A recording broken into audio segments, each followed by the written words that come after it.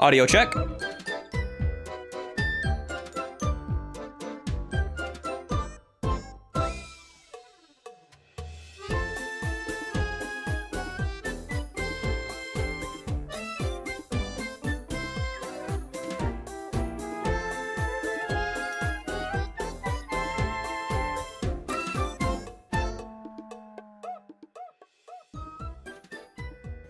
Alrighty, folks, welcome in.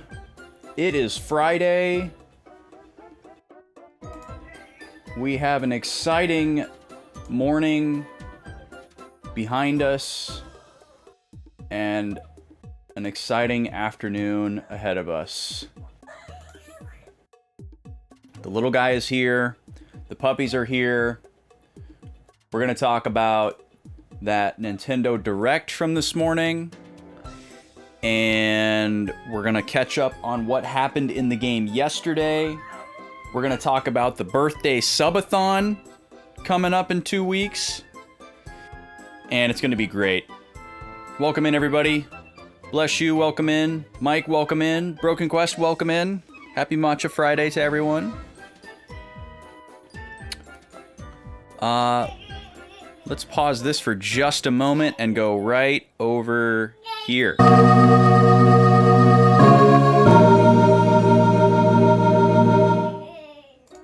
There we go.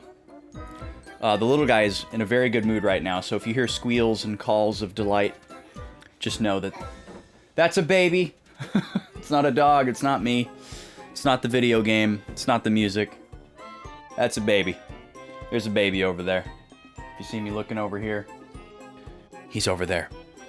I'm like immediately interested in a snack as well to mark this occasion. I don't know what I want though, so I'm gonna give myself some time to decide. We'll start with matcha. How about that? And I'll spill it all over myself. I underestimated how shallow of a tilt I needed. Hold on, let me clean myself up.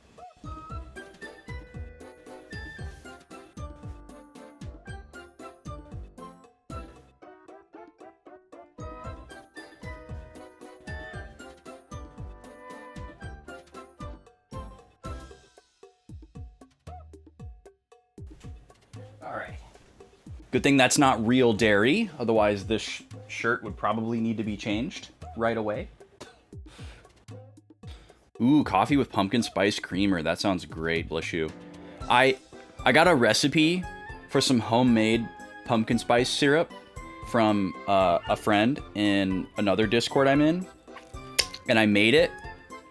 And it smells and tastes delicious, but I didn't make it right. I've never made a syrup before, and the recipe, I'm a stickler for recipes being hyper specific, and this recipe was not very specific, specifically about the consistency that you would want to arrive at, because it tells you to combine it's a very basic recipe. You combine all the ingredients at once, you put them in a pot, and you bring it to a low boil, and then you simmer it, and you like constantly whisk it until it thickens up. But I've never made a syrup before, and it doesn't really say like how thick to make it. And like I understand that it's gonna get thicker as it cools, right? So I'm like stirring it and stirring it and stirring it, and it says to do it for like 5 to 7 minutes.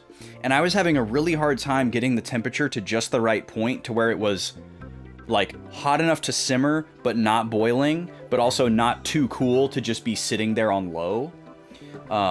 So like I kept going back and forth with the temperature, and I finally got it to the right spot. And so I ended up simmering this thing off and on over the course of like 25 minutes because I couldn't get the temperature right. So I don't know how long it took me to simmer for that 5 to 7 minutes, but it finally started to like get a little bit thicker, and I'm like, okay, cool, I got it. It's finally starting to happen. Okay, cool. But then it was like, how long do I do this for? Because it's like, I don't know how much it's gonna thicken after it cools. So it's like, okay, it's thicker than it was when I started.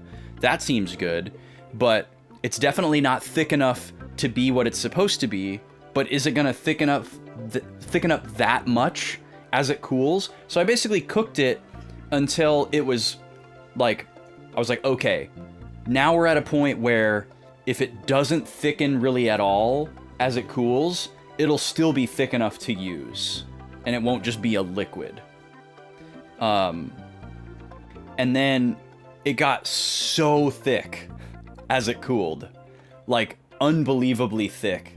I bought this like nice bottle to like put it in, you know, to put in like the door of the fridge next to like the coffee concentrate, you know, having all these great little fantasies.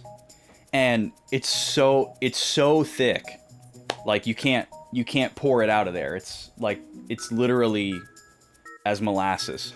So I have to like screw the cap off the bottle. We have to keep the bottle, store the bottle upside down, screw the cap off the bottle, and then like, you know, wiggle it, shake it, bang on it like mad to get like a little bit of it to like start to droop out, and then you like cut it off with a knife. And it like mixes up and dissolves in the coffee perfectly. Even if you don't have hot coffee, it doesn't take long for it to dissolve and, you know, become homogeneous really at all. So that's great. It still works great in that regard, but it definitely needs to be in like a jar with like a spoon with this consistency. I played it. I'm sorry, I have to say no. Thank you, Smash. This is, you don't understand. The little guy popped up and was like, "Who is that talking?" "That's Mark Griffin, my son." You'll learn about him someday. Shane, welcome in. No, it's really good. When I was cooking it, it smelled phenomenal. And it smells great when you open up the jar too. But yeah, I'll have to make it again sometime, and I'll know better. I saved the recipe because it was definitely tasty. This is Bullet Ball we're talking about. I'm talking about my game is going to be an Olympic sport. He said that. He said those words to those people.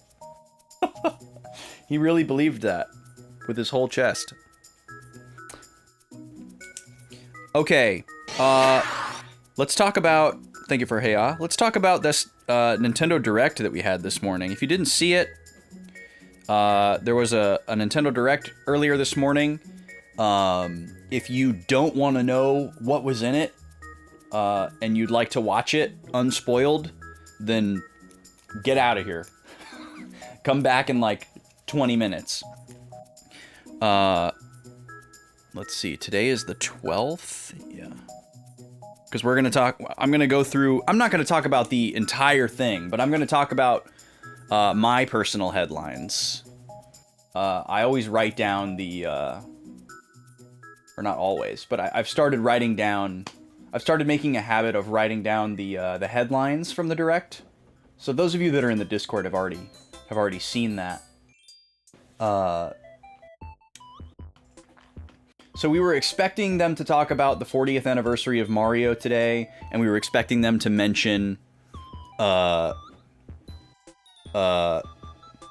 Prime 4. Those were kind of like the predictions for the Direct today, is that they're going to talk about the 40th anniversary of Mario, because that's this year, and they're going to they're gonna give some kind of update about Metroid Prime 4. Those were kind of like the two main predictions that we were hearing. And we got those things, but we also got a lot more than that. And I was pretty impressed. They started off slow, definitely. They didn't start off with a bang, in my opinion. They just kind of did some like very tame hype for 40th anniversary of Mario. But then they showed a teaser of the upcoming second Mario movie and revealed that it is called the Super Mario Galaxy movie, which was very unexpected. I would have never in a million years predicted that. I would have assumed that they would have stuck to Mario 2, Mario 3, Mario World kind of vibes for a, Super Mario Bros. Movie 2 or whatever, bring in some like lesser known villains or whatever. So the fact that they're going with Galaxy for the theme is just mind blowing to me. It doesn't necessarily make me like any more or less excited to see it than I was the first movie. I feel more obligated to see the movie than excited to see the movie, but also I recognize that I am not the target audience for the movie. So I will see the movie, but probably with a bit of chagrin. But the fact that it's themed around Galaxy is very interesting, and I would not have expected that. And then immediately after that, they announced that we're going to be getting ports, slightly touched up ports. I don't know if I'd call them full remasters, definitely not remakes.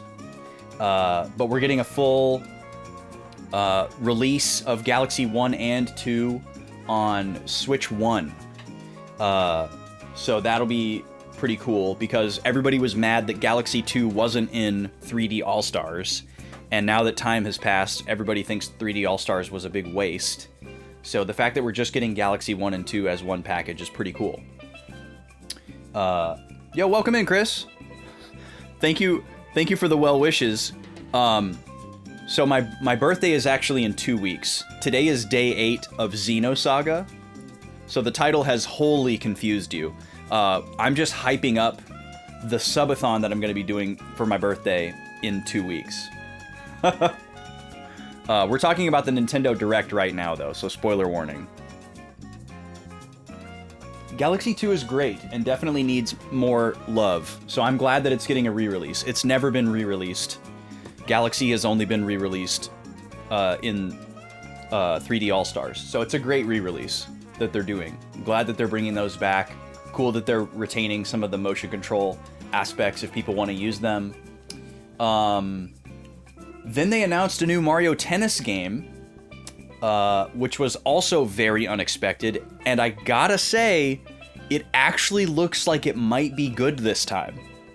The last 2, possibly 3 Mario Tennis games have been pretty mid, but this one really shocked me. They're taking cues from like Mario Kart and the new Air Riders that's not even out yet. Where you can like customize your player a little bit by giving them different rackets that have different properties and power-ups. So instead of just like, oh, you have to pick Luigi if you want to use Luigi's power-up, and then you have to also deal with whatever like Luigi's movement style and play style is. No, now you can pick a character based on their movement and play style and then customize them with somebody else's special power. So that's really cool. And then, absolutely mind-blowing, they're bringing back the Mario Tennis Game Boy Color Adventure mode, where there's actually like a story campaign mode that's like an RPG. I don't think Camelot is working on it. Maybe they are. Most people don't even know that that game exists. But when they showed that at the end of the trailer, I was floored. So the fact that that mode is coming back in any capacity has me really, really interested in the game, actually. So it's going to have an extremely robust single-player experience with, like, things to accomplish and collect and achieve. So I thought that was pretty cool. Mario Tennis Fever is coming in February. A lot of stuff coming in January and February from this Direct. Switch 2 edition of Mario Wonder. It's got some additional content that's heavily focused on multiplayer, which was very surprising as well. I was not expecting that.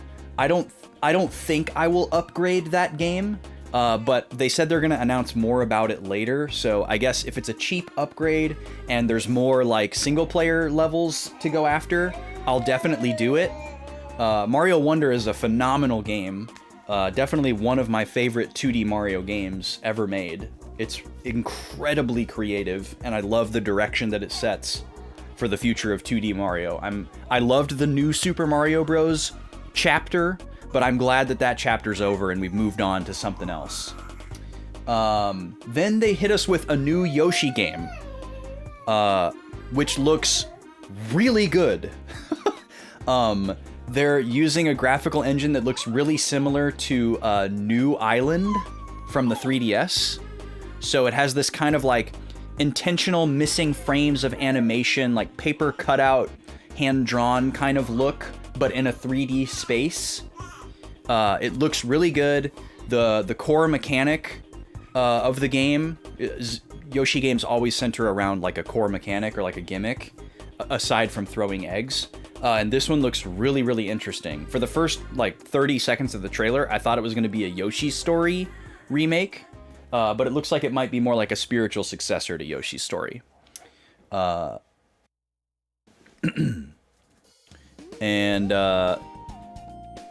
let's see, after that, sorry, I had to close Discord for a second. I couldn't see my headlines. Let's see, after that, they went into a sizzle reel kind of thing, kind of a rapid fire set of trailers.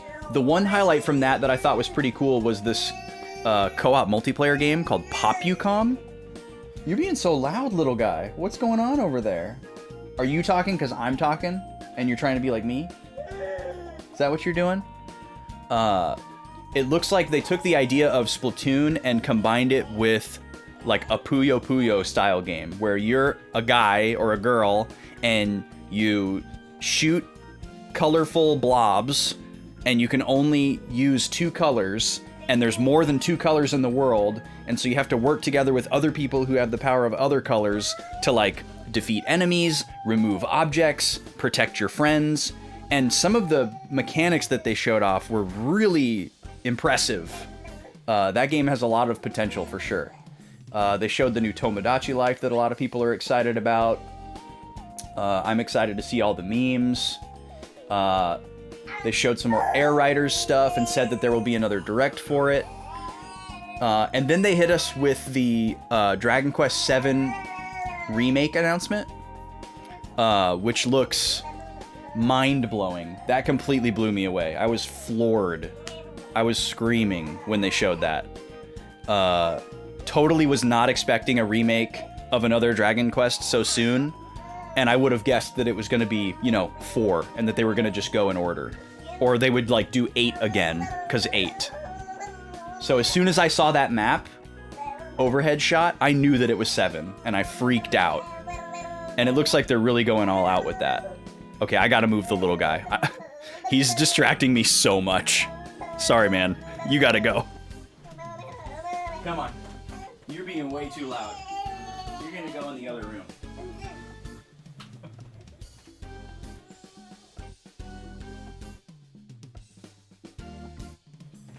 Holy moly. Crazy little man. He is having a time. I told you he was hyper today. Okay. So, the Dragon Quest VII remake is like a full-blown, from the ground up 3D remake. It looks awesome.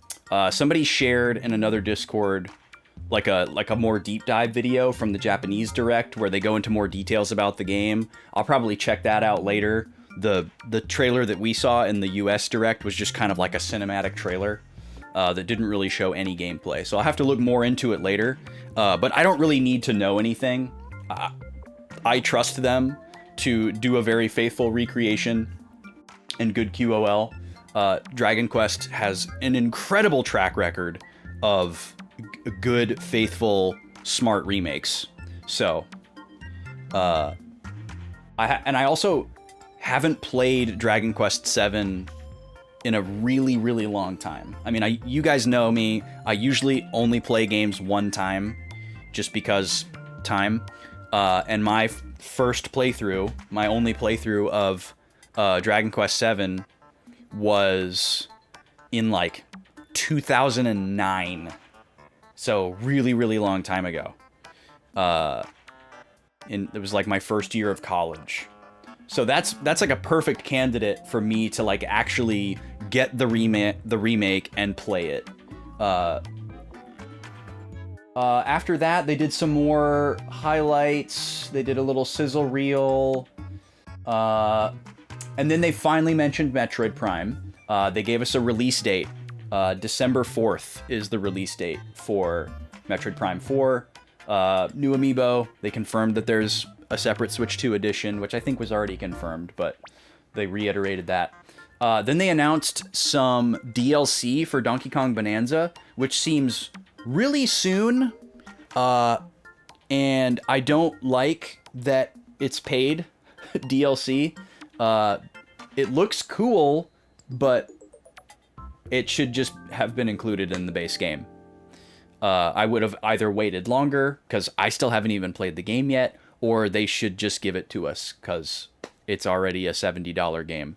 Not that it doesn't look like it's worth $70, but whatever this additional DLC is, I feel like it's going to be a painful $10 or $15. God forbid it's more than that. It's like a special new game mode, and then the other thing looks to be like a recreation of DK Island from DK64, where you can like, or it looks similar to the one from DK64. It's kind of like a mishmash of all of them, but you can like explore and talk to other characters from the Donkey Kong franchise.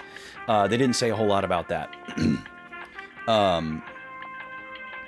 Yeah, apparently, Chris, all of the character models in the DQ7 remake are like photographs, or they're based on photographs of models that they built or something like that. I was reading that somewhere.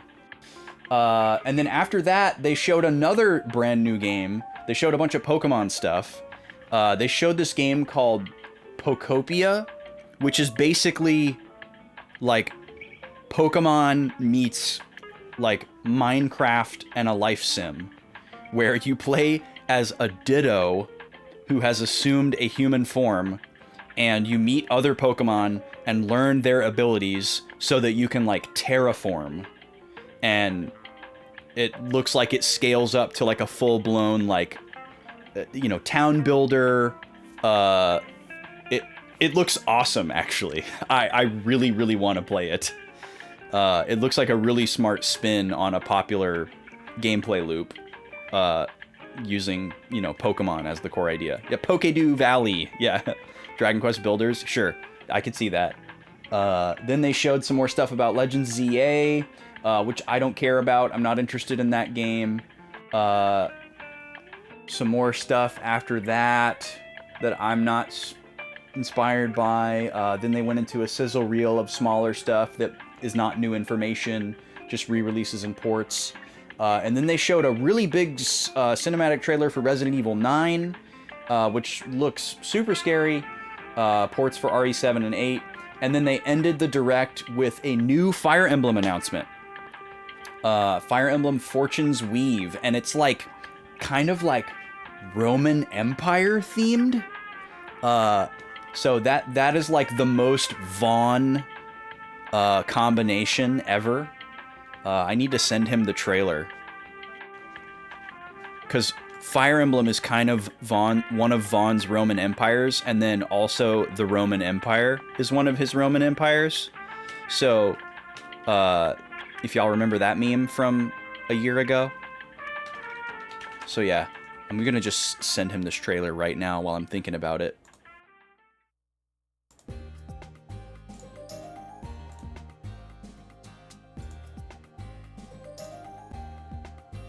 Because I know he hasn't seen it.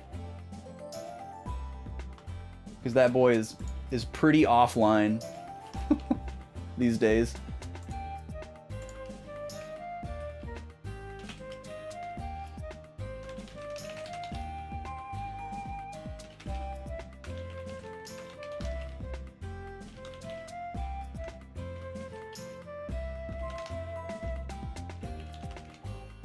Gotta bust out the old rotating light emoji.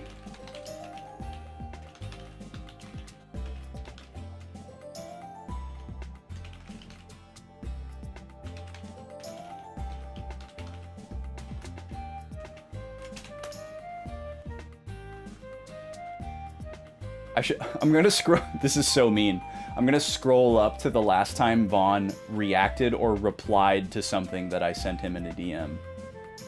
Well, you can't see when a react was added.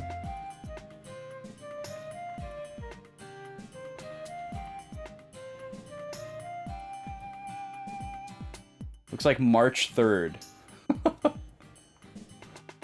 And it was because it was something VGMCon related. I send Vaughn stuff all the time, and I never know if he sees it or not, because he never responds or says anything. But I send it to him anyway, because he's my boy. Alright. That's about all I have to say about the Direct. Feel free to ask me stuff about it if you want to. I'm going to talk about this birthday subathon. So, in 2 weeks, we will be celebrating my birthday with a subathon. Look at that, the graphics already on the screen. I'm actually going to hide that for a second. Here's the altered schedule for the rest of the month on your screen now.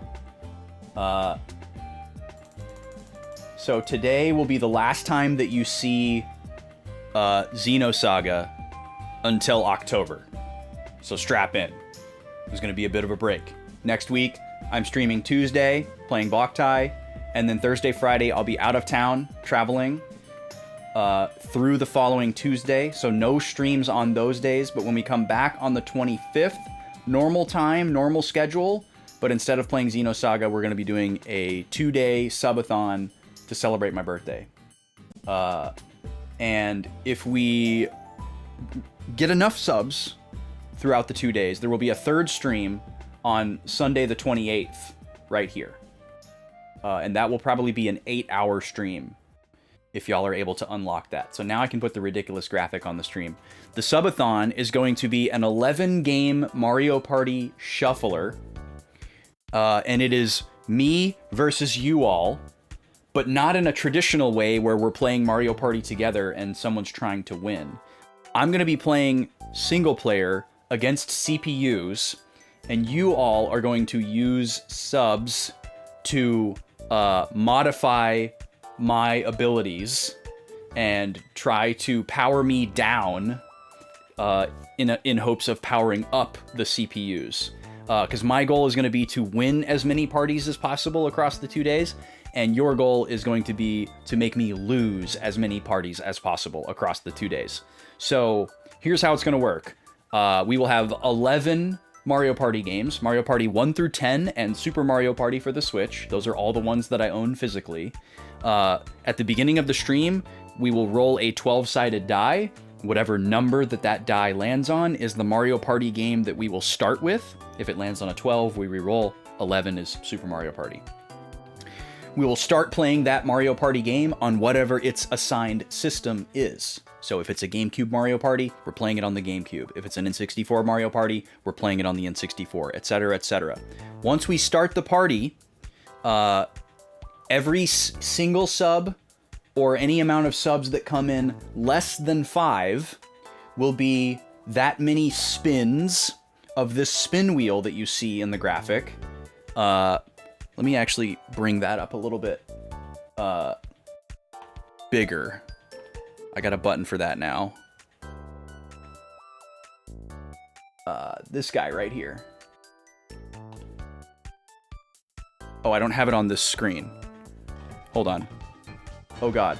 No, we don't want to be there. We don't want to be here. We want to be here. Okay, sorry. So we'll get to that minigame screen. We'll keep track of how many subs come in throughout the turn. And when we get to that minigame screen, where we're given the rules, we'll bring up this wheel right here that's on your screen now that has 6 different modifiers that can be applied to me for the minigame. We'll spin it however many times we need to spin it, and whatever it lands on is what I have to deal with for that minigame. So there is left hand only, right hand only, eyes covered, ears covered, and then upside down controller and reverse grip controller. Now, we can only have one of these modifiers at a time. That's why the multi-spin thing is happening. And then I'll do the mini game. I'll do my best to try and win. You're going to be rooting against me. Once we get into the next turn, this will reset. And then, you know, the subs will determine how many times the wheel spins for the next mini game. So what I would encourage folks to do is just try to get one in per turn. You know, like if you want to send in a whole bunch per turn and have a bunch of spins, that's great, but there's still only going to be one modifier. So just try to get one in each turn. And make sure that I am properly... There's so many words to describe this that I can't use. That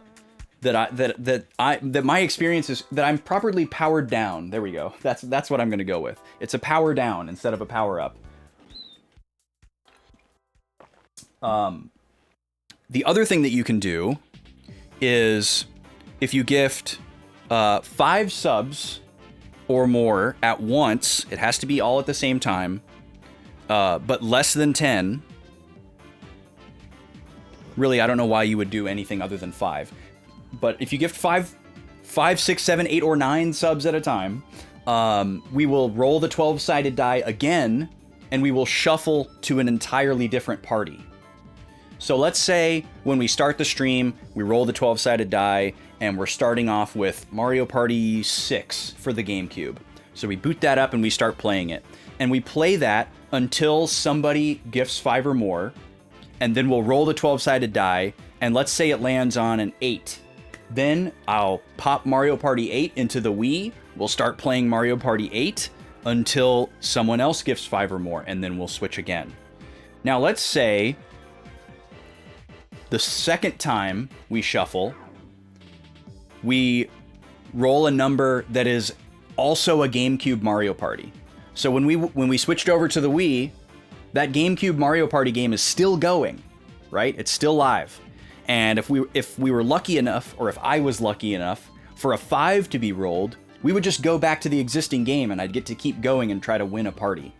But if we rolled a 4, 6, or 7, which are also Mario Party games on the GameCube, I would have to power down the GameCube, switch discs, and I would lose my progress on the Mario Party 5 game.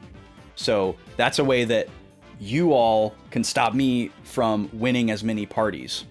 So I'm going to be hoping for, you know, Mario Party 10, Mario Party 11, aka Super Mario Party, because those are single system games, and they won't be able to be powered down. So once they get started, I have a chance to win them. So there's a randomness element that you can root for, either for me or against me. And I'm recommending against me. The last thing you can do is, if you want to control where the shuffle goes, you can do so with 10 subs, or a Ko-fi commission, or a throne gift, or at least $25 towards crowdfunding a throne gift. I'll accept any of those. And then you can say, I want to go directly to this specific Mario Party game. And it doesn't matter if it's already started or not. We will go directly to that game. And the shuffle will happen right when you do it. Not automatically. It's not like a true emulator shuffler. We're doing a hardware shuffler, so I will have to actually, you know, power down the system and swap a disc or a cartridge or whatever. But we won't it's like, oh, well, wait till I get to the end of this turn. Like, it will happen right away. So that's the idea behind the shuffling. What difficulty will the CPU be on? I am planning for the CPU to be on easy, because I think I'm going to have a hard time beating any CPUs with these modifiers.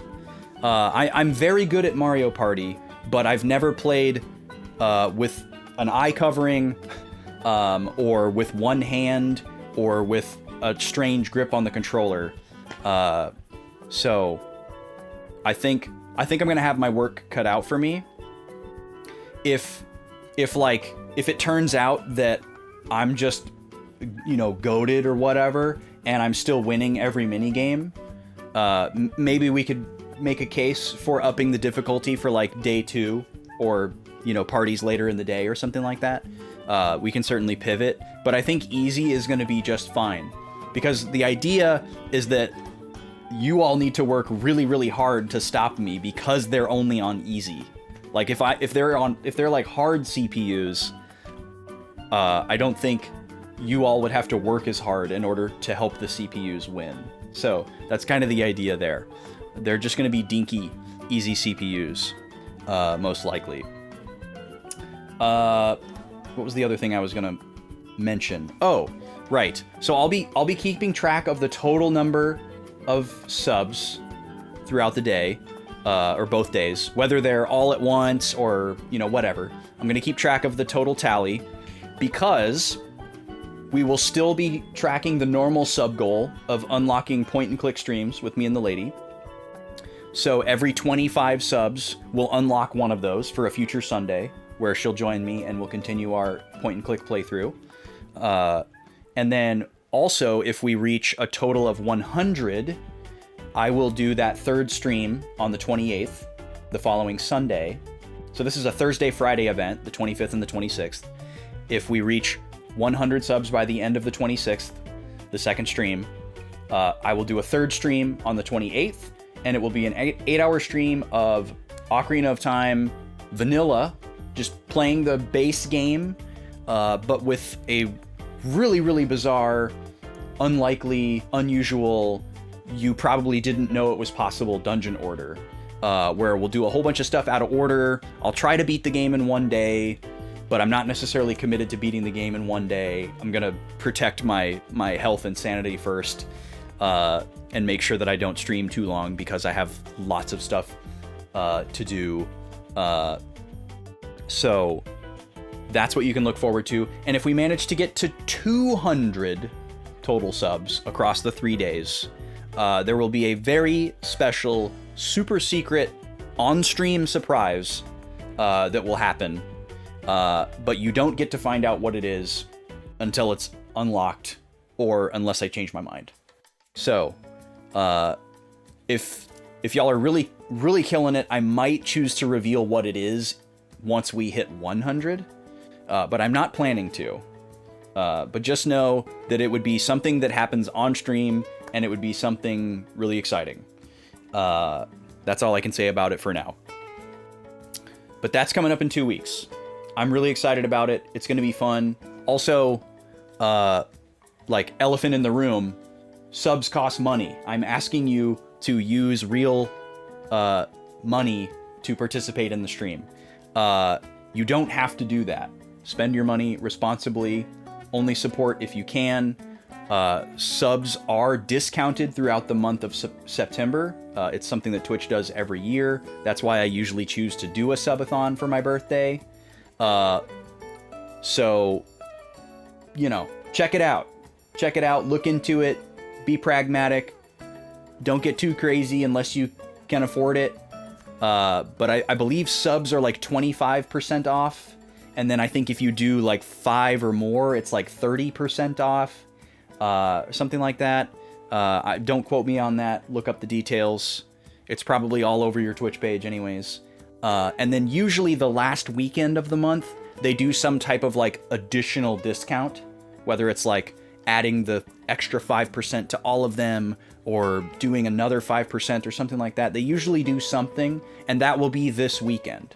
So the large amount of subs that I am requesting and asking you to use to participate won't be as expensive as the normal ones. So just for what that's worth. But again, if people are just here hanging out and chilling, I'm going to be happy with that. If we don't get a lot of participation, I will just shuffle the game every hour, unless it has been recently shuffled by participation. So you can expect that as well. So like, if I go live and there's nobody there and nobody's subbing or whatever, I'm not just going to play the same Mario Party game all day. We have a plan in place in case that happens. But I'm hoping people will feel compelled and responsible enough to participate, because I think it will be a lot more fun if we can get that going. So mark your calendars. It's going to be a fun time either way. I'm really excited. I dialed up the laser in the GameCube the other night So it now reads discs on the first try, so it's ready for disc swapping. That was long overdue. No more spending 20 minutes opening and closing the disc lid every Tuesday morning to get Backlog booted up. Very excited about that. Got my flippy drive installed.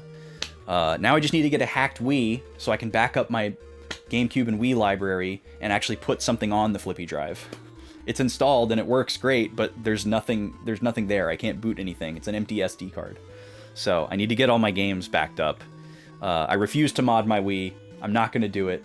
So if you have a modded Wii that can rip GameCube and Wii games and you want to let me borrow it for like 2 months, hit me up. Or if you see one for sale, let me know. Otherwise, my worst case scenario is that I'm just going to save up to buy another Wii and bite the bullet and hopefully find someone that can like walk me through like baby steps of modding the console one step at a time, because every time I look up a tutorial for it, I feel like an absolute boomer idiot, because they're always like, oh, it's the easiest thing in the world, and as soon as they start the tutorial, I'm like, huh? You know, that classic soundbite.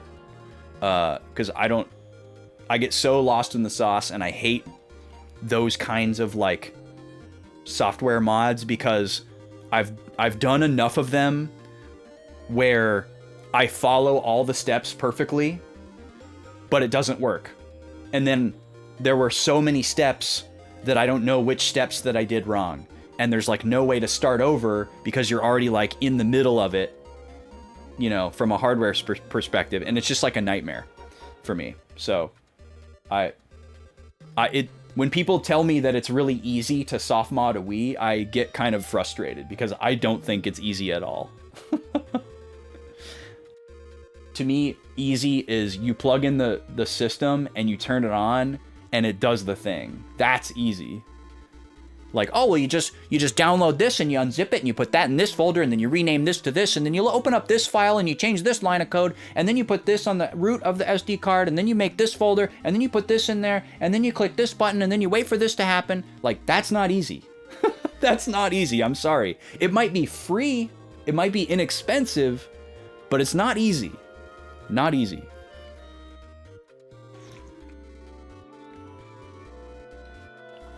Also, what's up, Brack? How are you, dude?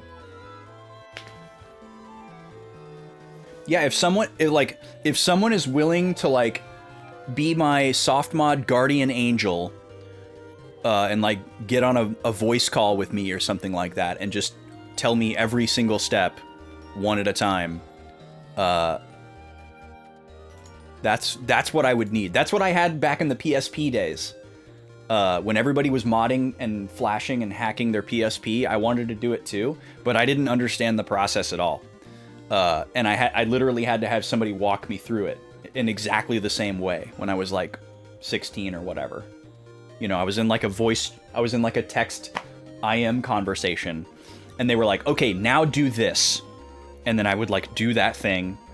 And then I would be like, okay, it looks like this. And they'd be like, okay, you did it right. Now do this. You know, like that's what I have to have. I have to have like a tech support person to hold my hand. Yeah, maybe I'll send you some videos, Brack, because you would be a good person to evaluate. Like, you know me probably better than anyone in this chat, and then also you understand this kind of stuff way better than I do too.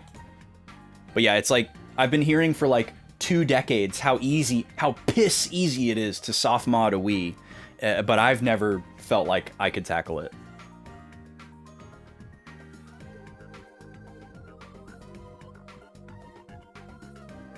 Yeah, and I don't know if people are saying it's easy to like get you to watch their YouTube video, or if they like actually think that it's easy. I get how people could fall into the trap of saying that it's easy because you don't have to buy anything and you don't need any like external components. Like, you just need a Wii and a computer, you know, like in that sense it's very easy. But like the number of there's got to be like 30 steps. So I feel like no matter how simple each step might be, if there's 30 of them, there's a lot of margin for error. But yeah, I'll hit you up about it sometime, Brack. Okay, I think I have talked about this sufficiently. I will talk about this again on Tuesday, but Tuesday is my last stream until this actually happens. So I don't want y'all to forget about this. I don't want y'all to feel like I didn't tell you that it was coming. I will use the dreaded @everyone tag in Discord for this event.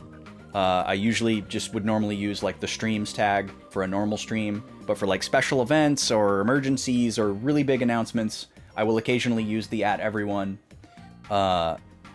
So yeah, just come hang out. Come hang out. That'll make me happy. Don't care if you can't sub a bunch or sub at all, but it would make me happy if people could come and hang out. It's going to be a good time.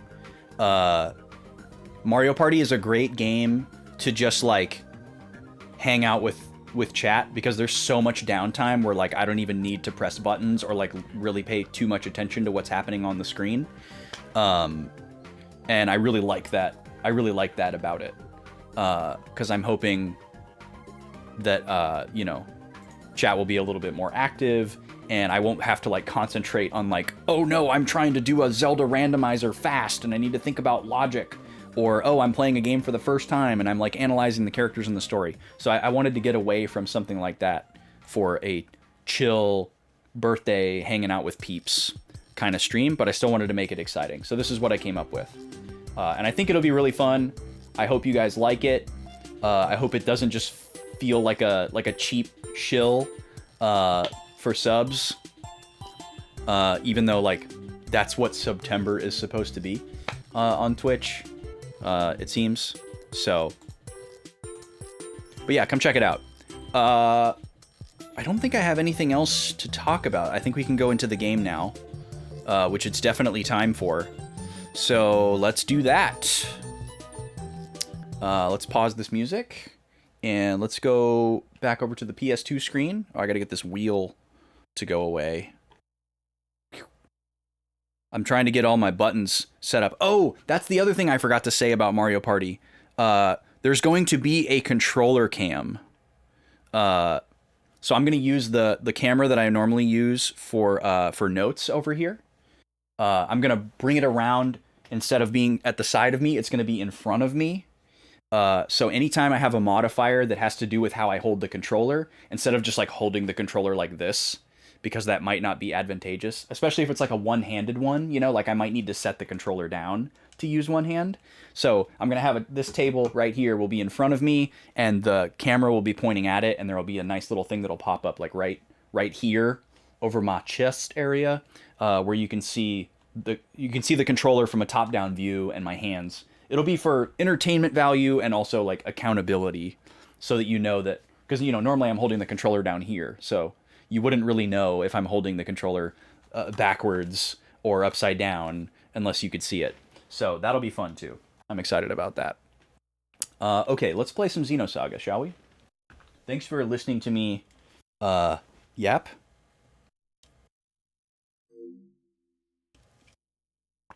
Not a lot happened in the game yesterday, story-wise, so there's not going to be very much to recap, which is a first for this game. It's been lots and lots of writing every single day until yesterday. Sold games. It's nice. I played it. I'm sorry, I have to say no. I'm sorry. Sorry, Mark.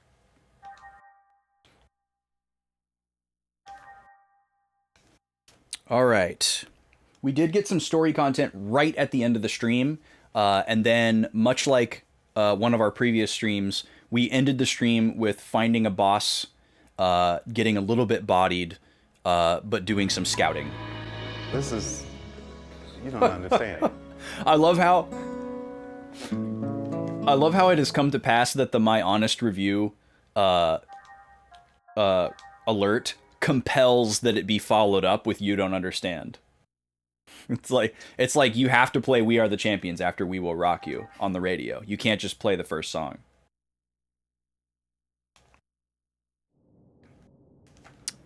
All right. So this screen is going to be silent we're going to go into our email server to get our bumpin' recap music. So yeah, yesterday I didn't even write a full page of notes. That's by far a record for this game. And it's because we only saw one cutscene all day. We were in a dungeon like the whole time. Okay, so we got to a save point at like the midpoint of the dungeon after we kind of explored and picked up some chests and everything like that. And we thought, oh, or at least I thought, I should say, not we. I use the royal we a lot. Is that cringe? I don't know.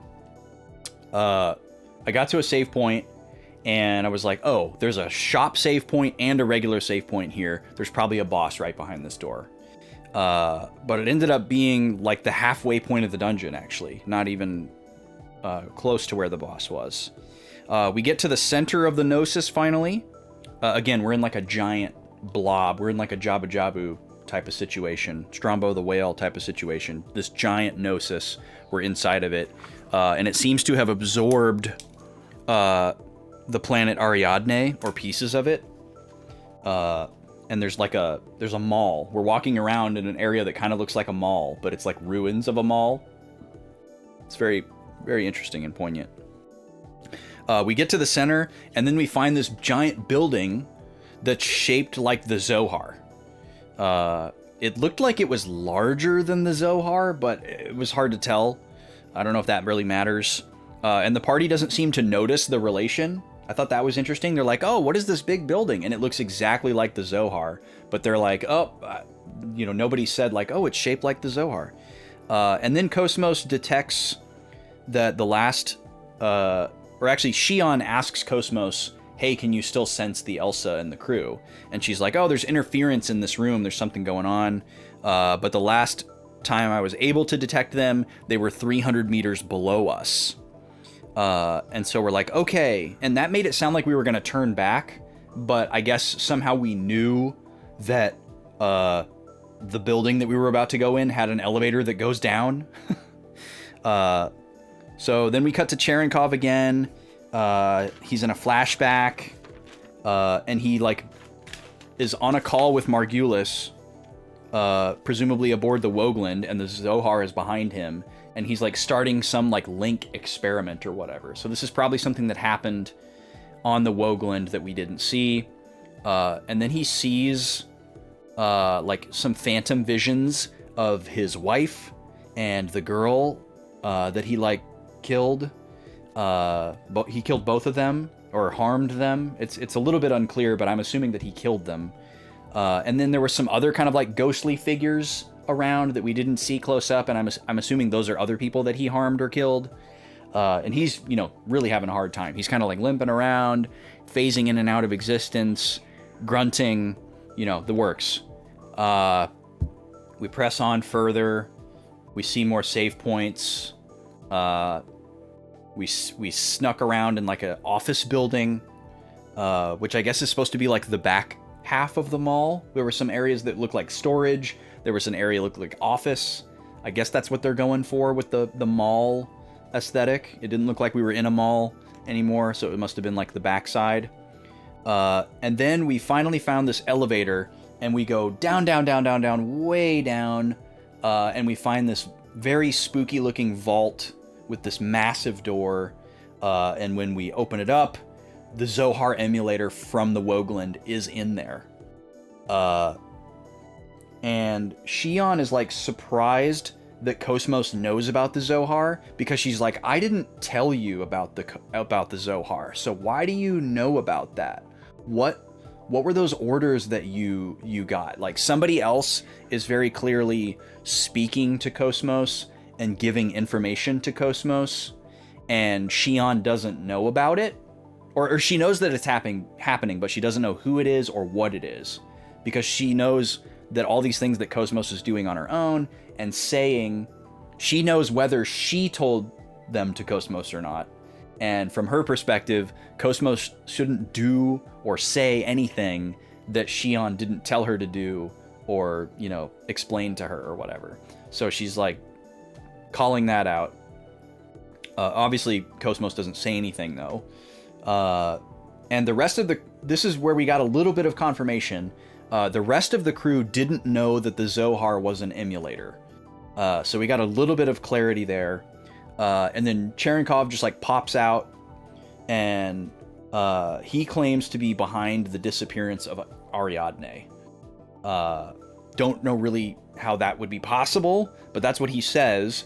And then he says that our whole first mission that we were doing on the Woogland, from the military perspective and the Vector perspective, was just like an elaborate ruse, a massive ruse, so that Utic could get the Zohar.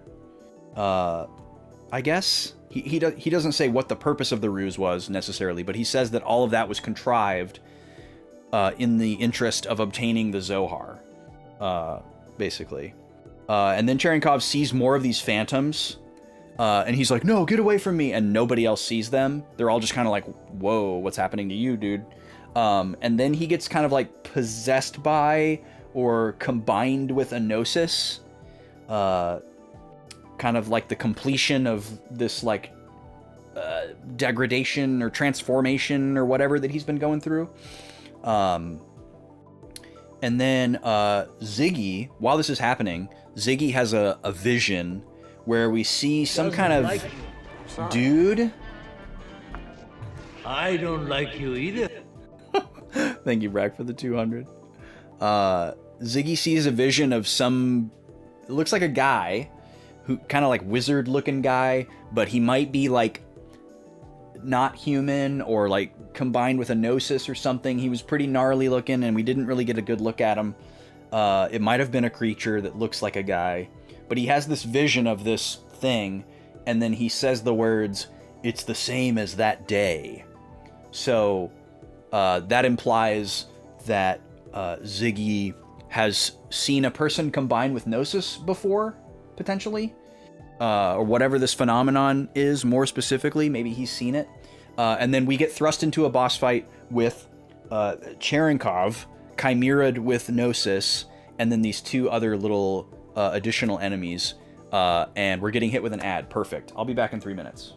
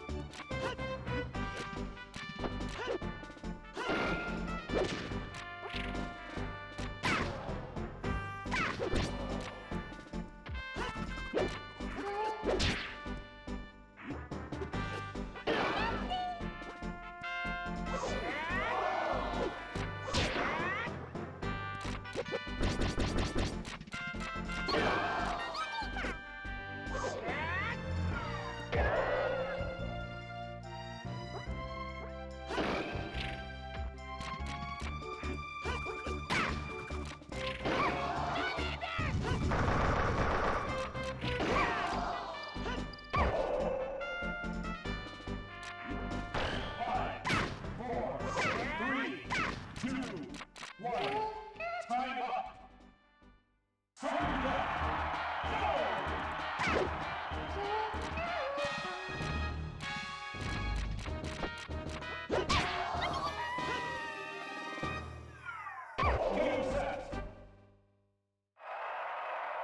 game's winner is Lee.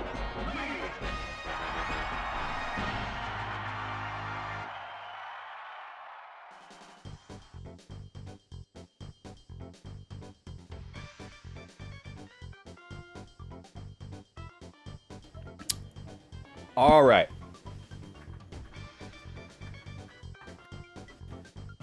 Link does it again.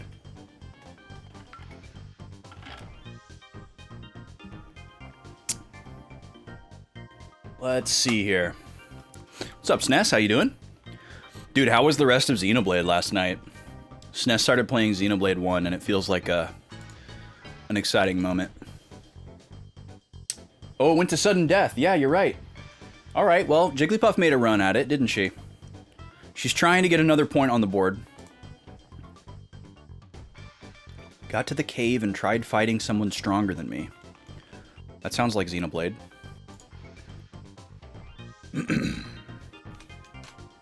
All right, 8-1 for Link. We've still got 2 more rounds to go with these characters before we switch. It's going to be Luigi versus Pikachu after that, and then Jigglypuff versus Fox after that. If you would like to select a fighter, you can do so with 1,000 channel points. That'll be for matchup number 50. We're finishing up matchup number 47 right now.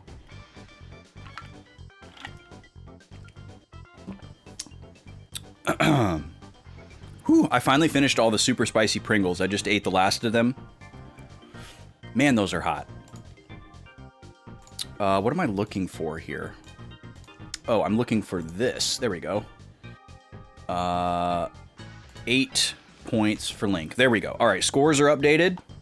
We can come back over here. Welcome back. Okay, so I finished my recap just as the ad started. Pro streamer. It's gonna make me drink my my matcha so fast. All right, we can get into it now. So we need to look at our loadout for this boss fight.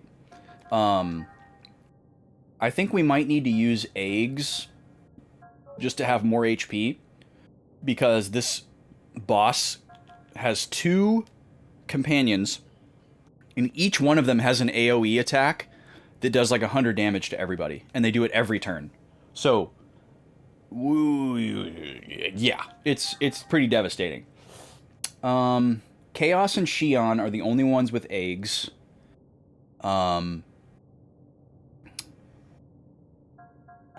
This is going to take some thought, because everybody has like a slightly different focus. We do have a mid recovery with Ziggy. I don't think any of these debuffs that Cosmos has are going to be useful. We didn't really confirm if it's better to use physical or ether against them. I don't think we're going to want to put anything to sleep. Ziggy also has the AoE attack, so it seems good to keep him for that. Chaos has the AoE heal.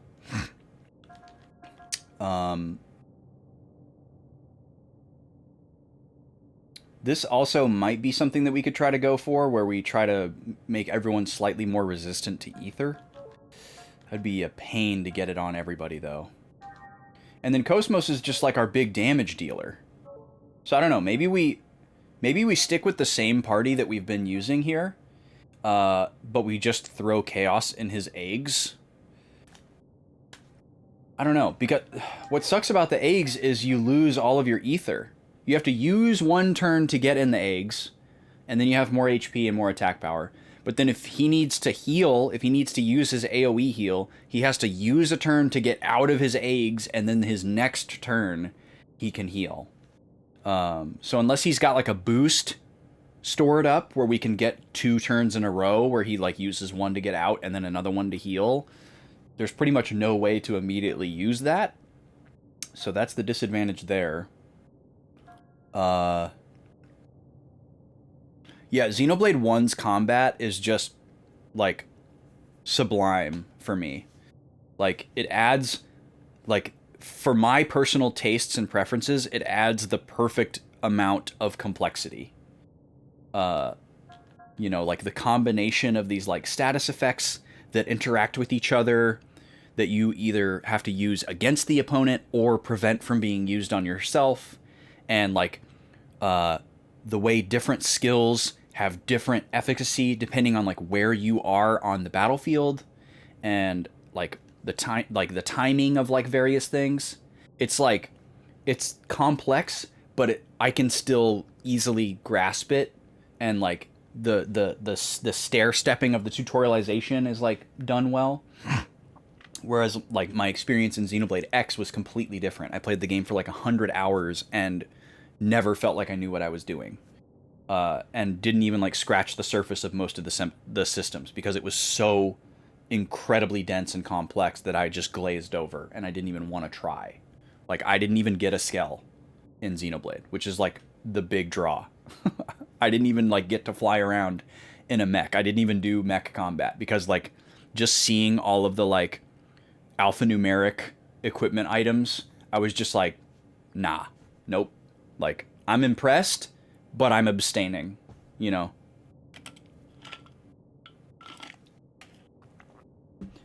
Yeah, and that's interestingly, like, that's also what I see when I see, like, an FF14 HUD or, like, a World of Warcraft HUD. When I see, like, all those, like, hotkeys and stuff, like, on the screen, I'm just like, I would never.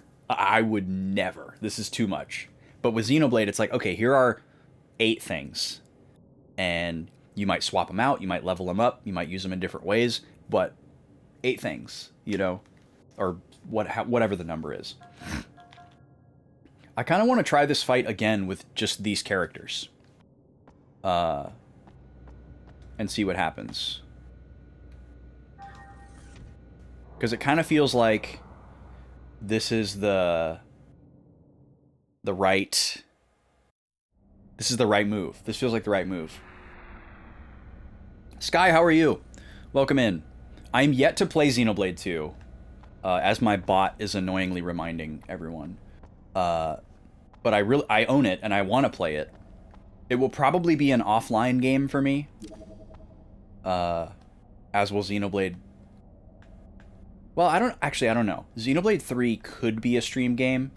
There's just, like, a lot of kind of annoying discourse about 2.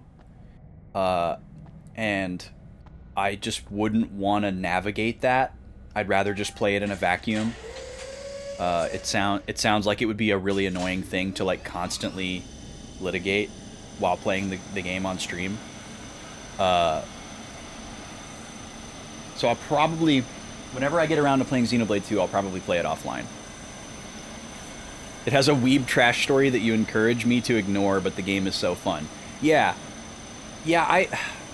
I'm very interested to see what I think about it, because a lot of people I know and trust really enjoy the game, but there's division as to what different aspects of the game they most enjoyed. And as a self-proclaimed story head, I always worry about my curmudgeon tendencies that prevent me from enjoying things that are, like, irreverent and goofy. Oh, I didn't even notice that this door says Zohar on it.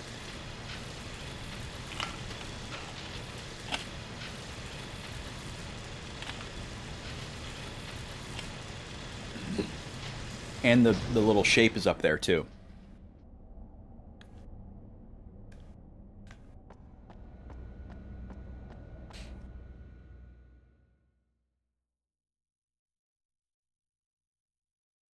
You're gonna do your wheel like me, like I'm managing the poll?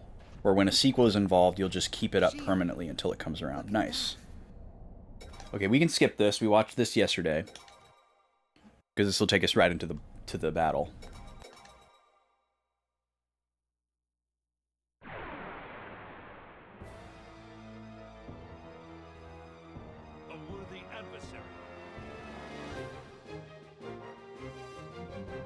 Okay, so this is the thing I was talking about. The ads are doing that. That's a really strong attack. Really absurdly strong. To be enduring twice every single turn. Let's see. No, that's not what I wanted to do. And of course he just misses. Wait, what got auto-modded, Shane? I didn't even see it. Oh, you said the P word. I mean, that's auto-mod doing its job. Let's see. Okay, I meant to look at my ether menu. Which P word? The one that rhymes with corn. No, not platypus. Platypus is perfectly fine.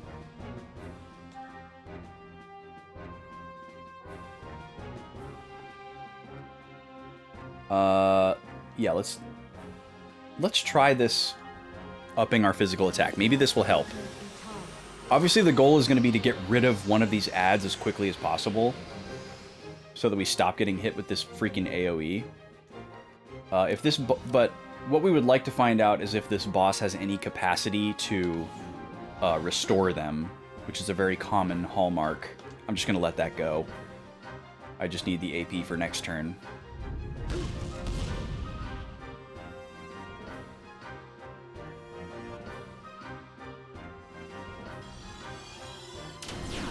Yeah, see, that's what I don't want to navigate streaming the game, Shane, is like there's a lot of really annoying people on like both sides of the discussion. There's like people who love the game and will defend it, and then there's people who hate the game and think that it's like super gratuitous, and I do not want to be in the middle of that. I'd rather just play the game offline in a vacuum and make my own decisions about it, and then I could tell you all about it.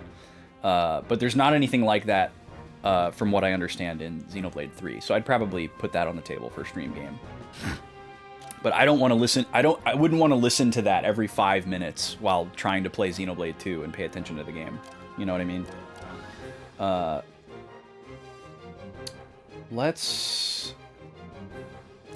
I screwed up his last turn. I probably should go ahead and just do an AoE heal here, though. So we're gonna do it.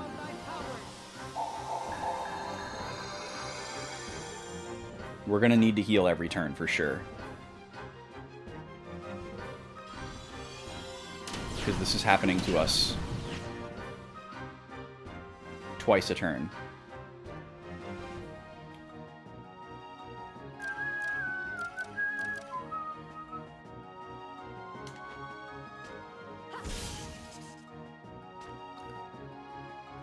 Okay, now we need to do Meteor Shot, which I remember not... Oh, I did the wrong combination. Wow. Let's go. I could have sworn it was square square.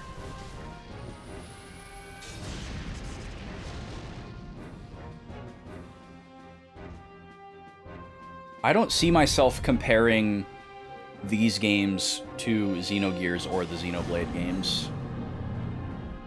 I don't feel compelled to make those comparisons.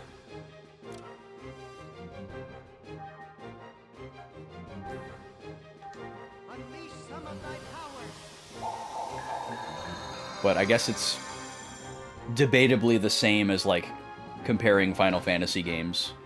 They're more similar in name, but they're probably equally as dissimilar. Well, I don't know. I think I would argue against that. God, this attack sucks, dude.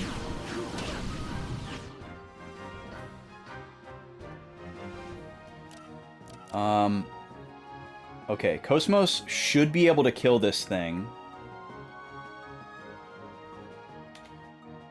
I don't know why I can't boost Ziggy in. Well, let's just go for it here. Let's go all in to try to get this damage. Cosmos, please. Oh my god. You better do 200 damage to this thing. Okay, good. So that's one. Powered up after losing Servant. Great. Great. Okay.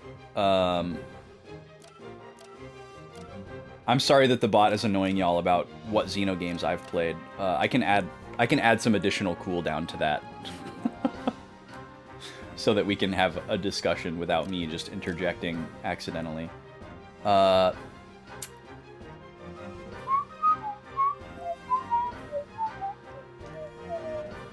I really hope that Chaos gets to go after this. I'm kind of banking on it.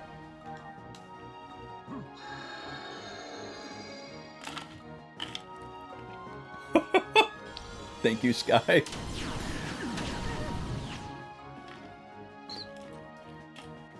Okay, I was correct, although I still might die. Because this doesn't really take me out of kill range. Let's get Ziggy in here. I don't know why he has 1 AP. That kind of blows. Oh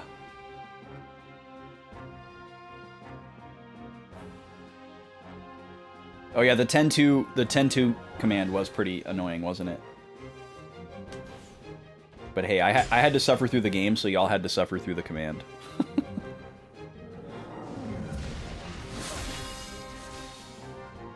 Oh god, this is dicey. Alright, well this thing is probably going to use its attack on its next turn.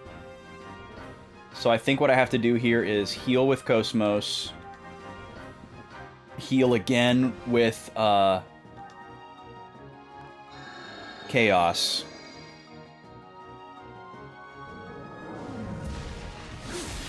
Oh, well now Ziggy's gonna die to the AoE. Oh, that was the turn. Okay.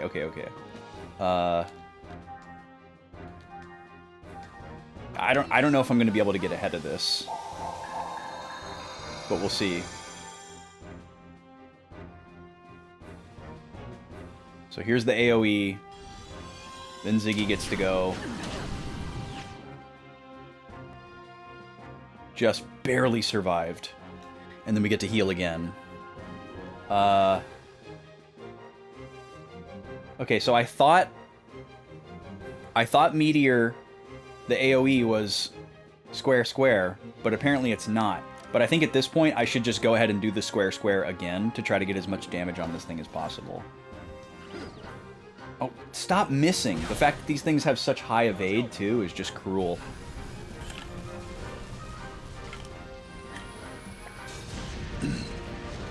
Alright, let me add a cooldown to that command really quick.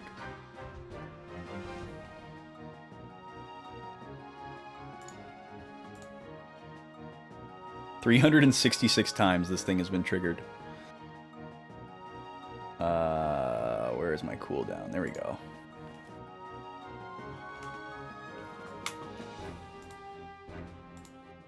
Okay, that should help quite a bit. Yeah, I bet, bless you. I bet. Okay. We need another one of these. Unleash some of thy powers.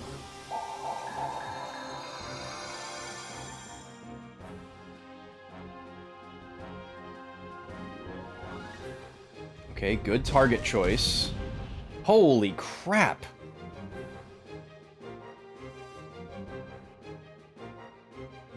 Okay. We can boost in Ziggy here. Unfortunately, probably going to have to use it on a heal.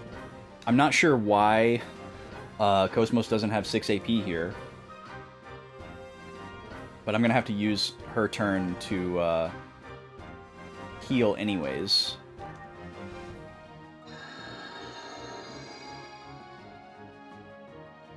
And then I can also use Ziggy's turn to heal him. This should get everybody out of kill range.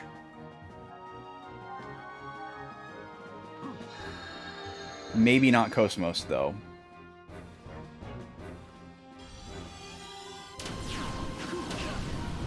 Okay, everyone's alive. And then Chaos is fast. He'll get to heal here, but then they both get to go after this. So we may just die anyways.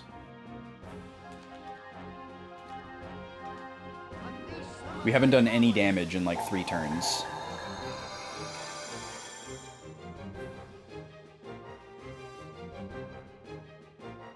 So here's the AoE, and then the big guy will probably kill somebody.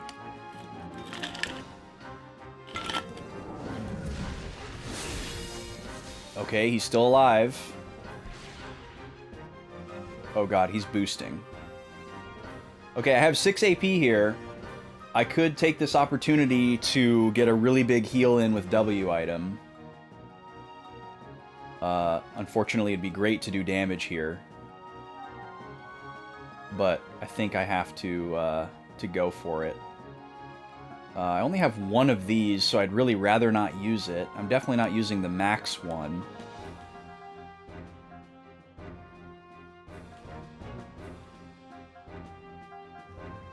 What does this do again?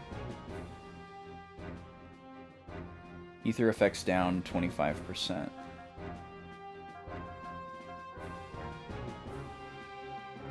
Alright.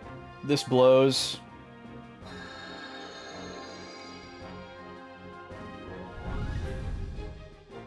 Does this do damage and status or just status? Okay, just status. That's good. Let's see. We need this turn to be you restoring ether for chaos.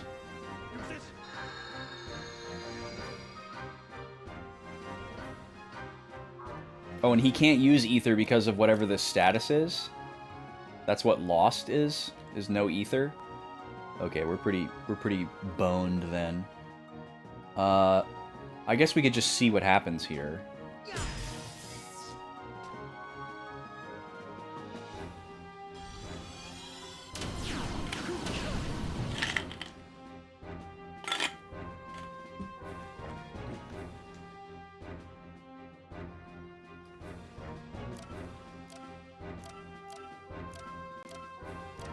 Okay, so you're going next.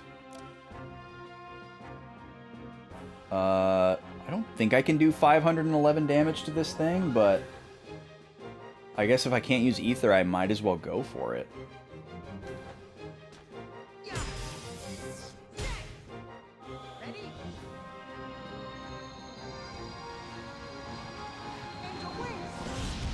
Because if we can manage to get rid of this thing, we might be able to get back on the front foot here. Cosmos is dead.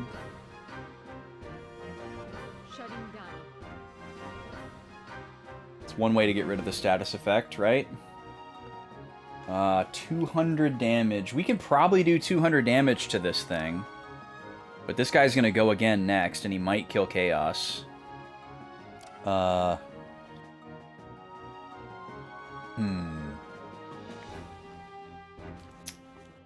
What do we want to do here? I think I'm just gonna go for it. Oh, don't miss. Okay, he's definitely dead.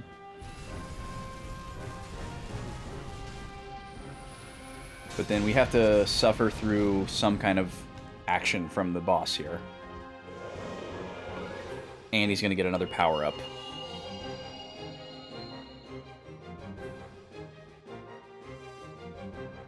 Oh, he didn't get a turn. Okay.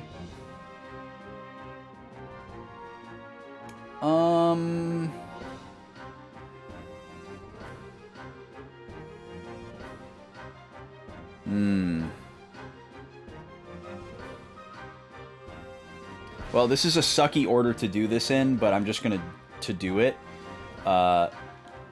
Let's get rid of the status.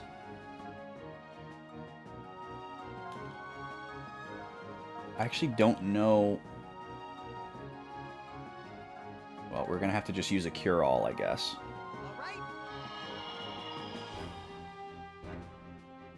Okay, we need him to be able to use ether, and then we're going to YOLO revive Cosmos here and hope that she doesn't get whacked again. Re-whacked.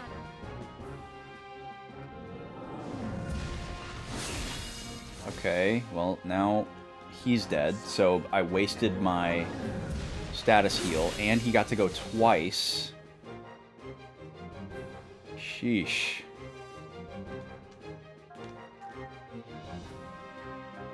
Alright, this is going to be very difficult to come back from if he continues to have 2 actions per turn.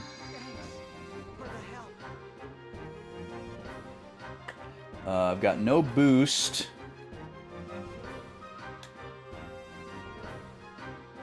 I think... Oh, man. Yeah, I gotta just try to heal myself here, I think. And hope.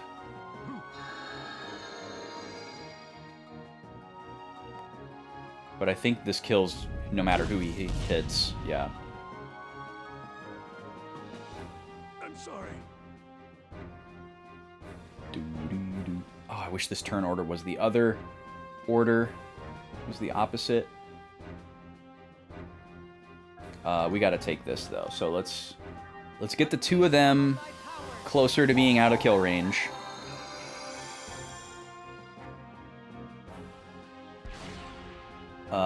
He's boosting. Okay. I'll try to have Cosmos charge up here. And we'll try to revive him later. He's just gonna kill again, though? Yeah, God, that's doing so much damage. I'm sorry,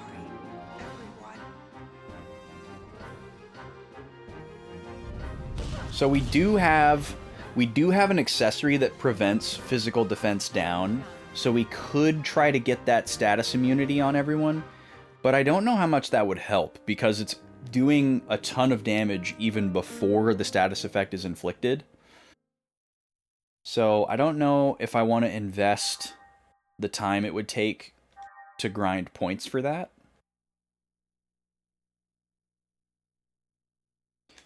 We don't really have anything in the arsenal right now that allows me to, like, front load a lot of damage. Which is kind of what it feels like this fight needs. Like, we need a way to, like, start the battle with everyone at 6 AP or something, so that we can, like, kill one of the adds really fast or something, to try to get, like, the upper hand. But we don't have anything like that, I don't think. You know, like, we have some buffs that don't seem very useful. Probably need to turn down the UV light on the cartridge. Smashington's getting his stream games mixed up. Oh no.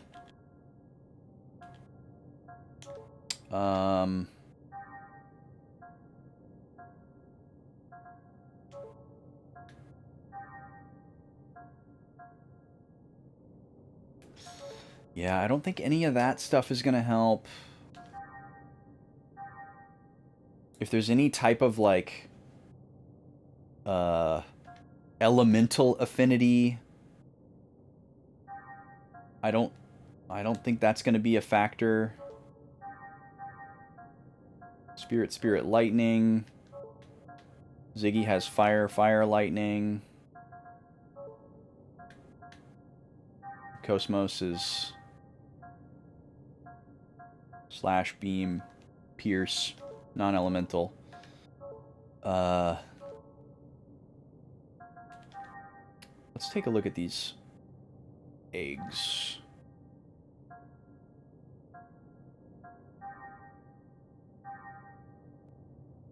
We have a missile pod. Interesting.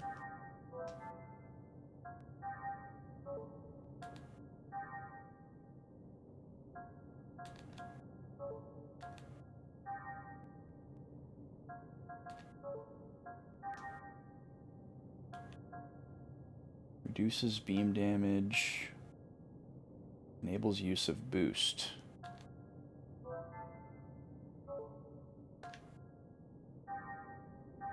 And then what does Chaos have?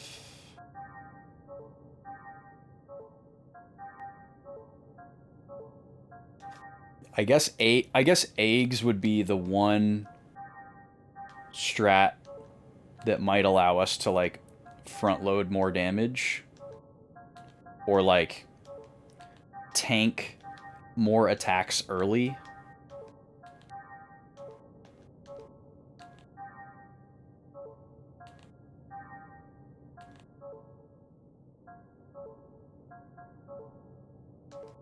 But I don't know if we could take them out quick enough to where we wouldn't need to jump out of the eggs to heal.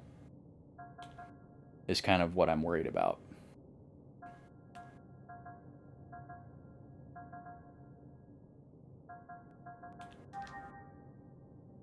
But we could try it. I guess I would sub Shion in for... I don't even know. Like, I feel like Cosmos does more damage than Ziggy. But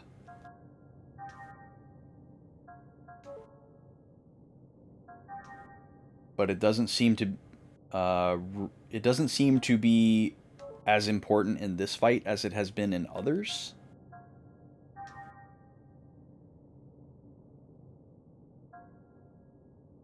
I guess we could also like mess around with putting someone in the back row so that they're safe.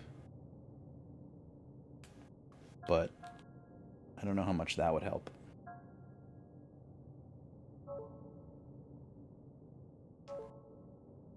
I don't know what to do differently here. Like, I have, like, all these different options as far as, like, what I can do, as far as, like, my characters and things like that. But none of them feel like solutions to the problem that I'm facing. It feels more just like I'm just not strong enough, and I just need to, like, grind or something, you know? Like, there's not really, like, a strategy that's going to help me here. So, preventing physical defense down is incredibly attainable. We don't have anything that prevents lost. That's the one that prevents me from using ether. That's a huge problem. We're protected against poison and slow, which is great. What's up, Hunter? Welcome in.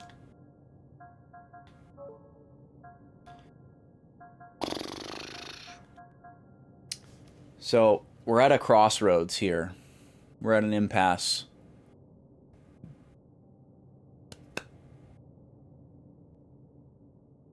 I have to decide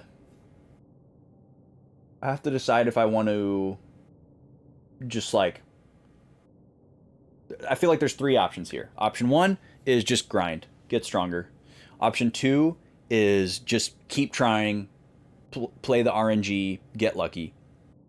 And option 3 is, like, try different party configurations and see if something comes together. And options 1 and 2 are both very time consuming. And option 1 would assuredly lead to success. Option 2 might lead to success or might not, which would be a disaster. And then option 3 sounds like it's going to, like, annoy me and hurt my brain to try to think of, like, these different configurations that don't really seem especially pointed for this particular fight.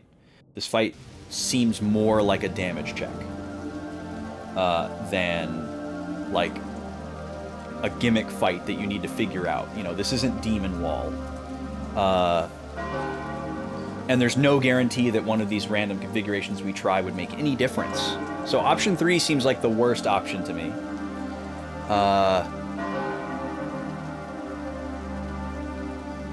And I really don't see a lot of variance in going for option 2 and just continuing to try with the current loadout.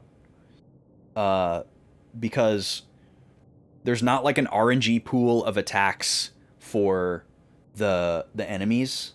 Like, there is for the main boss, but for the 3 additional enemies, they just do the same thing every single turn. And I don't see a way to mitigate that damage other than to just find a way to destroy them quicker or to have more HP and defense. So I feel like that kind of railroads me into option 1, which is to just grind and get stronger. So I think that's probably what we're gonna do. We can rotate the characters a little bit so that Shion and Momo get some TES points. We might be able to add some more passive skills to our arsenal, but I don't think any of them are going to help for this particular fight. There's no poison or slow in this fight. It doesn't seem. So I think what we're gonna have to do is just grind tech points mostly, so that we can improve our defense. I guess I could try improving my ether defense just with whatever points that I have, and then do another attempt and see how much of a difference that makes. So I could improve it by 3 points for Ziggy. Let's try this.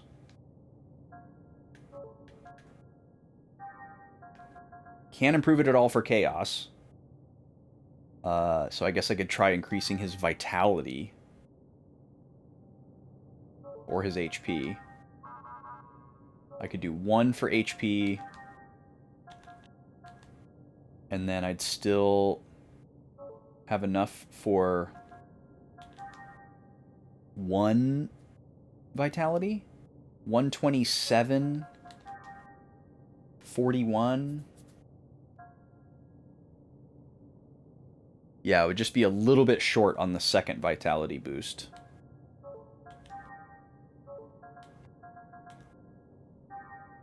Okay, we'll try that. Seems really stupid to upgrade my HP by 10. Like...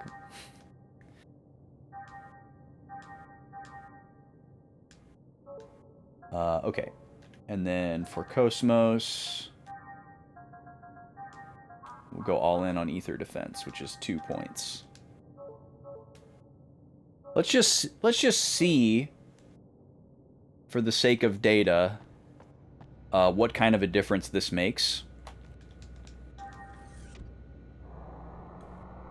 The point values on the stats are fairly low, so it's possible that increasing something by 1 or 2 points will make a big difference, but I'm just skeptical. But this will be a good way to measure and find out.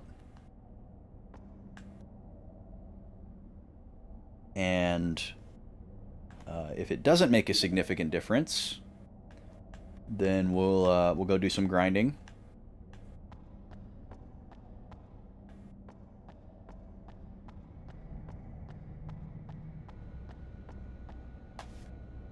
All right.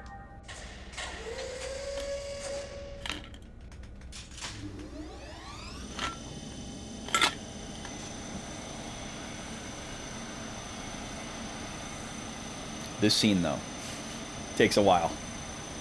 Can't skip it. Can't pause either. It just happens. This would be absolutely horrifying, though. Who designed this elevator to be so foreboding? Like, why didn't they close it in? Now that's a multi-layered reference, bless you. Because isn't the long elevator in MGS 1 or MGS 2? Can't remember which one, but it's not 3. Because 3 has the ladder.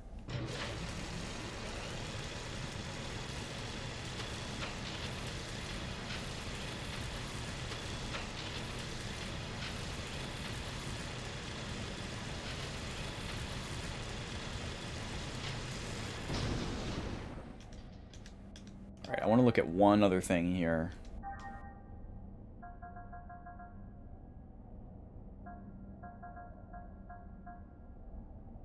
Psych status clear. All status clear. So we do have the ability to give somebody boost at the beginning of the battle. That could be a gambit for this fight. So it'd be a way to give people multiple turns in a row towards the beginning of the fight. Otherwise, it takes a while to build that up. Physical attack plus 50%.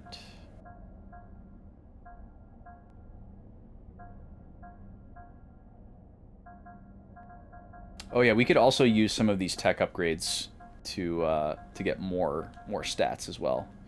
I guess which might be good if we realize that these extra incremental point increases are actually high value. I was hoping to hold all of those until later in the game, because I'm assuming there are more characters. These could be all the characters in the game, but I'm assuming there will be more, because it's so early. And it would be nice to have those to, like, even out the characters that we're not using if they get forced into the party for some reason. Okay. Now, let's see what happens here.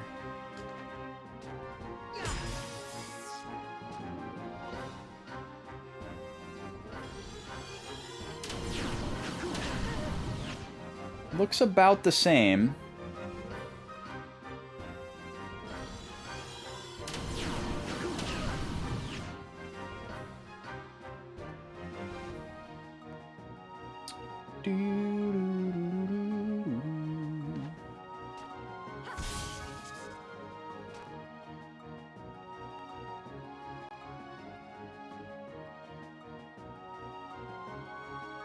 Yeah, let's just go all in here. See what happens. Okay, this is the big attack. This might actually kill him. Oh, he missed. That's massive. Okay. RNG bless. And then another one of these. No criticals. That's good. That's also a big part of this process.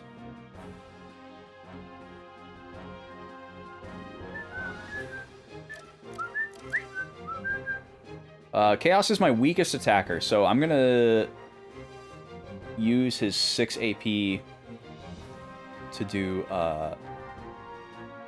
one of these.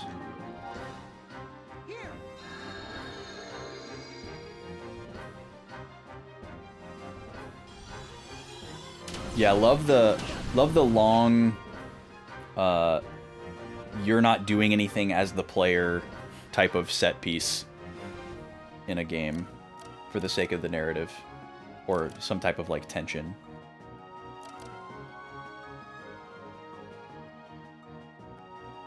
All right, let's see how much we can do with this. Okay, very good. Maybe like 350 on this. 300, we'll take it.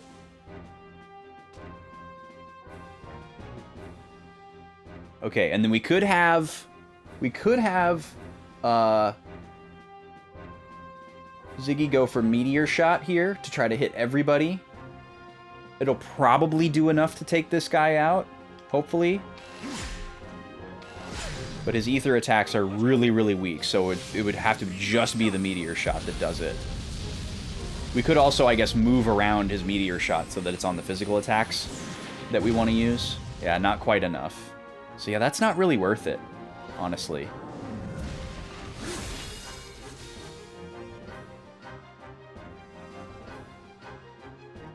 Okay, here's the AoE again.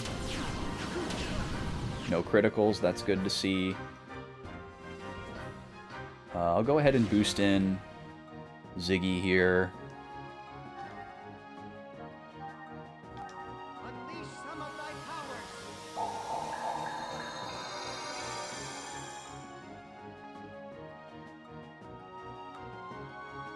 And then we'll get a charge in here.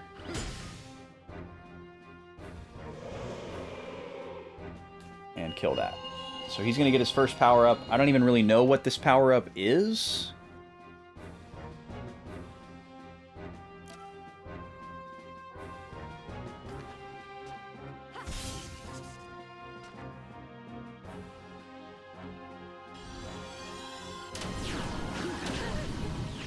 Two crits, that's not good.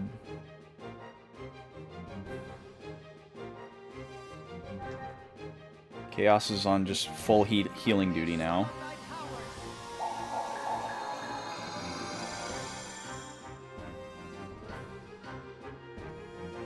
Okay, full charge turn for Ziggy. Do a cyber kick here. Nice crit. Give me like 240 on this. Okay, we'll take that.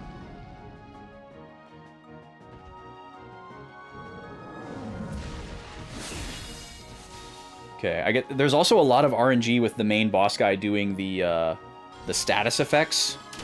That makes a big difference too. Oh, he got full crit there, so that's bad. Really bad RNG. We should be able to take this guy out. But this guy goes next, and he'll probably kill Chaos. But let's just try going a little more for the throat here. Maybe him getting his power-up will, like, reset his turn or something. Plus, this gets Cosmos to a boost that we can utilize, potentially for a revive.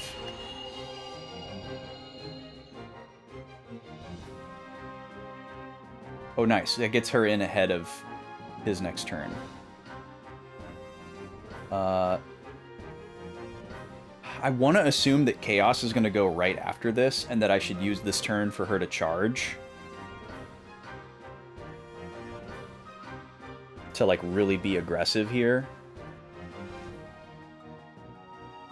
But I'm going to be smart.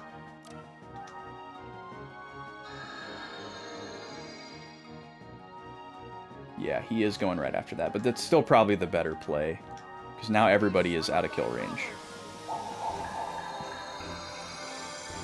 Alright, and then this will get Ziggy to a boost. Please don't miss. Good.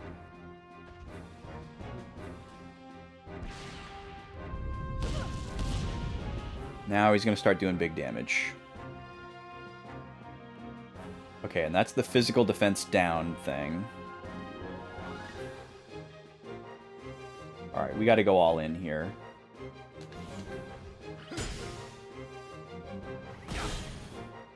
Let's go. Can I get a crit?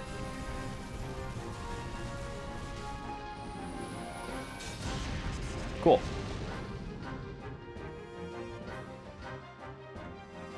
This thing has so much HP, though. I don't know how we contend with that.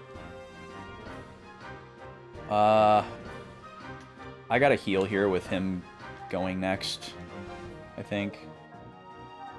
So, let's just do that.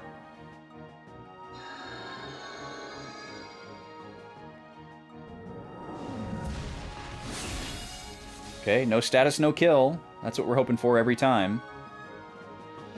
Here's our AoE heal. Unleash some of thy powers.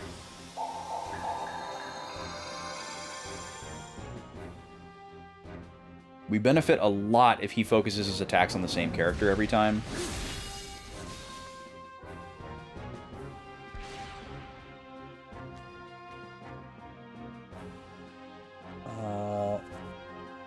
I'm assuming this guy is resistant to ether as well, so I'm not going to bother trying. Well, I guess I should try a triangle attack, because this is just for the sake of a charge anyways. Yeah, physical's better. Holy crap. So yeah, he does 300 damage to him even though he didn't have physical defense down already. So that's pretty intense. I'm going to use this opportunity to do damage. It'll also give Cosmos a boost. Tragic that she missed that second attack. That's really bad luck. Okay, and then we'll do a double whammy here. We can should I revive and then item heal, or should I AoE heal and then YOLO revive? What's higher value? I think the AoE heal first is higher value. Unleash some of thy powers. So this is unfortunate that we can't do this in the other order.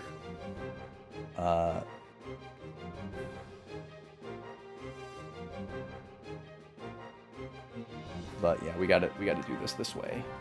We can't have him be dead for another turn, I don't think. So we gotta just hope that he doesn't get attacked and knocked back down.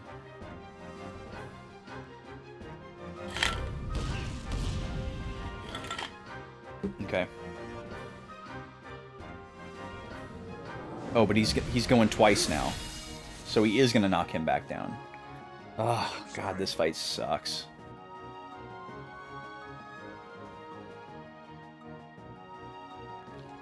I guess let's just play the odds again. I'm just experimenting at this point. It does feel like this fight is doable at our current status without really altering too much of what we're doing. It just feels like it's going to come with great pain if we choose to do it that way. What do I want to do with this turn? I guess we just go all in. Okay, he's gonna kill him again. I'm sorry. It's okay, Ziggy. We'll just keep reviving you, I guess. Just waste all of our revives.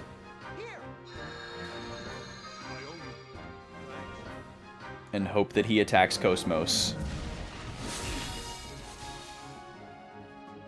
I'm sorry, everyone.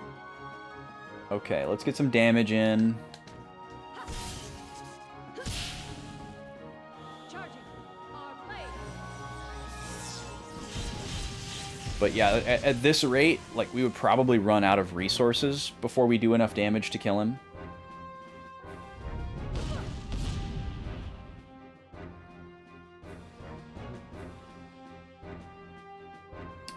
Somehow Ziggy has 6 AP. I don't know how.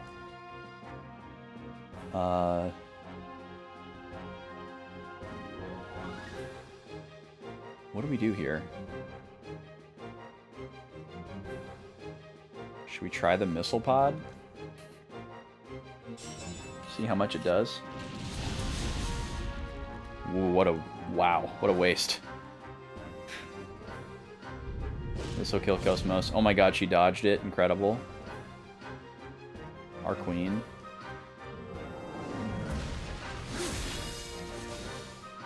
Now Ziggy's dead. I'm sorry. Yeah, I think I'm just gonna grind. I think that's the solution that's gonna just be the path of least resistance for me. I'm not gonna... I take no point of pride in trying to, like, ham-fist my way through this fight with a bunch of, like, attempts to try and get the perfect RNG. Like, that's not what I'm here for. But I don't feel like there's, like, a gimmick to this fight that I'm missing, and, like, something that I'm supposed to be figuring out that I'm not figuring out. It's just a damage check. I'm just under-leveled. This boss is just really powerful. We haven't done any, like, extra fights, really, in the entire game. So it kind of just makes sense. So we're just going to do some leveling up when I come back from the next ad break that's about to start. We're just going to go ahead and run that now as I load back into the save. Take a restroom break. Maybe grab another snack. Feel free to do the same. And I'll be back in about 3 minutes. Thanks for being here.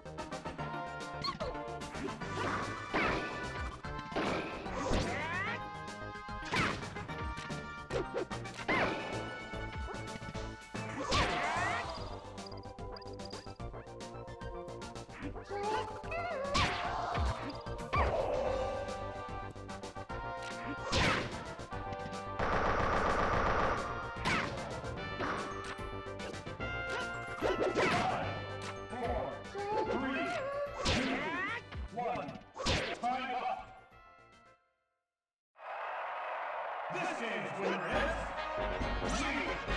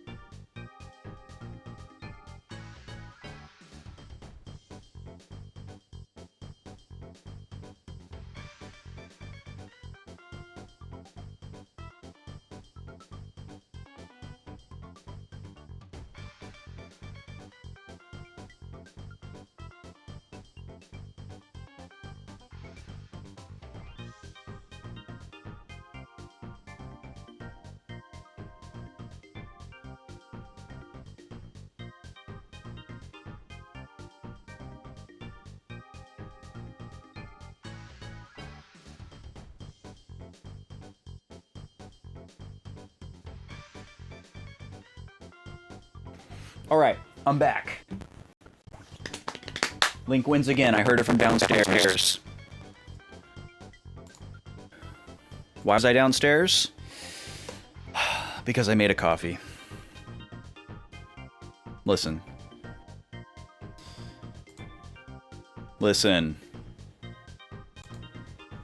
It's 9-1. There's one more round to go. Jigglypuff has one more chance to get on the board again before we switch to Luigi versus Pikachu. Your scores have been updated. Let's get back to the game. There we go. All right, we're going to go on a grind. We're going to go on a grind, folks. We're going to embrace the classic RPG trope of grinding. I wish I could comfortably... I wish I had it set up in such a way where there was an audio channel on my OBS where I could play music out over the stream that didn't get recorded into the VOD. That is very much a feature of OBS, but it's not something that I have set up. Poor lost souls, may you be reborn again anew. Look at this mob. Holy crap. These guys are physical, right? Can't remember. Yeah, because I was thinking it would be cool to like listen to some music while we do this. But I would not want that to be in my YouTube VODs. But then also I wouldn't have a way to put the game music back into the YouTube VODs, so it would just be silent. And then I would be talking about music that people weren't listening to. So that just feels weird as well.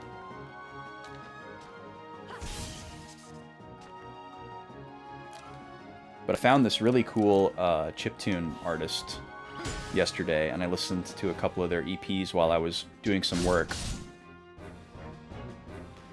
What's happening, Shane? Yes, please speak up right away if you are experiencing audio issues. These guys are great to... Oh, okay, it's the mic. Okay, yeah, let me reset my interface. Thank you. I'll be right back.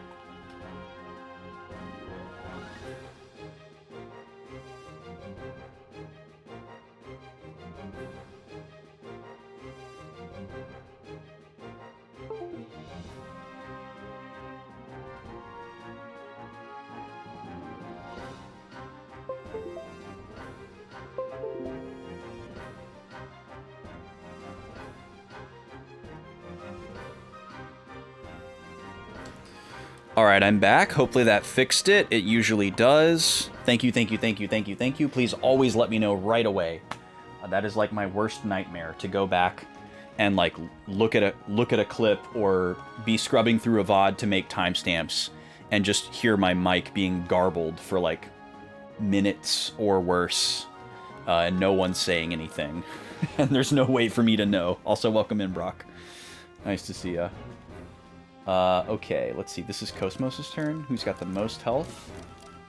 It's pretty negligible, but technically this one.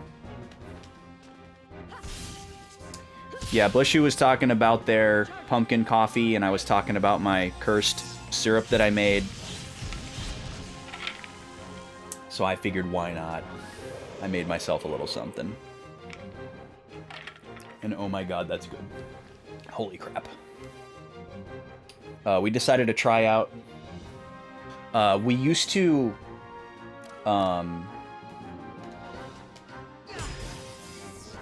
when we would go to the grocery store to buy our coffee concentrate, we would usually just buy the mocha one, because that's like our coffee drink of choice. And it tastes surprisingly sweet with no added sugar in it. Just having the chocolate flavor added to the concentrate. It's really, really yummy. But then when I started making the, like, cinnamon, honey, vanilla thing that I was working on, that doesn't work well with the mocha concentrate, in my opinion. So I decided, well, we'll buy one mocha one and we'll buy one plain coffee one.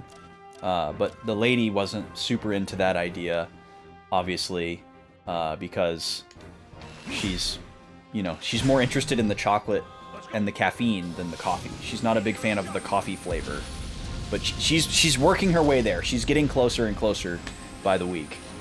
So this time, oh, that was really good. Instead of instead of getting the plain concentrate, we decided to try the espresso, because it still fulfills the plain condition. But for the lady's purposes, she's more interested because it's higher caffeine content than the mocha one. So she can choose between those two things rather than choosing between, in her opinion, flavor and no flavor. Or good flavor and bad flavor.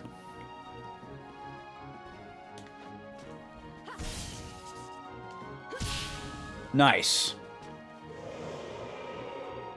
All systems clear. Yeah, I try to limit myself to like 3 sugary drinks per week.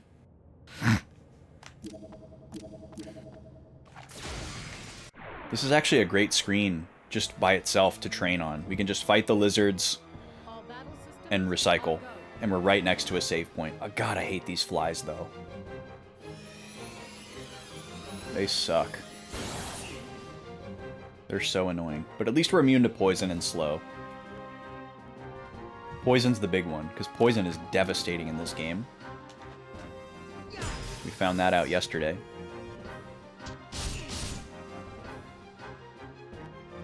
Well, I guess at the very least I can share this this chiptune music that I was listening to yesterday. And if you want to listen to it right now, you can, but you don't have a way to mute the game audio without muting me. I would love that to be a feature of streams someday, like where you could give your chatters the stems, basically. You know, give them access to your, like, OBS sources. And if they want to just listen to your mic, but they want to mute the game and, like, listen to their own music or something, they can do that. Or if they think the streamer's really annoying and talking too much and they just want to hear the sound bath of, like, their favorite game, they can do that. That would be really cool. I think that would be really, really cool. Because it's, like, different ways for people to still be a viewer of someone's stream, you know? And you might think like, oh, well, why would you want someone in your stream that doesn't want to listen to you talk? You know, you might take that personally, but I don't really care. You know, if somebody wants to like hang out in my stream and just talk to like the chat and only listen to the game audio and they're not interested in anything that I have to say, I mean, that's unusual, I'll say, but why not? Why not give them the option to do that?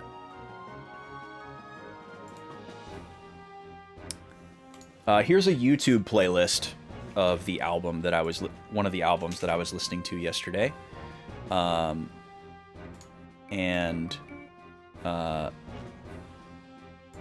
if you're a Bandcamp person like me, or you'd like to support this person, here's another place where you can stream that music for free, and with no ads as well. And then you can also support them and buy their music and check out their other stuff. So yeah, check them out. I listened to all of pretty much their entire discography yesterday while I was trying to be productive, working on some VGMCon stuff. And it's really good. Really good stuff. Original music using old video game system sound fonts, which is one of my favorite things. What are we doing? Okay. Maybe these guys are weaker against Ether. And I'm misremembering.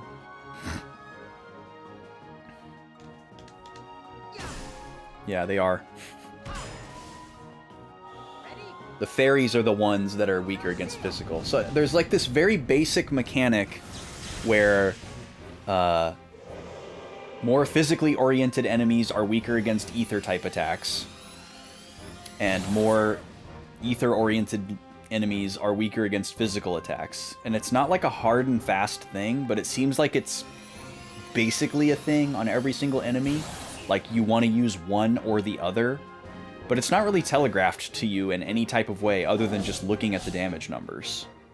Like, you might look at this lizard man and think, oh, he's kind of a big, hulky, bulky kind of guy, so I should use the more magical type stuff against him.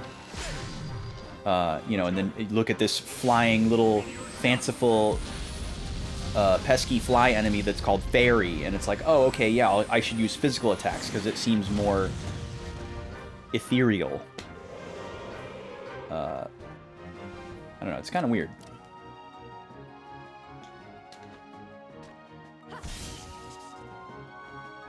Is that exactly how much HP that it had? I can't remember. Just kill it. Oh, I didn't mean to do the third attack. Oh well. Do do do do do do do do do do. One more. So yeah, what we'll do for our grind loop is we will clear this screen, and then probably shuffle the party before clearing it again. Who's getting out, Smash? Me? The enemy? The game? Yeah, ascertaining enemy weakness based on vibes, exactly.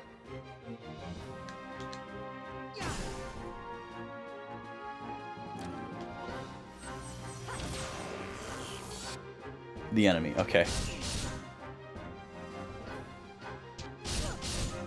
But yeah, I think this is the perfect screen to grind. We've got these enemies that try to inflict status, and we can resist it. There's a good number of them. They'll respawn very close by. It works in Pokemon. You know, that's actually one of my favorite things to watch on Twitch, SNES, is like people who aren't familiar with Pokemon playing Pokemon for the first time. Like, I always forget that even people who aren't Pokemon fans don't just know, like, the Pokemon type chart. Like, because I'm someone who's so entrenched in Pokemon, I just know the type chart. And, like, I don't know every single Pokemon. And, like, especially a lot of the newer ones, like, I'm not intimately familiar with their typings a lot of the time. But it's really fun to watch somebody play, like, Pokemon Fire Red Leaf Green for the first time, and they're just looking at a Pokemon and trying to guess what type it is. Or they know what type it is, but they don't know what's good against that type, or they can't remember, and they're trying to figure it out. There's something, like, supremely, like, satisfying and novel about that. I think the first time I encountered that in a stream, I was like, wow, this is, like, so refreshing, to the point that it honestly feels like this would be a better way to play the game than to just intimately know.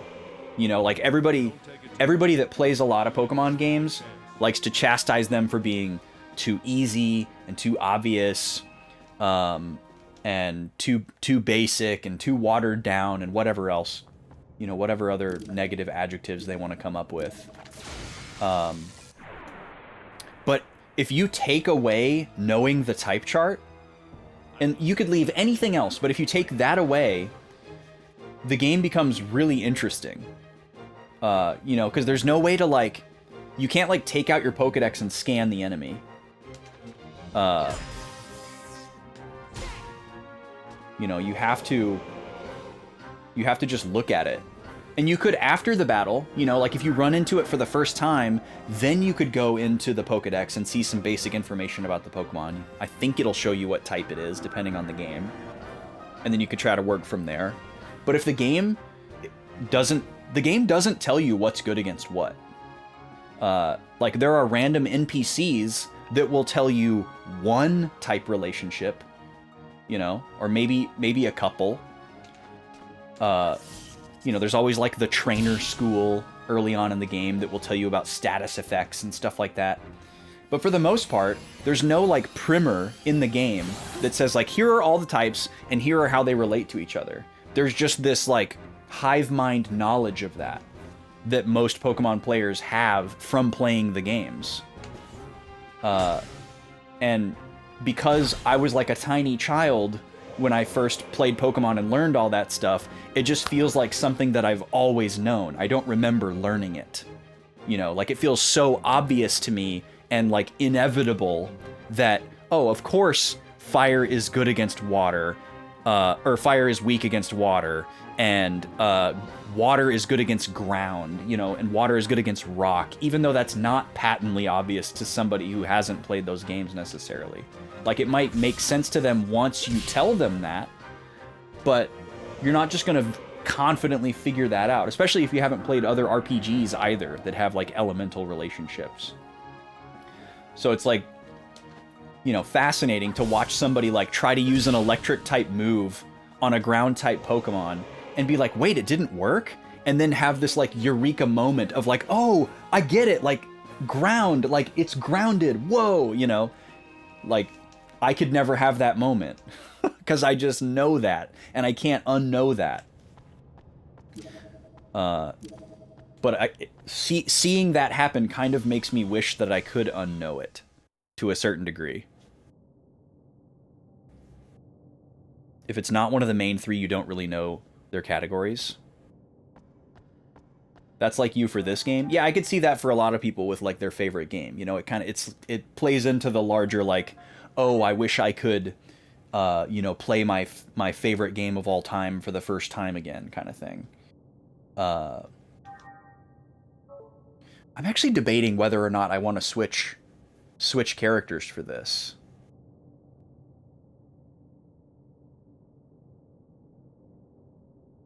It might be counterintuitive to my goal. I think I'm gonna forge ahead with just this party. The only thing I'm worried about is resource management, because I'm gonna have to heal myself in between grinds, and I will eventually, you know, start to run out of these ether packs that I'm gonna be using to heal myself, and maybe a few medkits here and there. So that will definitely put a little bit of a limitation. I also don't want to overgrind anyways. So that'll help keep me from doing that. I should probably pick an arbitrary point at which we do the battle again. And I think I'm going to pick level 18. I think once my main party reaches 18, I'm going to take a look at stats, and then we'll go back in. And I don't think that's going to take too terribly long.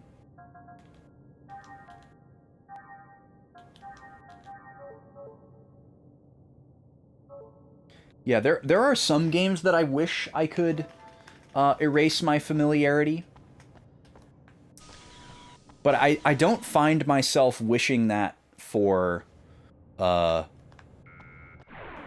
most games. That's a good point too, Shane. I kind of forgot about that when I was thinking through that, is that a lot of us learned those type relationships from the anime as well, which definitely had more of that information in it than the video games. But again, if you're not a Pokemon person and you're playing the games for the first time, you probably haven't seen the anime either.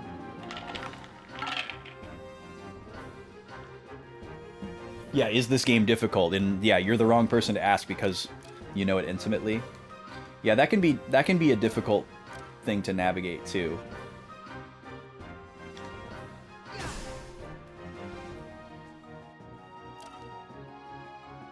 What do you mean my Pikachu can't defeat this Onix? I saw Ash do it in the TV show. He activated the sprinkler system in Brock's gym because Brock's gym was up to code. One of the most ridiculous, like, plot armor asterisks on Ash Ketchum's career.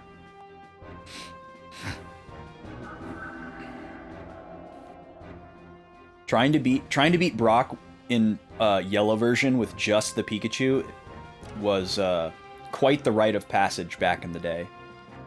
You had to level up Pikachu to like level 27 or something so that it would learn Slam, and then you'd have to sit there and use Tail Whip to like a full -6, and then use Slam, and it would still be like a 5-hit KO.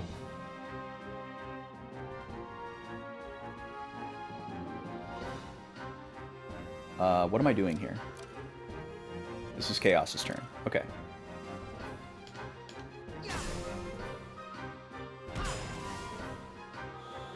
Yeah, every time you replay, you notice something new, or figure something new out. Yeah. Yeah, it depends on the game, for sure. I found myself wishing to have first-time experiences again, more in, like, my 20s, and I feel myself having less of those type of feelings in my 30s, because I feel like there are so many other things that I can experience for the first time, and most of them are enriched or informed by the other experiences that I've had. But I guess conversely, I am more heavily influenced by nostalgia the older I get. I feel like that's a natural progression, maybe not. Nostalgia is more powerful. You know, the farther back in time that it takes you, it seems to be more powerful.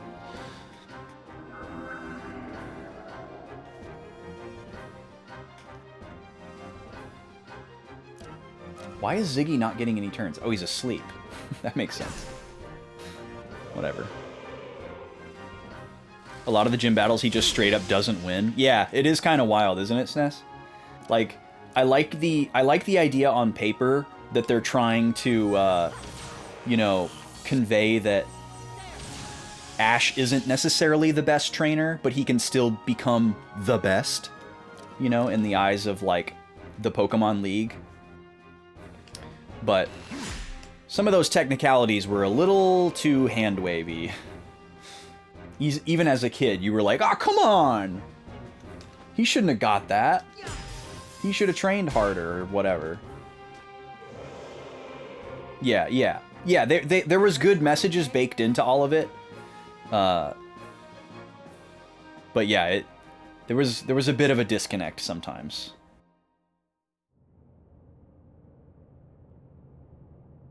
If it wasn't for Misty, who would have just been given a Cascade badge because her sisters didn't feel like battling that day. Yeah, that was a weird choice too, like, to where Misty wasn't even the gym leader.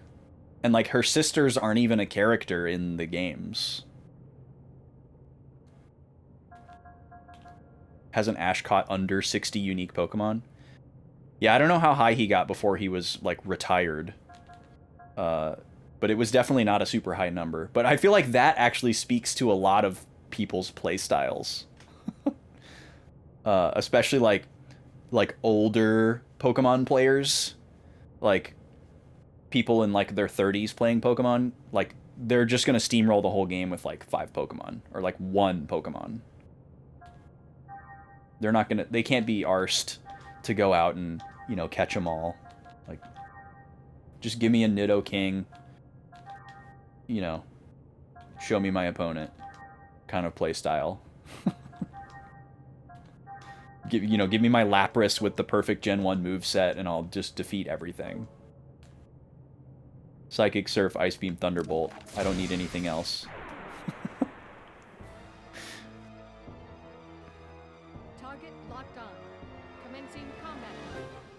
Yeah, that's a wild assessment there, Shane. God, that first Pokemon movie is so good, though. I love Mewtwo Strikes Back so much.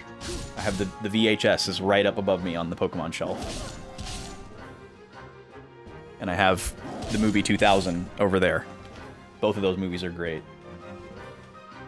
Love them. Yeah, harder to have bonds when you try to catch them all, exactly. Pretty hard to bond with your Pokemon when they're rotting in the PC.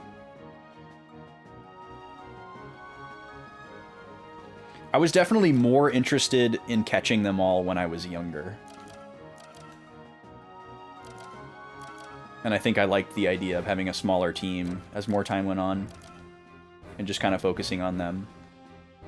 I just got, like, really exhausted by, like, I'm gonna catch every single Pokemon. I liked seeing them all.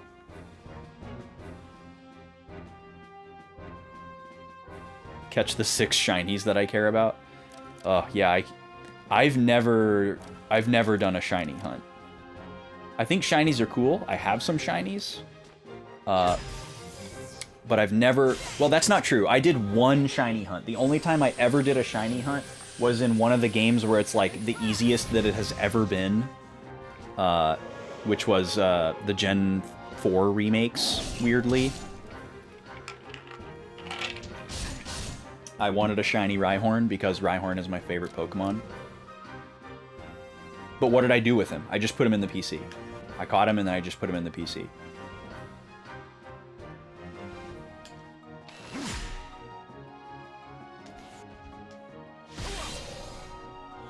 War Turtle's your favorite, SNES? War Turtle was my favorite when I was a kid.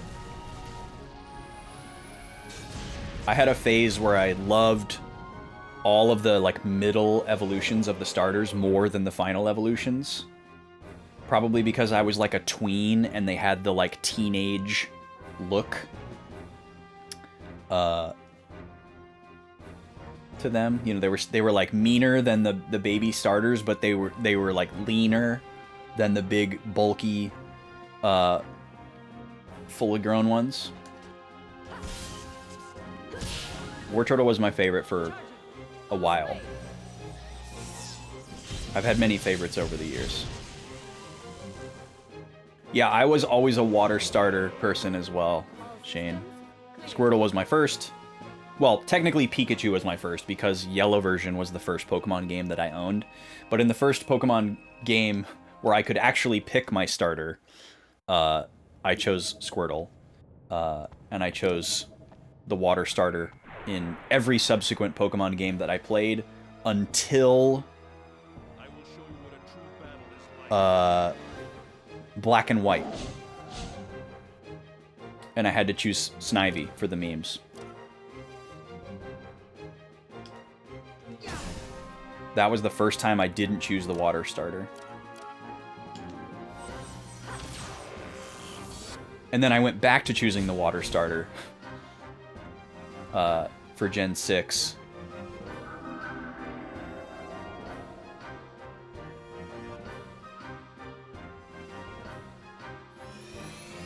Honedge, Scraggy, and Gorgeist. Those are great Pokemon. Good choices. Yeah, I just love Rhyhorn. I think he's like cool and he's cute.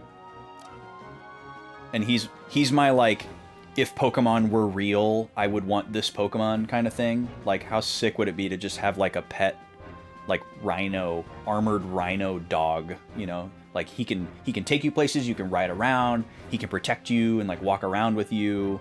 He could, you know, he can graze in your yard and like take care of your yard. He would just be like a very practical Pokemon to have in like a lot of different ways and would just be like a great friend.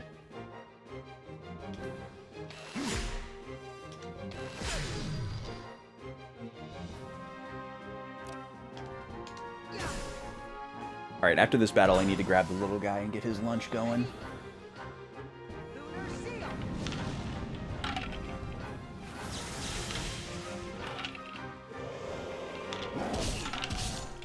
Oh, that sucks to hear, Shane. That's totally understandable, though. I could easily understand why that was the case. Even as a kid that, like, didn't necessarily struggle with... Like, I had a lot of friends, and I had a lot of friends who had Game Boys and Pokemon games.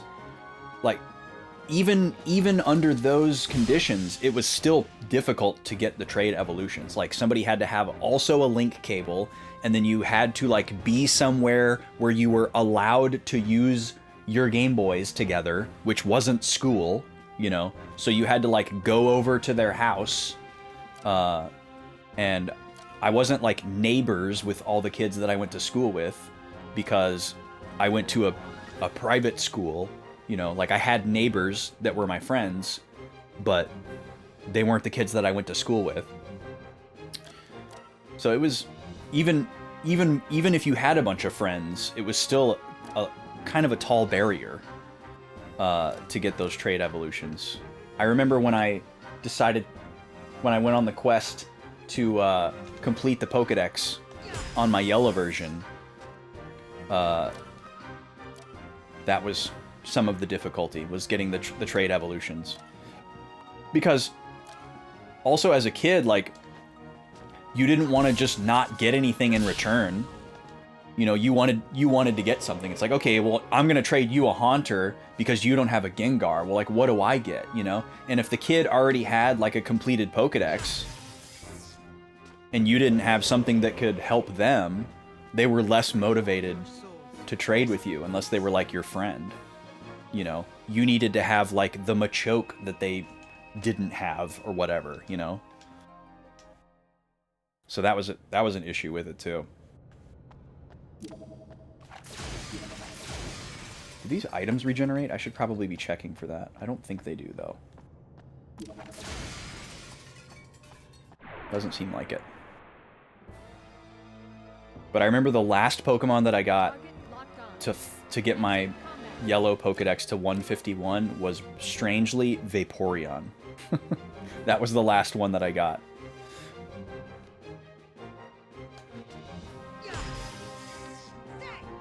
Oh, come on, Chaos.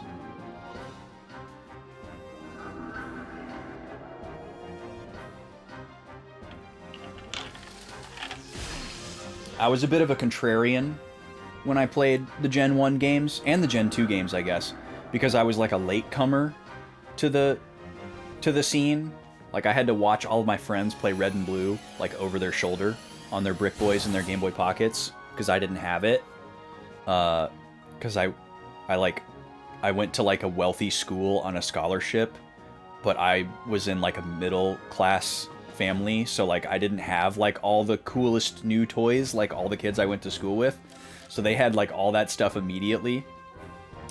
But then the Game Boy Color came out, and Yellow came out, and then I had those, and then I was the cool kid who everyone was looking over their shoulder, because a lot of their parents were like, well, you already have a Game Boy, or you already have that game. You know, they didn't want to get them the new stuff. So that was kind of a cool moment. But then, after watching all of my friends use Scyther, Gengar, Gyarados, Machamp, Nidoking, like all the, like, big heavy hitters, you know, the boys, for all of their playthroughs, I was like, well, I want to do something different. You know, I want to use these other Pokemon that all my friends don't use. God, get this thing out of here. I can't believe this thing isn't dead yet.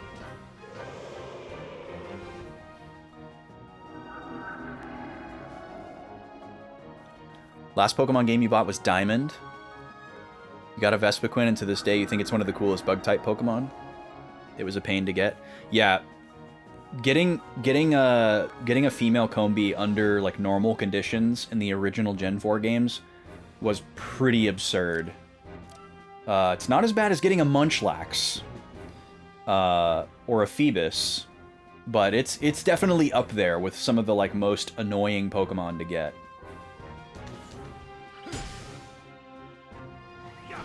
You just used any Pokemon Ash used? Yeah. I think a lot of people did that. Scyther and Scizor are two of your favorites? Those are great Pokemon. I learned something really fascinating recently about the Pokemon Stadium 2 minigames. There are a bunch of Pokemon Stadium 2 minigames where you can play the minigame using Pokemon from your Transfer Pack connected Game Boy cartridge. And there are, like, super heavy limitations to what Pokemon species you can use in the minigame. It depends, you know, it depends on what the minigame is. But there are, like, some surprising inclusions that you wouldn't expect. Like, there's like a Scyther Pinsir minigame where, under normal conditions, if you just play it normally, like, there's only Scyther and Pinsir in the minigame. But if you have a Transfer Pack connected game that has a Scyther, a Pinsir, or a Scizor, then you could play the game with a Scizor. And, you know, there's some stuff like that, where there's, like, a Ferret or a Furret Racing one that normally only has Furret in the game, but you can, like, also play it with like a Rattata or something if you have it on your connected cartridge or whatever, and there's like unique animations. And it's just like kind of a Easter egg type thing.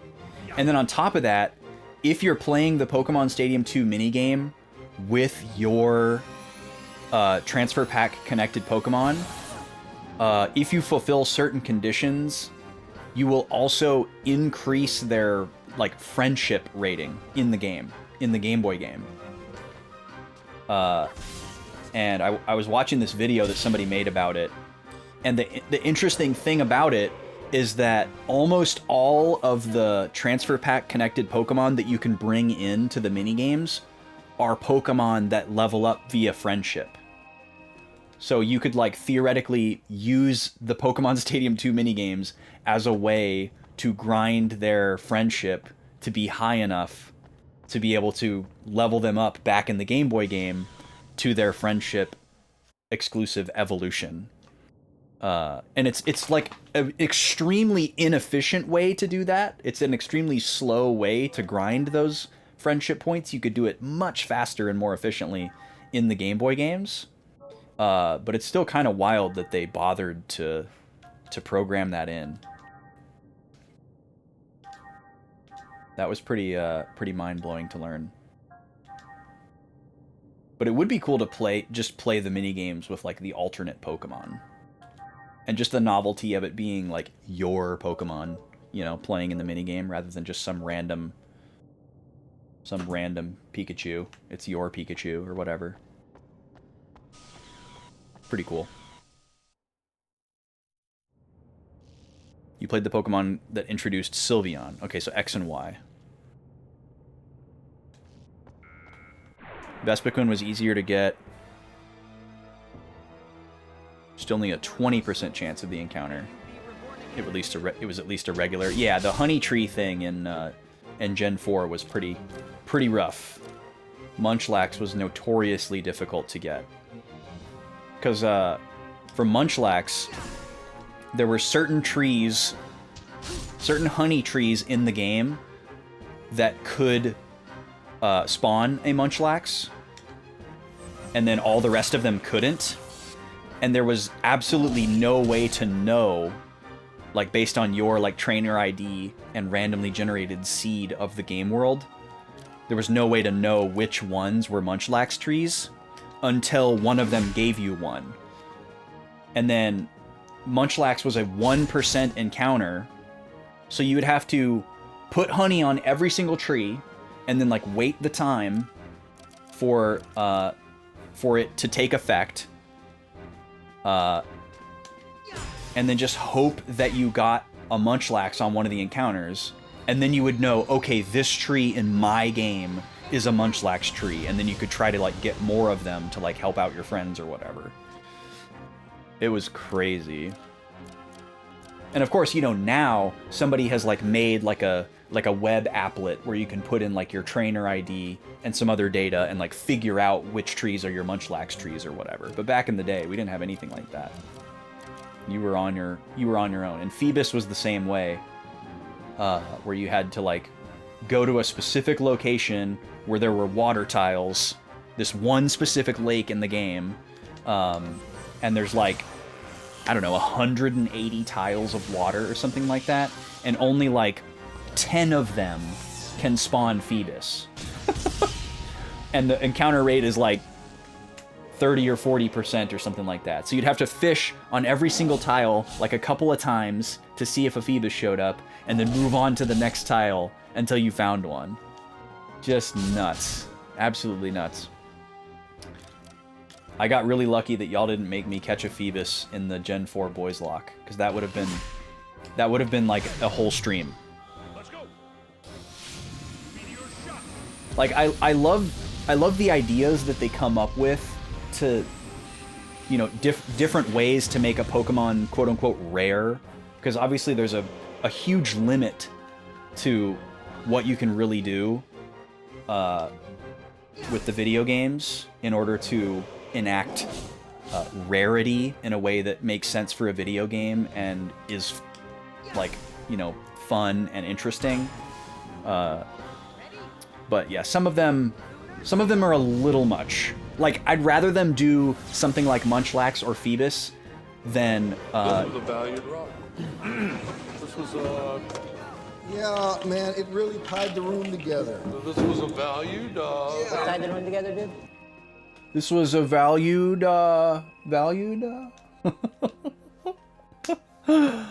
Thank you, Brack, for the 100. I'd rather them do stuff like Munchlax and Phoebus than you know, just events where the Pokemon's not even really in the game. Do not hesitate if you wish to live. I'll take the obtuse over the impossible. You've been thinking recently it's a genie we can never put back in the box. The lack of available information was sometimes a feature rather than a bug. Oh, Hunter, are you referring more to, like, the earlier topic of, like, playing games for the first time again? Or do you mean in the sense that, like, the weird Pokemon encounter methods, now that they exist, they have to continue to exist?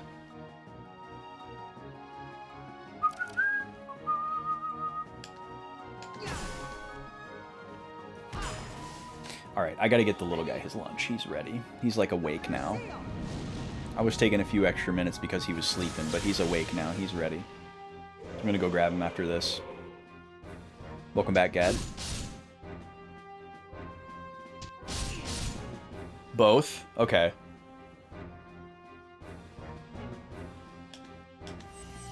I don't know. I'm very much of the mind that, like, it's never too late. Like, you can always reinvent yourself.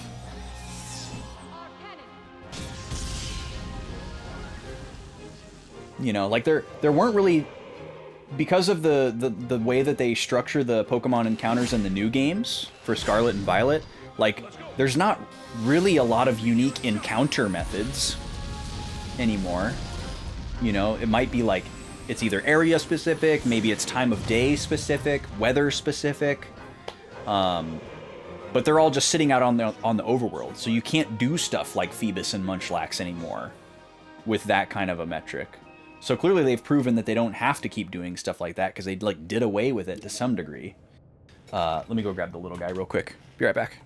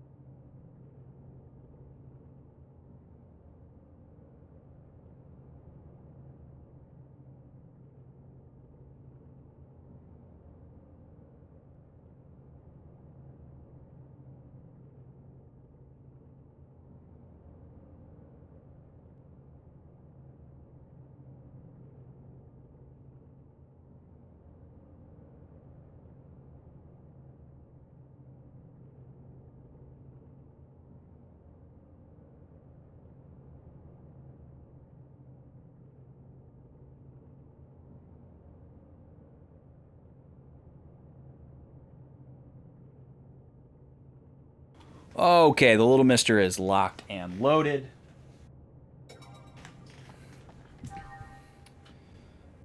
Where are we at with health?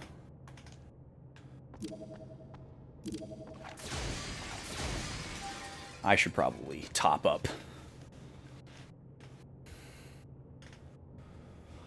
Video game rumors were so much more fun when you couldn't immediately find out if they were true or not. Yeah, I mean, that's probably true for most people, Shane. But I don't know if I necessarily long for the return of, like, the playground era. Because, like, the number of, like, false rumors and like fake cheat codes and Mandela effects that we all had to endure. I don't think I want any of that back. Like there are novel memories there, but I don't know if I would necessarily say that we're like missing out by having that or by not having that. I do agree that there's just like too much readily available information in general, and that kind of like sucks the fun out of a lot of things and has kind of like changed the way people approach an experience like a video game. You know, like it's so common now. Like, okay, I'm gonna start a playthrough of Ghost of Yote. So what's the first thing I'm gonna do? I'm gonna like go to YouTube and like watch somebody's video of like how to make the best build, you know, for my character or whatever. Like, oh, what's the optimal skill tree? Or like, what's the coolest, like, you know, that's like super common to do that. And also maybe like, you know, look up a strategy guide or whatever. And maybe that's not a good example game. I don't really know a whole lot about how Ghost of Yote works. I was just thinking like a modern, like, Soulsborne type game where you like build a character that you have to like, you know, build something with a specific focus. Yeah, and games are starting to be built with that in mind. Like the developer themselves will like kind of hype up those types of ideas. And they see it the same way as the playground thing. You know, like, oh, our player base is hanging out with each other and communicating with each other, and they're like talking about different builds or whatever, but it usually just ends up being like, you know, a small number of people who actually figure out the information and then everybody else just copies it. It's not really the same as like a, oh, well, I did this, or oh, my brother did this and it was really good, you know, and then that gets like telephoned around to different people in like an organic way. Instead it's like a, you know, a YouTube video with 3 million views like a week after the game comes out and everybody has seen it.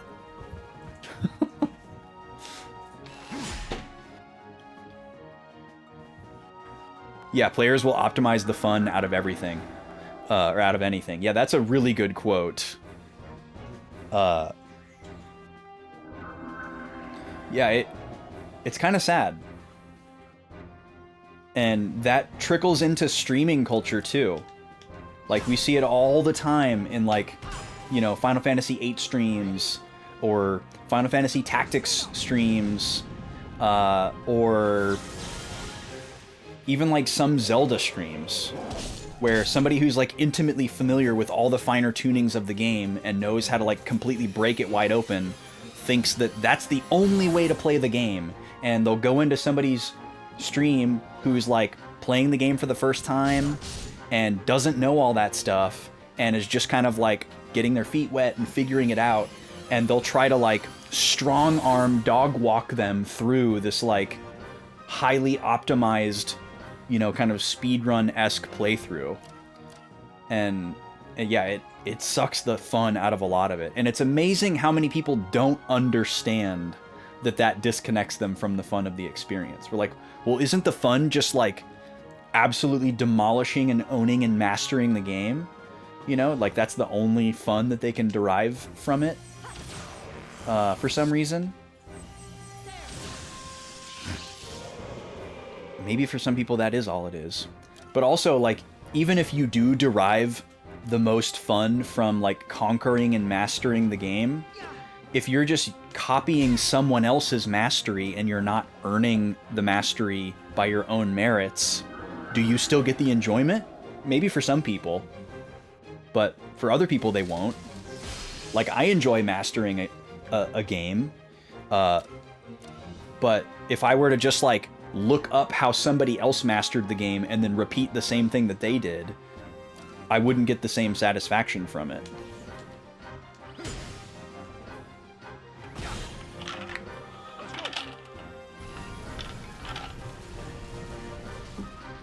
Yeah, I don't know how you would address something like that in an MMO.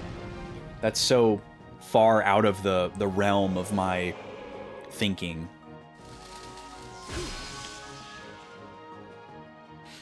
There's so many games out there. Who has the time to master them all on their own? I mean, there are definitely people who think like that. People who are like trophy hunters, you know? Where it's like they're not even really playing the game. They're playing like the meta game. And I guess that could also make sense for somebody who like doesn't get to own a lot of games, and so they have to play one game for a long time and get like the most that they can out of it. But I still just, I don't know. Like, as somebody who spent many years just playing games with a strategy guide, it definitely took me a while to realize, oh, I'm not really having any of these experiences and forming any memories. I should stop doing this. And maybe some other people, maybe a lot of these other people are just, you know, a few years into that journey and they'll realize it later on. I don't know.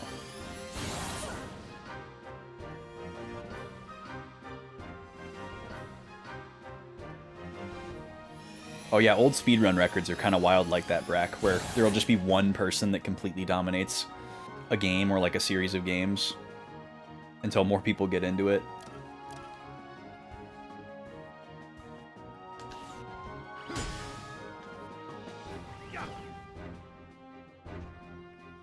Man, we're missing a lot. Maybe I do need to invest in dexterity so that I don't miss. I feel like that's got to be tied to accuracy.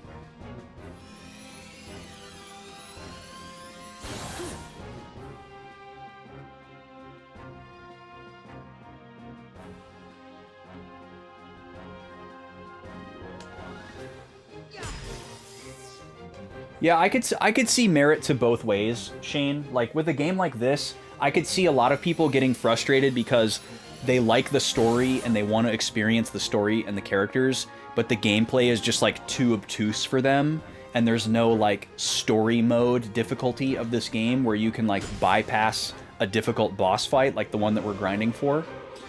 So, I could see some validity to someone just being like, well, you know, like, the dense mechanics here aren't compelling me, but the story is. So just tell me how to win every fight so that I can, like, get to the rest of the story.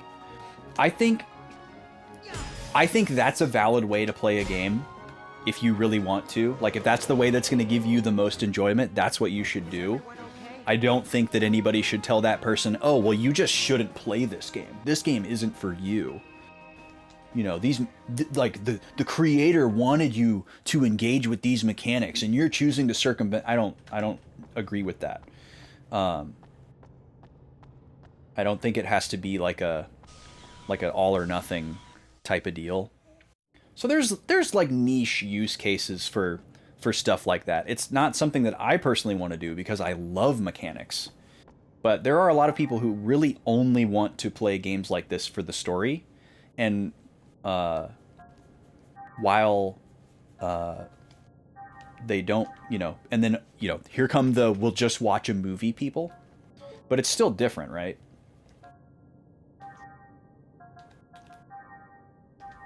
Like, they still want to make choices, they still want to have some agency. Sometimes it's just too difficult, and I think that's fine. Newer games are getting better at trying to address some of that too, which is cool.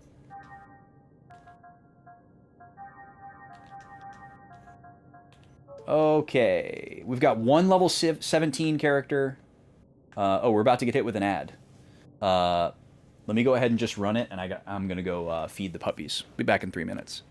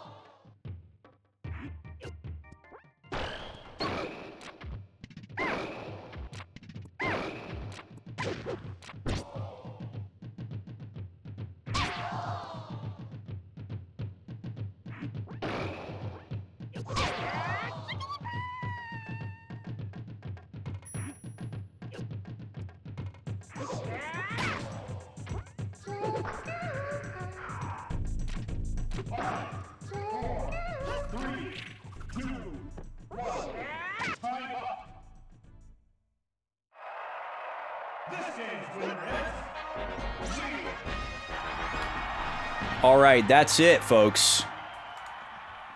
Link triumphs over Jigglypuff 10-1. She avoided the shutout, but it appears to have been a fluke. So we're going to actually reset our matchup here. We do 11 rounds per matchup, and that was the round 11. So we're going to reset our fighter cards here. We're going to set our scores back to 0. For the next 11 ad breaks, in the red corner we will have Luigi, and in the blue corner we will have Pikachu. After that, it will be Jigglypuff returning again against Fox, the lowest ranked character against the highest ranked character. That will be something. Something probably to the tune of 11-0. But we'll see. We'll see. If you'd like to pick a character to fight, you can do so with 1,000 channel points. That'll be for matchup number 50 of 66. And if someone gets in ahead of you with that redeem, and you were hoping to pick a character, you can just pick their opponent. We can just keep picking characters until we've stacked up all the remaining matchups. Little guy has a lot to say again. That must mean he's finished his bottle. All right, let's come back over... Or actually, wait, hold on. Let me select our new characters so we're ready for the next ad break. Otherwise, I'll accidentally... Luigi versus Pikachu. This will be an interesting matchup, actually. I'm pretty excited about this one. Luigi is currently ranked 10th. Pikachu is currently ranked 6th. But they're interestingly similar in kind of how they've performed so far. Obviously, Pikachu has performed a little bit more strongly. But I feel like Luigi has a chance to claw back some ground here. He's participated in less matchups than Pikachu, so we have a little bit less data about Luigi so far. So it'll be interesting to see if anything swings for him. Whereas Jigglypuff and Kirby, who are in 11th and 12th place, they are almost done with their matchups. So we have a lot more data on them, solidifying them as low-ranking characters. But Luigi in 10th, he's still got a ways to go. He could still swing much higher. He's only like halfway done. He's just a little over halfway done with his matchups. So it'll be interesting to see. All right, let's go back over here. Welcome back, everybody, to the grind zone. We are trying to get our main party to level 18. And then once we do that, we're going to take a look at our points balance. And we will reattempt the current boss fight that we are on at that point. Do not hesitate if you wish to live. What I'll probably do is, once we hit level 18, I will save, and then we'll mess around with our point balances a little bit. And see how much we can increase our stats by. Maybe do a little bit of experimentation there.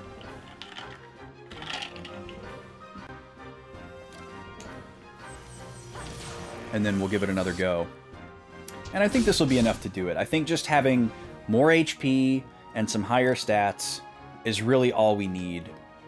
in order to get through this fight. I feel really, really good about that it, you know, there wasn't some type of like gimmick that we were supposed to latch on to that was going to give us a better result. Let me go let the little guy out of his chair really quick.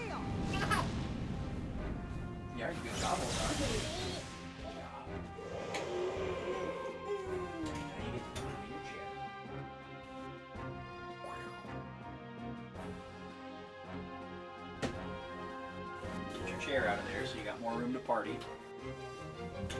There we go. And we'll let him hang out for a little bit before he goes to his nap time. JRPGs are just math. Yeah, I'm glad you brought that up, bless you. I feel like the people who just want to do the story and get really bogged down by the mechanical stuff and, you know, bemoan the lack of a story mode difficulty setting, I think those people overlap very well with the people who are, like, not good at math or hate math or don't enjoy math. You know, I think those two things kind of go together. Like, there are a lot of people who enjoy RPGs because they like math. I'm one of them. But there are also a lot of people who enjoy RPGs that have a distaste for math. And that's not an aspect of it that they're interested in. And I think those are going to be a lot of the just get me to the story kind of people.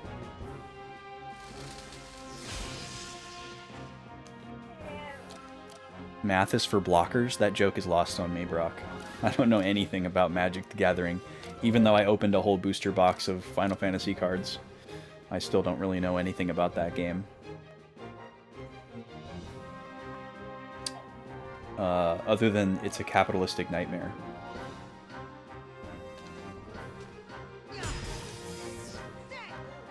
Stop missing, bro. What is the deal with the accuracy here? We are missing a lot.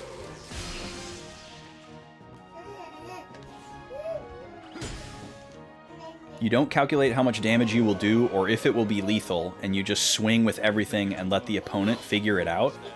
Oh, that sounds mean.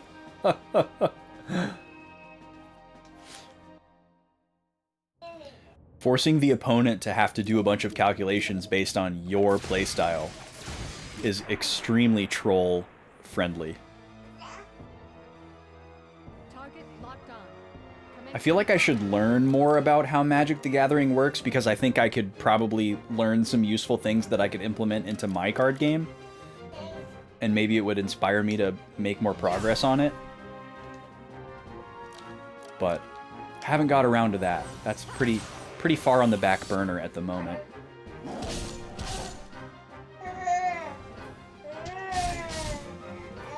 But I would like to have a working like prototype and pitch deck for the game in the next like year or two.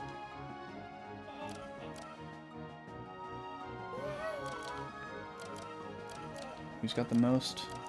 You?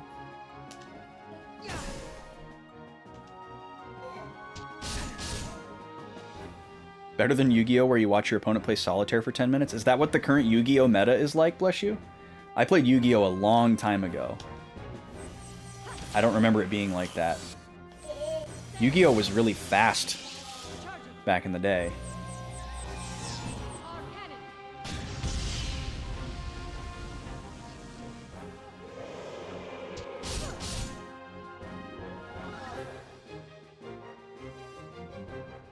Oh, yeah, that's a really good example, Shane. Yeah. Yeah, Chrono Cross is a great example of a game that can be, like, heavily optimized. Whether you choose to, quote-unquote, break the game or not, it can definitely be heavily optimized. But takes a lot of the fun out. Go ahead and do Meteor Shot here. I didn't know that the Yu-Gi-Oh! Meta had changed so much. That sucks. Yeah, back when we were playing it, I loved that card game. There's definitely a few elements of that I have borrowed for my card game. But the older Yu-Gi-Oh meta, I guess I should say.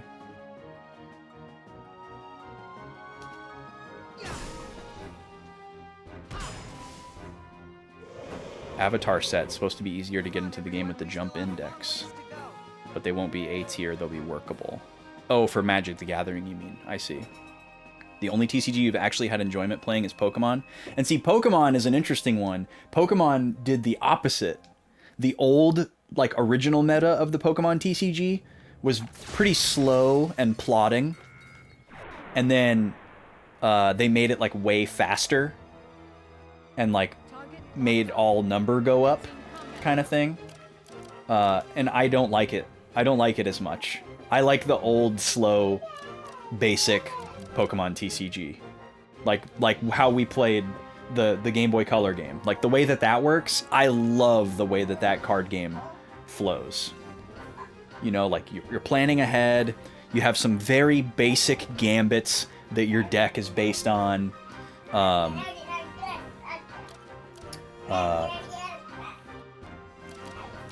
I like it a lot. I tried to get into playing the card game in like 2012, 2013 when X and Y came out and like all the Gen 1ers were getting back into Pokemon. And I was kind of disappointed. Like I bought a bunch of cards and I was playing with a couple of friends, and one of my friends is like really, really good at card games.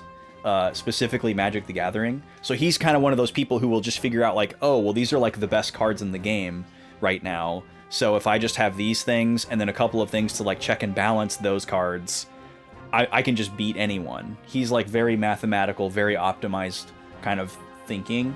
And so like I played against him with this like deck where I was like, oh, I'll have this and it combos well with this, and I like this and this is neat, and maybe sometimes this will happen, you know, and that was like what my deck was based on.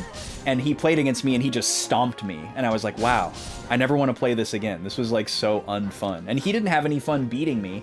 He was just like, yeah, I just figured out that this was like the best, and so I can beat anybody with this. And I was like, man, this sucks. I don't want to play this game anymore. I want to play the old way. And he like kind of agreed with me. Like he saw what I meant. Let's use this new ether spell that we haven't used yet. I want to see how much HP it actually restores. Competitive Magic and fun Magic are pretty different. Yeah, I believe it. That's kind of a shame though, right? 280. That's a huge heal. That's a huge heal.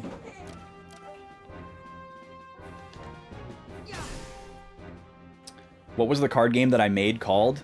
I've actually never settled on a title for the card game that I'm designing. It's had a couple of working titles over the years, but none that I like particularly love. I think I just called it Color Wheel for a while, because like the core mechanic was based around a color wheel. But I've never come up with like a proper name for it.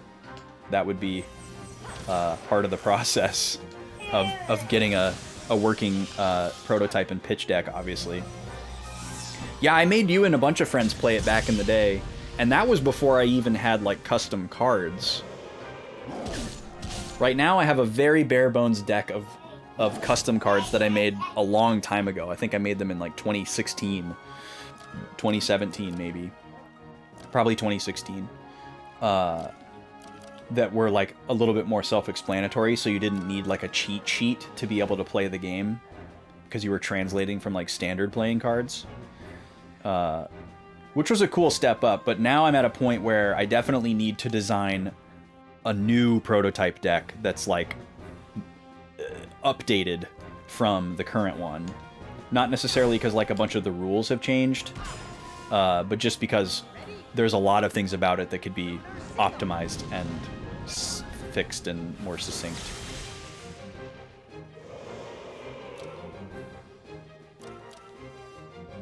But yeah, I was actually working with Lazy Luca,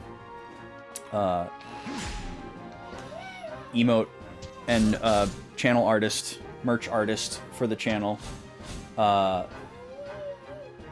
possibly making an updated prototype of the card game deck, but she got too busy and I got too broke. So that project hasn't moved in a long time. Let's go. Meteor shot. But yeah, I really wanna get like a working pitch deck and a new prototype in like the next year or two for the card game, so I could try to shop it around to like some indie publishers or something. Okay, Ziggy did hit level 17. Did Cosmos hit level 17? She did. Okay, so we're getting close here. Chaos is almost there. When Chaos hits level 18, I'll probably sub in Shion, just to get her in the mix a little bit, and so Chaos doesn't get too far ahead. Please stand down. I don't want meaningless bloodshed. Okay. I'm disappointed that we haven't figured out how to use these line attacks to hit in a line. I really thought that that's what they were going to do.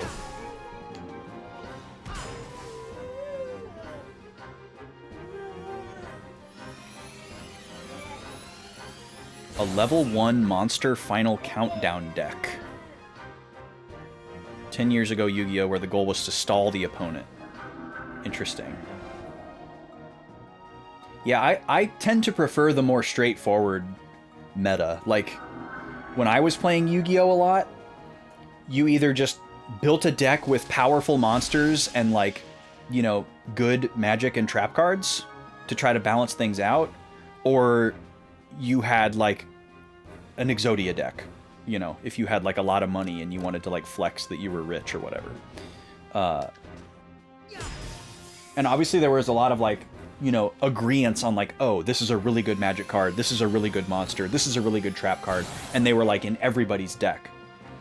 But that was, pretty reasonable to play around, because you could plan on most people having certain cards, so you could have, like, common checks and balances to those cards. You know, so it kind of made it feel like the pool of cards was reasonably small. And we liked it a lot. I mean, it could also be like we were little kids playing it, and there was probably people playing the card game at a much higher level than we were. And we wouldn't have been able to compete with those people, and there would have been a separate pool of cards for those higher level players. That kind of thing. We were in the junior league, as it were. Creative Waste, welcome in! How's it going today? What's going on? How you doing? How was the stream today? Everybody go follow Creative Waste. Solo game dev. Support solo game devs. I'm actually talking about a solo game dev effort of my own right now, so how poignant that you were to come in at this time. Go check out Creative Waste. Talented dude. Give us a status update as well, Creative, if you can, on the old one. How are things coming along? What's the latest news? But welcome in, everybody. We're playing Xenosaga today. I'm grinding right now, so we're just kind of chatting about random stuff. My baby son is making a lot of noise. He's about to go get put in his nap. And we're just having a good time. We're talking about this birthday subathon that I've got coming up in 2 weeks that I'm very excited about. Gonna have a little bit of break in the action because I'm going on a trip, and then the triumphant return back to my normal schedule with the birthday subathon. It's gonna be fun. Listen to that guy.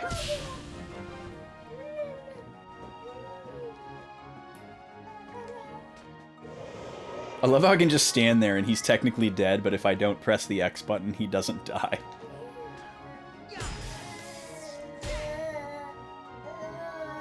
Oh, wow, this was... Okay, so that's what last day means in your raid message. I see. You were playing some Skate. Whew, listen to that guy. He's going away after this, yeah, he is a chatter. Yapper, son of Yapper. He does have a lot to say. He gets really, really talkative right after he eats, which he just did. Yeah, congrats on the new job, Creative. I hope it's something you're excited about and not too bittersweet of a deal. But yeah, that's an exciting change one way or the other, I suppose. Starting designs on the next boss, then it's off to another zone. Very, very cool. I'll be right back, folks. I'm just gonna go put the little guy in his spot. Take me a minute or two.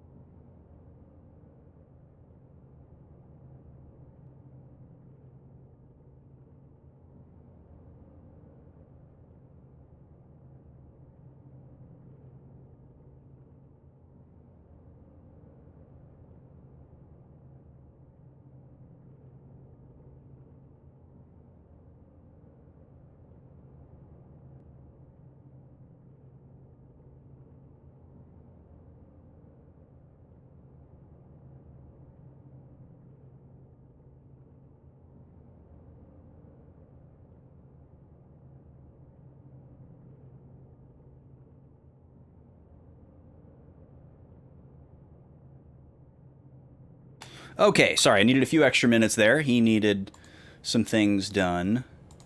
Sorry for the silence during the break there. I'm back now.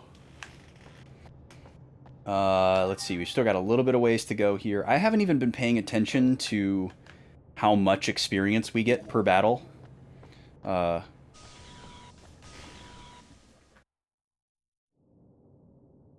don't know how far away level 18 really is. But I'm going to drop a safety save here because I haven't saved at all since we started doing this grinding. So let me do that. Yeah, I got my original Toamata set behind me, something I've always wanted to have. Very bucket list to finally have those. I'm not a big toy guy, not a big Lego guy either. I enjoyed Legos a lot as a kid, but I haven't really messed around with them. Even as like a teenager, I wasn't really doing Legos anymore. I think they're really cool. I just stopped using them for some reason. Probably because I probably stopped playing with Legos around the same time that I got into playing instruments and playing music. Not that there's a direct correlation there, but that was just kind of like the easiest thing to spend idle time on, I guess. But yeah, Legos are a very expensive hobby, so I think that works out. But yeah, all that to say, like, these are some of the only like toys or Lego things that I really have. Just something that I really enjoyed as a kid and always wanted and finally have. Hooray. I think the original run and the original arc of Bionicle is just like really cool. Really, really cool. The like turn of the millennium idea of like a mixed media, multimedia franchise. So cool. Really, really ahead of its time, or a product of its time, depending on how you want to look at it, I guess. Bittersweet. First job in 10 years that isn't using your degree? Yeah. Well, as a musician, I can relate to that. I've never had a job, a day job that relates to my degree. I suppose it's a little bit different, though, because there's a lot more day jobs that are centered around your degree than mine. My job kind of inherently doesn't have a assigned day job other than like teacher, which blows. But you'll have more income while applying for design jobs. Yeah, well, that's a good silver lining for sure. All the best.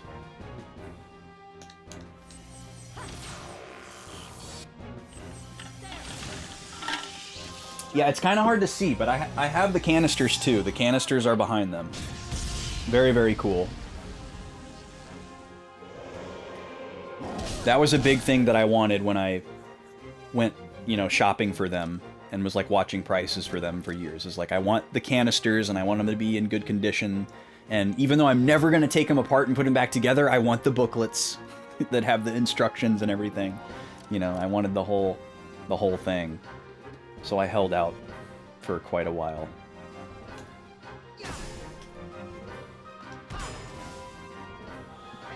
I don't want any of the other Bionicles, though.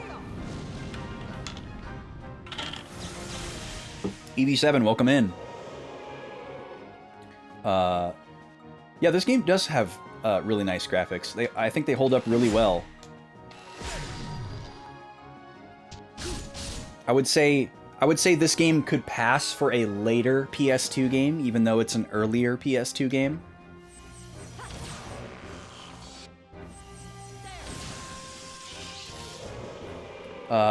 There's a very noticeable lack of like texture and lighting effects in this game, and I think that helps a lot because those were super primitive at this time. And if you go back and look at games that were going for like more realistic lighting or like detailed or high-res textures, some of them are really hard to look at. But this game leans well on like a more anime art style, where it's not like cel shaded or anything, but there's more like solid pieces of color, and you know, not too much focus on like trying to put shadows on everything, or outlines, or textures, or anything like that. Looks really good. I'm struggling to find the ether menu here. I need to heal. Trying to heal. So Ziggy's up to 700 HP now. Very cool. Cosmos is over 600. And Chaos is over 5. Yeah, the canisters were a great marketing technique too, because they would show you the commercials for the Bionicles, right? And you would see these characters. You know, they weren't just Legos; they were characters. You would see these characters like alive and like doing cool things that Legos couldn't really do, and that would kind of spark your imagination. But like in the context of the lore that they were creating, the Bionicles would like arrive on the planet in those canisters, like they were their spaceships. So like this thing that looks like the thing that you buy at the store, like crashes into the planet like a meteorite, you know, and then they crawl out of it. So it was just a really smart thing for them to do. Like it made the packaging seem significant and useful, you know. What, you weren't just like buying a box, a cardboard box with a picture of the Bionicle on it. It was a really smart marketing play. And it was cool because they wanted you to like, you know, bring it to the lunch table and play with your friends. So it was an easy way to like put the fully assembled Bionicle in its little house and then like throw it in your backpack. You know, that was extremely novel at the time. Because once a Lego set was completed, you had to just like put it on a shelf, you know, and protect it from your younger sibling or your pet or whatever, you know, and it just sat there. You couldn't take it. You couldn't take your little spaceship that you built to school and show it to your friends and like battle it with their spaceship. So there was just a lot of really cool novel stuff that was happening.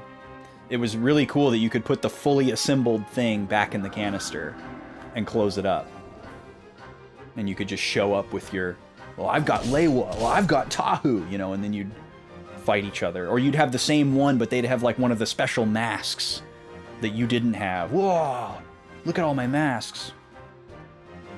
I looked up an eBay listing one time of all the Bionicle masks, and it was like $600. It was crazy.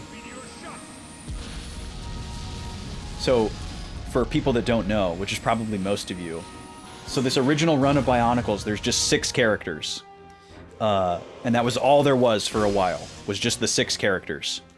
And they wear these masks that are like a separate piece that is not like super securely hooked onto their face. And that was intentionally done because you could make them kind of like fight each other, and you would usually mark victory by knocking off the other character's mask. Be like, oh, I knocked your mask off, I win, whatever. But there were alternative masks for these characters. So like each of the 6 characters has a different mask. And then they made masks such that every character's mask existed in every color of each of the Bionicles. So that made for 36 masks, right? Because you have 6 characters times 6 colors. So everybody had their own mask in their own color, but then that mask existed in each of the other 5 colors as well.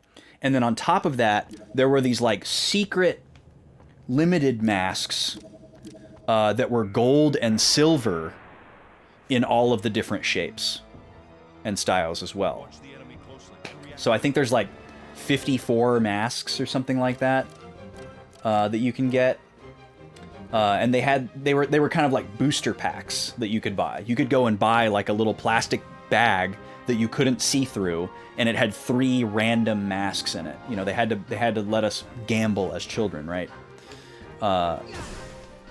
And that was the only way to get the gold and the silver ones. I guess it was probably the only way to get the other colorful ones too. They were just more plentiful. But yeah, the completed set of original Toamata masks is not cheap.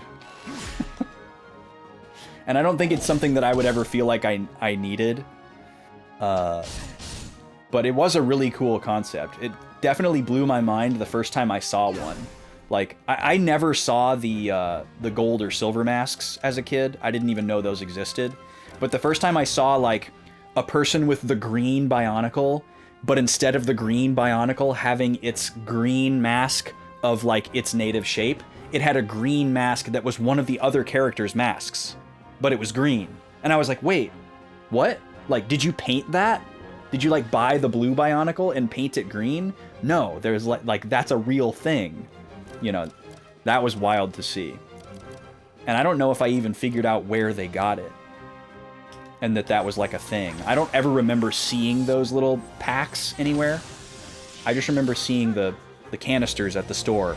Because I only owned one. I only owned one Bionicle as a kid. Once I got one, I wasn't getting another one, you know. They were only like $7 back in the day, which is wild to think about too. But, you know, I didn't have like an allowance as a kid or anything. So I didn't have a even though it was only $7, I didn't have a way to make $7. You know, like I did my chores like a good little boy, but I didn't earn money for doing those chores. I was just expected to do them. So unless I got like birthday money or something, you know, Christmas money maybe, I had to ask for it. Like for most things. And I only ever had one. I had the black Bionicle as a kid. I had Onua, the claw guy. And I don't even think I got to pick him out. I think I just like told my mom that I wanted them, and I would always point at them in the store, and then I think she just like brought one home one day, and I didn't get to pick it out. I honestly don't know who I would have picked as a kid either. I liked all of them, and I wanted all of them, and I waffled back and forth on like who was my favorite. So I feel like it would have been like a tattoo quandary. Like I would have been like, I want that one. That one's my favorite, impulsively. And then like an hour later been like, oh, I should have got the red one, you know? You know? But then I was just stuck with whichever one forever. I probably would have picked the red one or the white one because they had swords, and I was definitely a sword kid. I still kind of am a sword kid. Okay, Chaos is hit level 18. I'm going to sub him out. Let's see, I have to go to formation to do this. And then we're going to bring in Shion for a little bit until Cosmos and Ziggy get to level 18.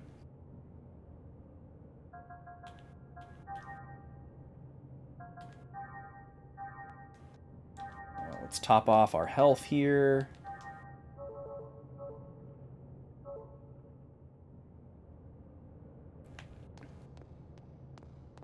Yeah, Pokemon boosters were definitely something that I spent my money on as a kid. We would, one of my most prescient and fond memories was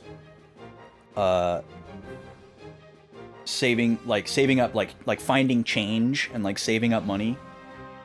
Oh, I did the wrong thing. I need to do square.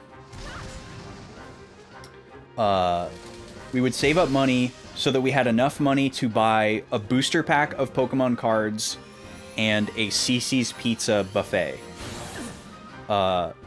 which was less than $10 total. Pokemon booster packs were $3.29 at Blockbuster, and then 2 doors down from the Blockbuster was the Cece's Pizza, which was all you can eat for $2.99. So we would save up until we had enough for 1 pack of cards and a pizza buffet, and then we would walk from our neighborhood houses to the shopping center, which was not very far. It was like maybe a 10-minute walk, in a group, and we would go in the Blockbuster, and we would each buy our booster pack of Pokemon cards, and then we would go to the Cece's and buy the buffet and get a bunch of pizza and eat it. Maybe we had some change left over for the arcade, and we would open our Pokemon cards with our greasy pizza fingers. And we were living.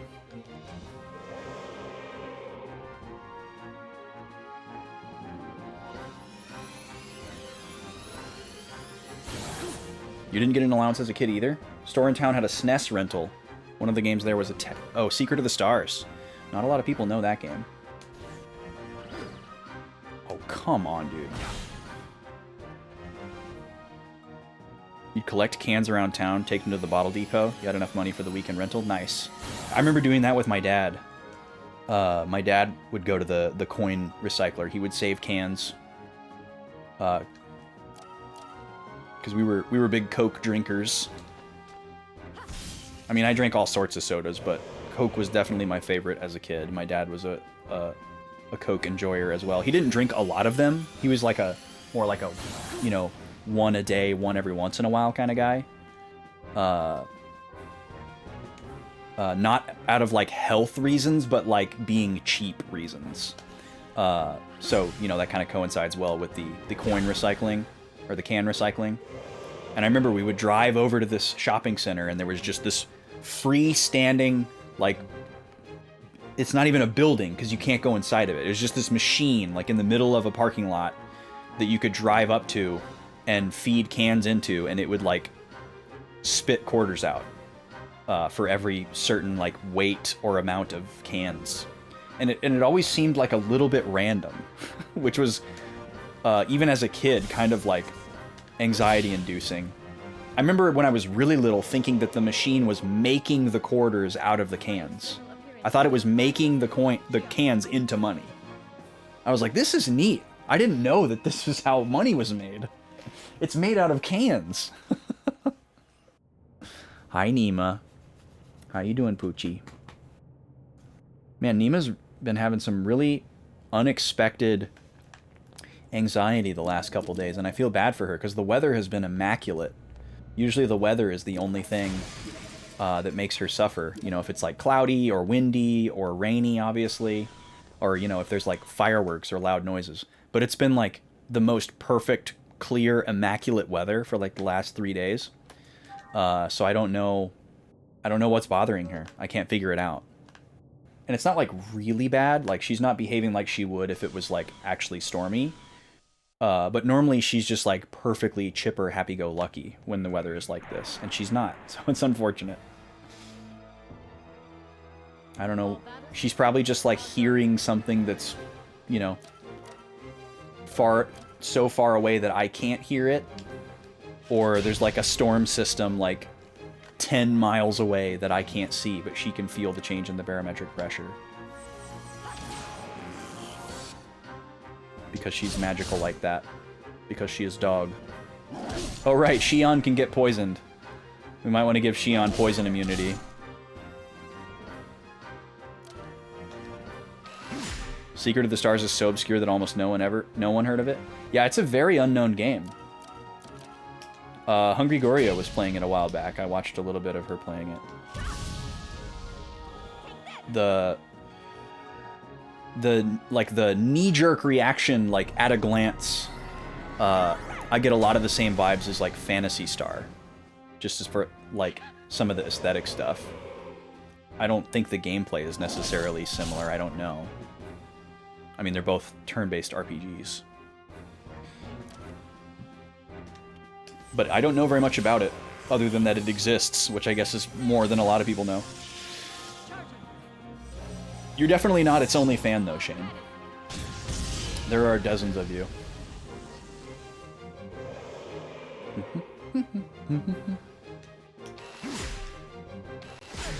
I didn't need to do the meteor shot.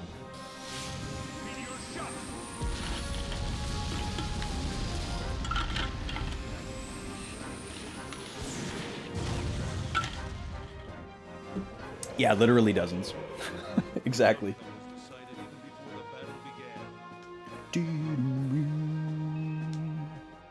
Alright, how close are we getting here? Okay, we're getting 206, about, yeah, 200 to 300 per encounter. Okay, yeah, we're not far away from level 18 at all. We'll definitely get there soon. A couple more rounds of this. which feels like about a good point because we'll start to be getting to a point where okay, let me see if I can get this right this time. So I want you to come after me, and then I want to hit you with that. Oh, dang it. It's actually very difficult to do. Feels like it was made with a checklist of what not to do in an RPG. That's an interesting elevator pitch. You could definitely interest some people with that.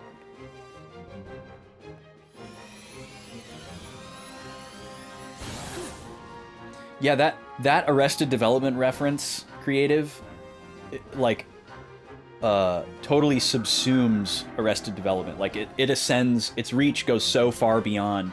Like, that's one of those things where, like, people make that reference and, like, rework that phrasing for their own jokes without even realizing that it's from Arrested Development. I definitely heard that meme used before I ever saw Arrested Development.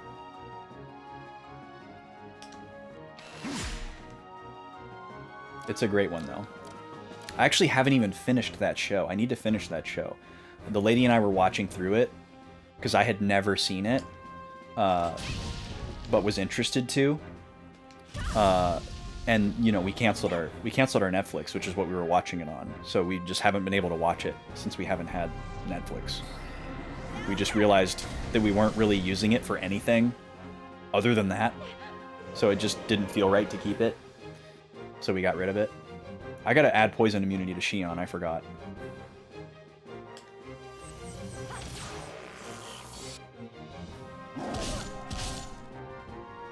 These guys are so intense.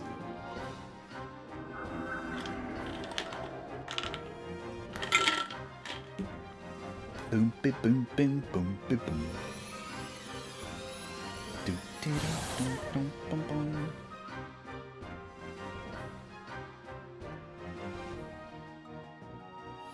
Da, da, da, da, da, doo.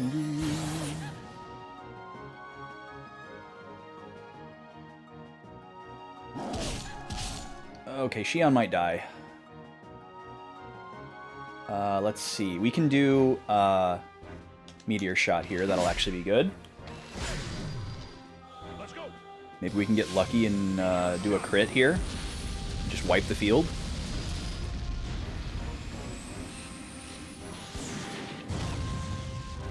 We did get the crit, but we didn't wipe the field.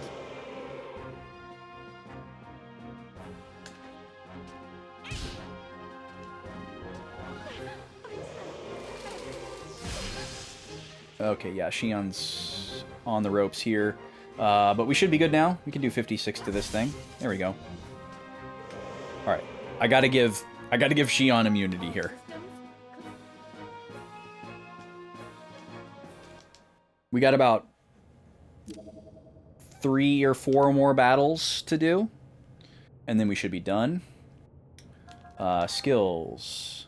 Xion. Extract. Snake Hunter. Okay. Set. Poison Guard. There we go. And then we need to top up.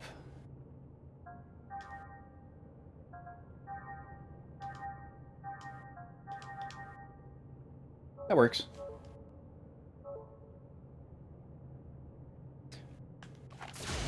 This is also an interesting situation to be in this game because I feel like we're still early enough where, like, a lot of things are more difficult than they will be later.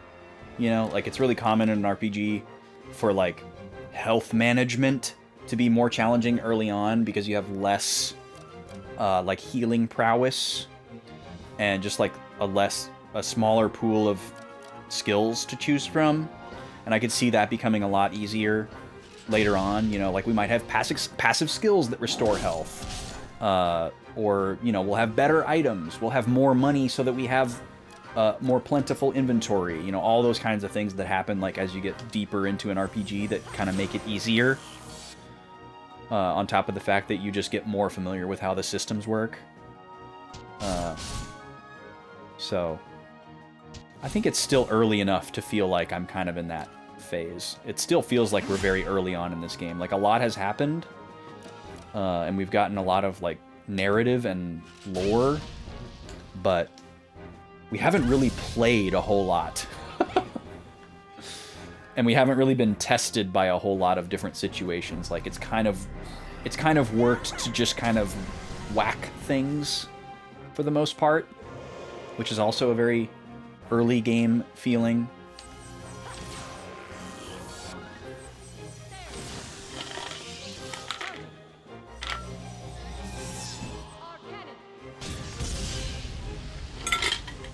Okay, that's the last of the coffee there. No more caffeine for me today. I think the second drink was a good decision, but I definitely don't need any more.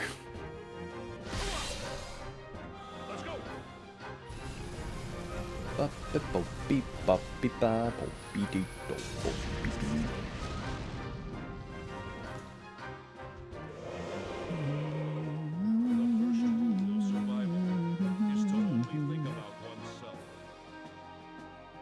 He loves moving his arm sword around, doesn't he? What are we going to do with all these hemlocks? Okay, we're about 800 away. So yeah, we should be able to hit that in about three or four battles, depending on the variance between each encounter. Target locked on. Commencing combat. Okay, square for you.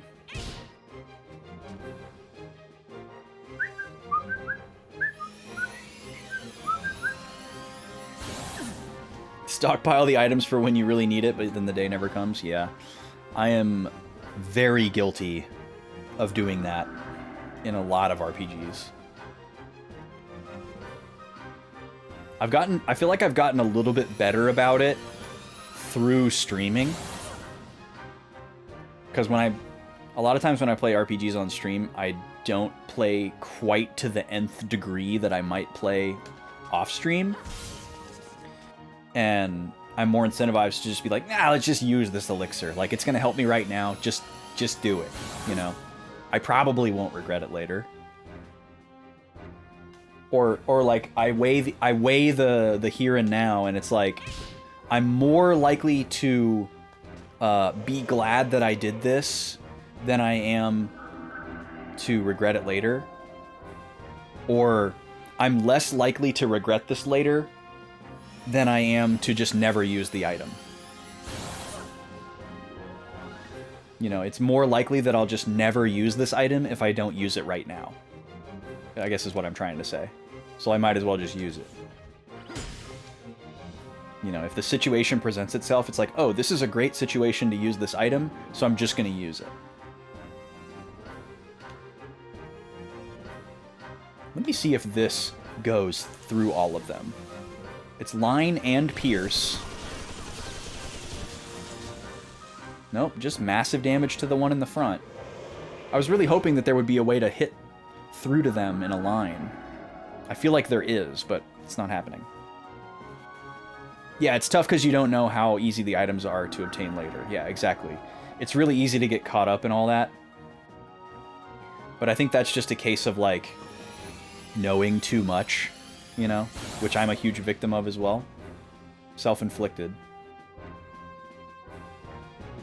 Just being, like, overly analytical. Like, if you were just a little bit more ignorant and aloof and you just played the game, you would probably have a better time. But I struggle with that really bad.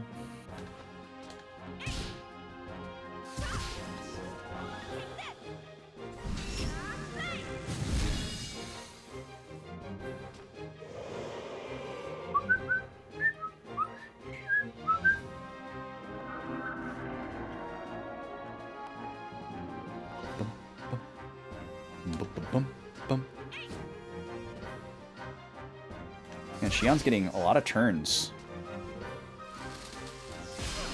How did that happen? Maybe it was just because... Well, no, she's... Yeah, that's 3 in a row. Is her speed just, like, really high or something? I know Ziggy's asleep, but Cosmos is right there.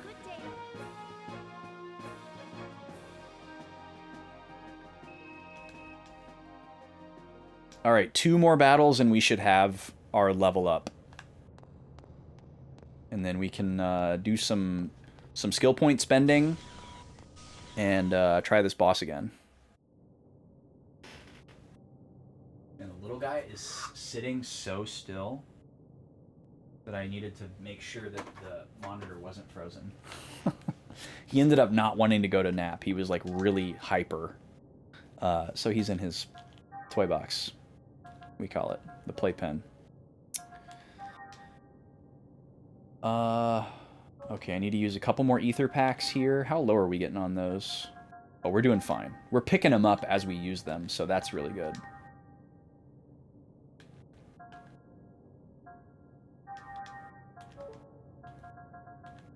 I don't know if we've been picking up any med kits though, but we've been picking up a lot of ether packs because holy crap, look at that. That's excellent.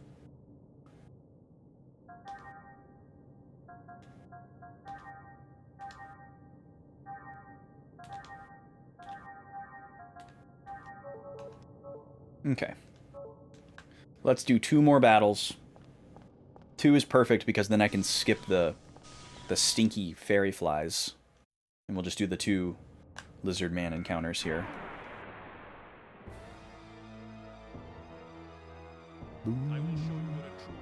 Oh, we're about to get hit with an ad.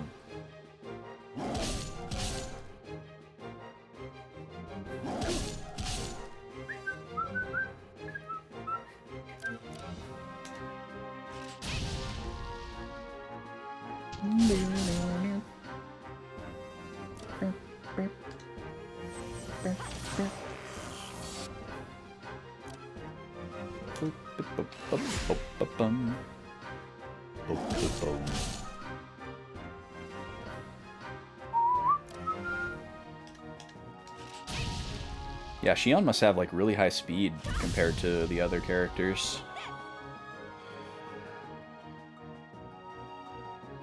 I should look at what her speed stat is compared to everyone else and see how much of a point difference it is. Chaos seems to be a pretty quick character too, so maybe I can get a sense of like how meaningful a certain number of points in a given stat might be. All right, I'll be back in about 3 minutes, folks.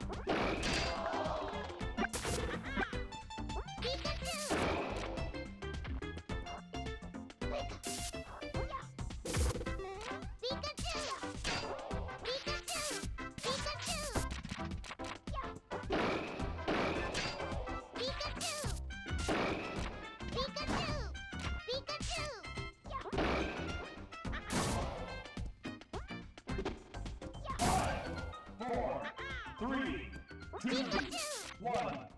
Time up.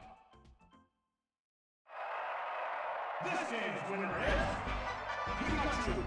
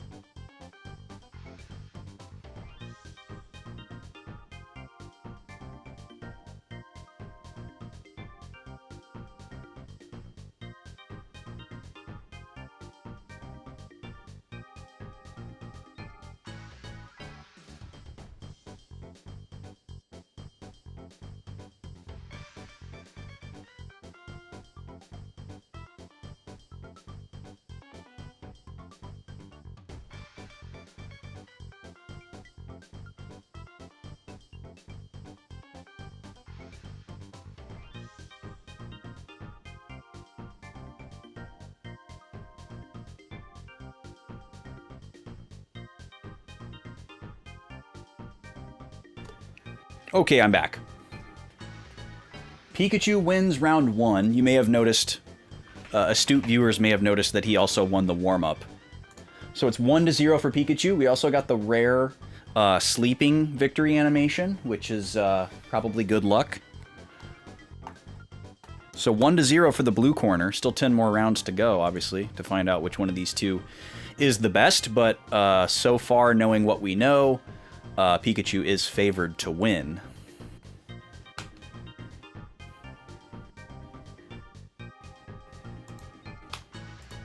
All right.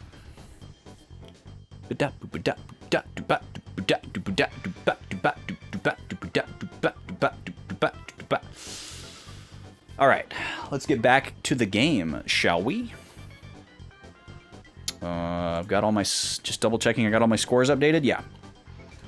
There we go. All right, back to the grind. We're almost done with this grind here. Let's see, where are we at here? Cosmos has got a full load ready to go here.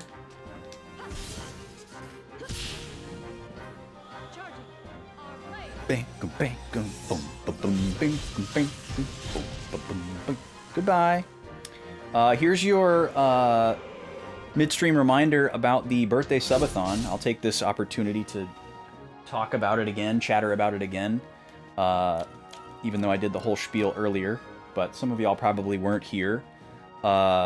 So next week, we have a jumbled schedule starting. I'm only streaming Tuesday next week. No Thursday, Friday stream next week, so there will be no Xenosaga.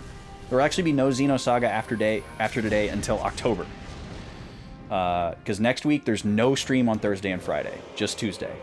And then the week after that, it flips. There's no stream on Tuesday, but I'll be back streaming on Thursday and Friday. And that Thursday and Friday that I come back from the brief break will be the birthday subathon. So that's the 25th and the 26th of September. I will be celebrating my birthday. I will be taking advantage of the September Twitch promotions where gift subs are heavily discounted. They're discounted right now as well. They usually do some kind of additional incentive or bonus for the last weekend. So that'll overlap with that subathon, hopefully. But even if it doesn't, it's still a pretty steep discount right now. It's like 25 or 30%, depending on how many you buy, I think. Maybe it's dependent on the channel. I don't know. But that's what's going to be going on. We're going to be doing a 11-game shuffler of every mainline Mario Party game. So the first 10 plus Super Mario Party on Switch. I don't own Jamboree, and I'm not including Superstars, because it's just like games from other Mario Party games made into a new one. So we're going to have 11 different games. We're going to start off the stream by rolling a 12-sided die to determine which game that we start with. A 12 is a reroll, 11 is Super Mario Party, and then 10 to 1 is just that number Mario Party. I'm gonna be playing all of them physically on hardware, so it's not a true shuffler like an emulator. We're gonna be playing physical media for all of them, because that's on brand for me. But that's also gonna coincide with the meta game that you're all gonna be playing by subbing. Because I'm gonna be playing against easy CPUs, trying to win as many parties as possible, and y'all are gonna be trying to stop me from winning. You're going to be trying to make me lose as many parties as possible. And the way that you're going to do that is you're going to add modifiers to the minigames with subs that are going to hamper my ability to play and make it harder for me to win against the CPUs. And then you're also going to be able to shuffle from one game to the next, which will stop me from being able to finish that game. And shuffling also can potentially cause me to instantly lose a game if we shuffle to a system where I have a different game running. So if we start with an N64 Mario Party and then shuffle to a GameCube Mario Party, and then the next shuffle is to a different N64 Mario Party and not the same one that we played before, I've got to power down the 64 and switch cartridges. So I immediately lose whatever party was going there. So you're going to be rooting for that. I'm going to be rooting against that, trying to do whatever I can to win. All the subs are going to get tallied up. If we reach 100 across the 2 days, I will do an additional third stream the following Sunday, the 28th. And that will be a vanilla Ocarina of Time playthrough. I would try to beat the game in like 8 hours, but I wouldn't push myself to finish the game if it was going to take me considerably longer than 8 hours, or if I was like feeling tired and didn't feel physically up to streaming 8 hours. But I would hope to stream 8 hours that day, no matter what, even if I don't finish the game. Or if we're really, really cruising and raring to go, and I'm close to finishing the game, maybe I stream 9 or whatever. We'll see. But that's the incentive to get to 100. Also, every 25 subs, we will unlock a sub-goal bonus stream with the lady. So the lady and I, we come out and we stream together on Sundays, if the sub-goal is met under normal circumstances, where we continue our active point-and-click first playthrough, which is currently Grim Fandango. But we only do it every 25 subs that come through, which, isn't all the time, and that's fine. We don't really have the capacity to stream every week because we just have a lot going on. So that's kind of why it's behind a pay barrier. But as an extra incentive for the subathon, we can unlock a whole bunch of those into the future. So basically, if we hit that 100 goal, divide that by 25, that's 4 sub-goal streams that will also be unlocked for like the 4 subsequent Sundays. And if we manage to get to 200 subs accumulated across the full 3-day event, then that will unlock a super special secret on-stream surprise that would happen at a later date that I will announce to you all if it gets met. But that's going to remain secret. And then that would also be 8 point-and-click streams, which would be huge. That ended up happening last year. I usually do a birthday subathon because my birthday's in September and Twitch always does the discounted sub thing in September, so it just works. I will say this year it will definitely be more impactful to me than it ever has been before because I do not have a day-to-day income anymore. I am a stay-at-home dad, and I'm not like, you know, in dire straits or destitute or anything, but it definitely means a lot more, let's just say, when the Twitch revenue comes in every month than it ever has before. So you can, I guess, feel more wholesome supporting me if that's an incentive for you, knowing that. And also, shoot, what was I thinking? Completely lost my train of thought. I was thinking about Xenosaga button combinations. Well, maybe I'll come back to it. Anyway, that's happening 2 weeks from now, and I'm very excited about it, and I hope you are too. If you're not able to support financially, that's totally not a big deal.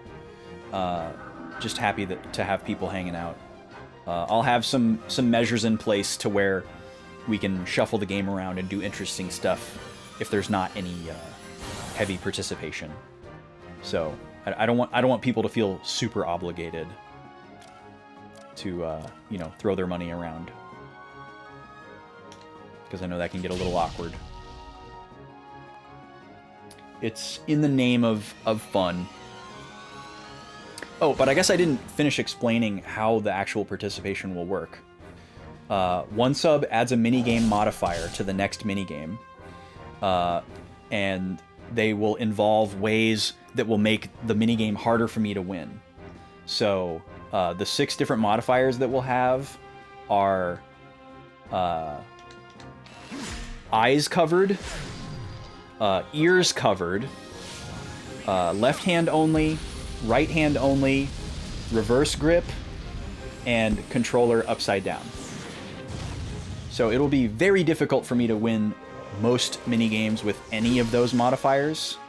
I think the one that I will be praying for most of the time will be ears covered, because that's probably the easiest one to deal with, or maybe right hand only. I think I could win a lot of minigames right hand only. But there's some interesting variation depending on what the minigame is. So I think we'll get a lot of fun scenarios there, potentially. I'm going to have a controller cam as well. So in front of me, I'll have a table, and the camera that I normally use for notes is going to be swung around, and you'll be able to have a nice overhead view of my hands while I do the funny grip styles or one hand only or whatever. So you can get some extra entertainment value there, and just for my accountability as well, so that you know that I'm actually doing it. That'll be fun. And then anything over 5 subs will actually shuffle the game randomly to another game. So I'll roll that 12-sided die again. There's level 18, we did it! We'll roll that 12-sided die again, and we'll move to the next game, and we'll keep doing that every time. So even if it's only been like 2 minutes, if somebody throws in another 5-pack, we're shuffling every time. No exceptions. You can also direct the shuffle if you're feeling so bold and generous as to do 10 subs, or a Ko-fi commission, or just like a direct dono of equal value. The full rules are in the Discord announcements. I know this is kind of a lot to just like say out loud with no visual reference or anything. So if you're in the Discord server, just go to the announcements channel.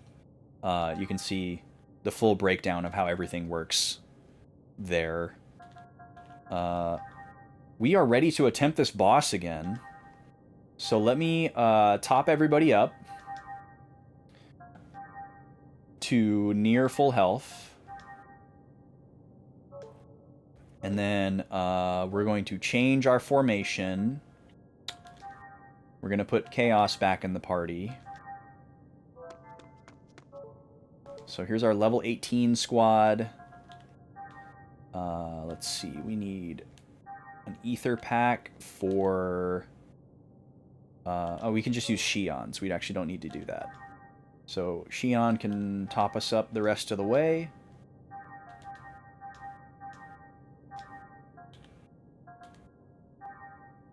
There we go. And then we'll use a couple of med kits to get to max. There we go. And I'm not super worried about Ziggy's one missing ether point or Cosmos' EP. I don't think I'm going to be using any of Cosmos' ether. And since the main thing we're going to be using with Chaos is a multiple of 6, I don't really see the need to restore that either. I don't know. I guess I might as well just do it. We have a lot of ether packs for peace of mind. All right, so everybody's at max everything. Now let's drop a fresh save here with full health, but before we spend our points on skills, stats, whatever. Because we may decide that we want to do this a little bit of a different way. We're going to save this in the same slot that we did before. So this will be slot 40 again. And then we're going to call this post level 18 grind pre point spend. Okay. Now, let's take a look at what we're working with here. We should have a bunch of options. Let's go to the ether menu first. We have quite a few points. So we can shop around and see what some of these skills are. Ether Shift A and Ether Shift B. Focus Ether Defense, Focus Ether Attack. Okay, interesting. I'm assuming it makes those stats stronger. I'm assuming that's what it means by focus. Let's see what this evolves into. Charge X. HP and EP recovery times 2. He can only use it on himself. Does that mean... that could mean a couple of different things. That could mean that he receives double the amount of recovery from, like, other people's spells and items for a certain amount of time. I feel like that's what that most likely means. It could also mean that just the HP and EP recovery that he uses receives double potency, and maybe that double potency could be used on someone else. That's another option. I guess it's probably not possible that this just immediately heals your HP or EP. I think it just allows me to... Also, we can see that that's like the end of the skill tree right there. At least as we know it right now. So that's kind of surprising. Okay. Let's take a look at what's available to Chaos. Purifying Storm, all allies. Clear all status changes. Okay, well this might be something that we use for this fight. That sounds great. There's a lot of status effects in this fight that we don't have protection from with accessories. What are these other attack spells? Flame Wings and Lightning Wings. Okay, pretty straightforward. So just more ether attacks of the other elements. I don't perceive these bosses to have any elemental affinities, but they might under the hood somewhere. I think I'm just going to immediately take this AoE status removal spell. That's massively useful. So we're just gonna immediately add that to the arsenal. I think there's no question there. What is available to Cosmos? Down ether one enemy, but it's only for beam and gun enemies. HP divided by 4 damage on beam and gun enemies. Wow. That's a really weird attack. Occasionally instant KO. Okay, but otherwise it's HP divided by 4, which is still pretty good damage if she's at full health, for at least where we are right now. So it bypasses their defense stat, which is pretty interesting. We haven't seen anything like that yet. But I wish there was an easier to tell an enemy's type, you know? Like, it's really hard for me to tell who is a beam type or a gun type enemy. It's not super obvious. Alright, what about down force? What do you evolve into? Oh, we don't have enough points for that one. Okay. Alright. We might come back to Ziggy or Cosmos' skills, or ethers there. Let's move on to tech attacks for now. So, tech points are the really scary one, because we can level up our existing attacks, or we can level up our stats. And I don't feel like I can tell that one is a empirically better use of these points than the other. So I think it's just something where we have to just decide what we want to do.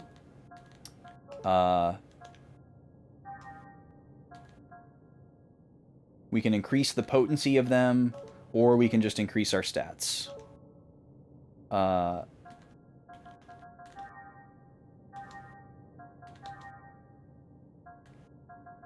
So let's see here. We could try to keep focusing on our ether defense. So we could max out Ziggy's ether defense, at least for his current level. I'm sure it's not the max, because that, you know, those goalposts keep moving. I feel like this should reduce the damage of the AoE attack that the boss's companions use. So this would be like the most important thing to focus on. Let me take a look at everybody's agility really quick.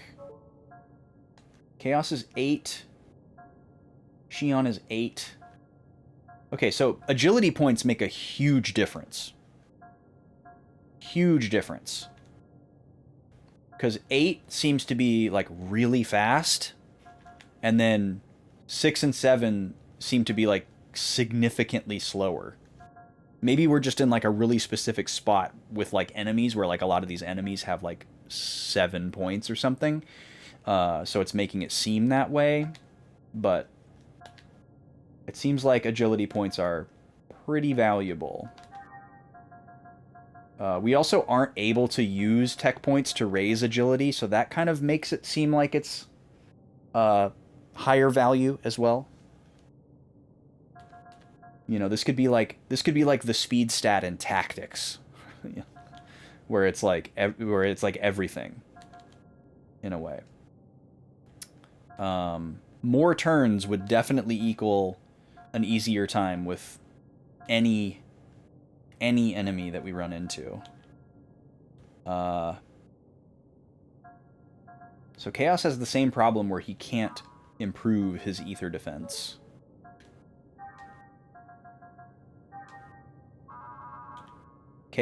Cosmos can max out ether defense with just one upgrade. And then we'd be able to choose, you know, HP or vitality after that.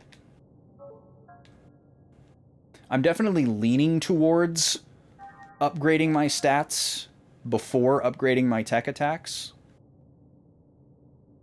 But I am certainly still conflicted. Yeah, Ziggy's ether defense is a lot lower than Chaos and Cosmos. So is his vitality. So he tends to take more damage from stuff.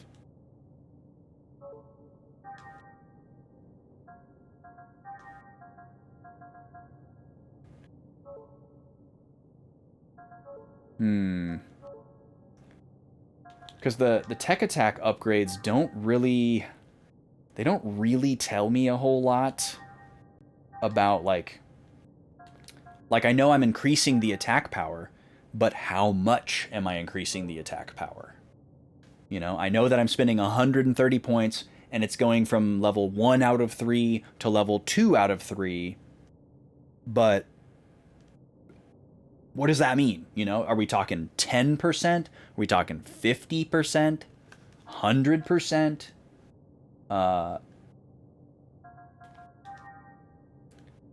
It also seems like improving the weight might be a great thing to do for everybody, because it's like really low cost, and it might help us get more turns. We've actually already done that with Cosmos's R Cannon.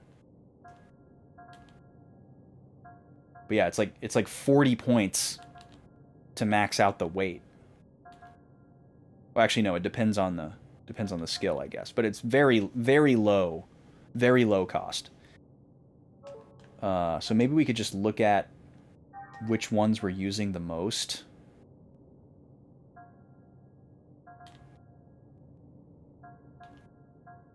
With each character. And speed them up. Yeah, see, Meteor Shot, it takes a lot to make it faster, because I guess it's an AoE.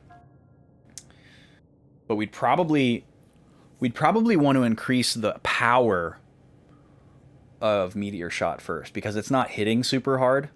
This one I'd be more inclined to go for the power over the speed. Fun and agonizing watching me figure this all out. Yeah, I mean, I'm living it too, so thanks for being along for the ride. Yeah, I wish I could just like hit select, you know, and it would just like tell me what I want to know.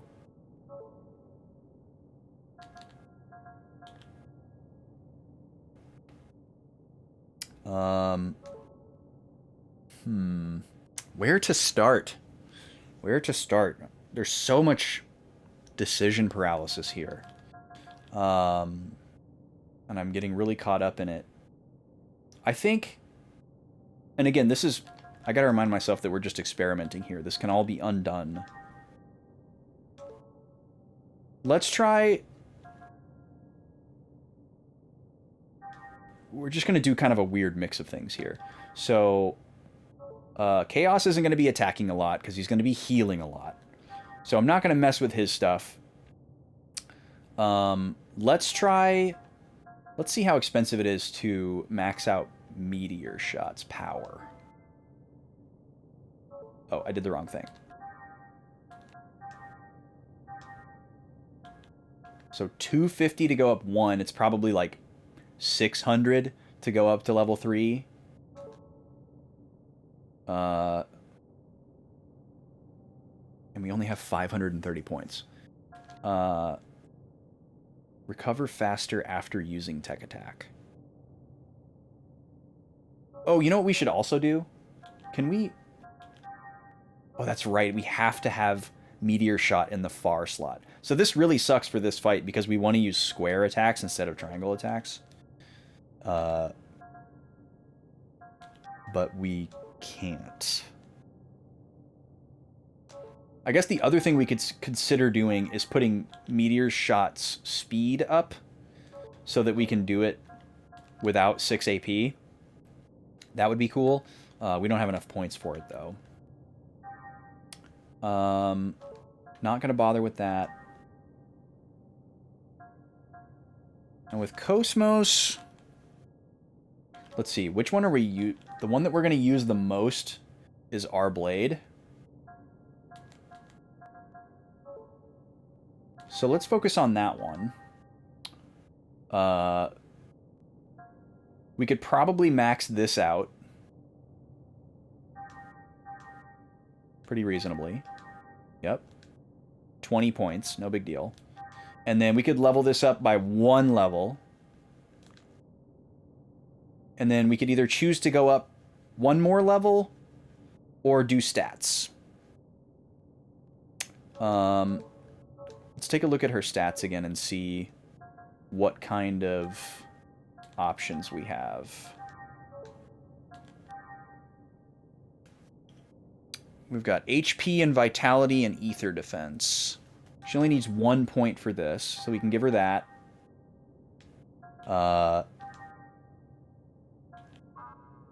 She can max out Vitality if we want. Got a lot of room on HP, but we can't go very far with that. The HP one is really hard to justify, because it's only 10 points of upgrade, and it costs a lot. So it kind of feels like that one is the last one to go for. You know, theoretically, increasing my vitality makes me take less HP damage and makes my current HP value more valuable. So I'd be inclined to do this. So we could try to upgrade this and then see... let's see, we would have 285 points left after that. And that would still be enough to upgrade the power of our blade. So let's try that. Let's try that. We will max out Cosmos' vitality. And then we will upgrade her R-Blade attack power. There we go. And it looks like it can go above level 3. We just can't afford it. So maybe 3 isn't the max level. Or maybe it only is for some. I don't know why I had that in my mind. I don't think we've upgraded anything to level 3. So I don't know where I got that from. Maybe I'm just assuming because there's 3 steps for the weight one. But that one ticks down rather than up, so. Okay. Now, let's just keep working on Cosmos until we feel like Cosmos is done. Let's look at her accessories. Nobody in this battle is inflicting ether attack down. So we don't need this. We already have immunity to slow and poison. So we could go for extra dexterity, extra evade, extra defense, extra ether attack, extra agility. I'm going to put this extra agility on Ziggy because he's the slowest character. So for her, I think I'd rather go for ether attack to like go all in on... yeah, and she already is getting the defense boost from the fire coat. She's getting a +2 from this. We're not taking fire damage in this fight, so I'm just thinking of this as a defense +2. So I'd definitely rather have 2 stats boosted than 1 boosted. I don't even know if physical defense is doing a whole lot for me in this fight. Okay, Cosmos is ready for battle. Let's look at Chaos here. We can't improve his ether points. We could try to improve his ether attack and make the assumption that this is going to make his healing more potent. That is an option. Or I guess I could go for vitality to give him more longevity. Because he has quite a lot of room to grow there. We could max out. And I said I didn't want to use anything on his tech attacks because he's not going to be attacking much. So I'm not going to go for his strength. So the question, I guess, becomes, do we want to do vitality or ether attack? We have the option to max out both. I feel like this is probably better because it might increase the potency of his healing, and we can find that out. And then if we do get a chance to attack with him, obviously we benefit from that as well. Vitality just would give us a little bit more longevity, which is good. But hard and fast is more my style these days when it comes to stuff like this. You know, glass cannon, that sort of thing. So let's try this. We'll go all in on the ether attack there. Burn up all his points. And then let's look at Chaos's accessories. What do we got right now? We have defense +4, and then we don't need this ether attack down thing right now. So we could give him a defense +2. We could give him dexterity. We could give him evade. We're going to give the agility to Ziggy. So do we give him more defense, or do we give him dexterity or evade? Let's do dexterity. He was missing a lot. And then over to Ziggy. Ziggy's got defense +2 and defense +2. So we'll take one of these off, and let's give him the agility thing, the white ring. I think that'll be worth it, based on what we've seen so far. And then let's take a look at tech points here. So we could max out his ether defense, and he would still have 224 points left. And then with that 224 points, we could try to speed up Meteor Shot. I don't know. It's almost better to go for Cyber Kick in this fight, because I feel like by the time we get to the point where we're doing a Meteor Shot, like we would need Meteor Shot would need to be more powerful before it would need to be faster. It only does like 50 damage, and these ads have 1,000 HP. So we're better off just going for Cyber Kick, I think. Maybe I'll reverse this and I'll go full speed on this thing, and then like 1 attack boost.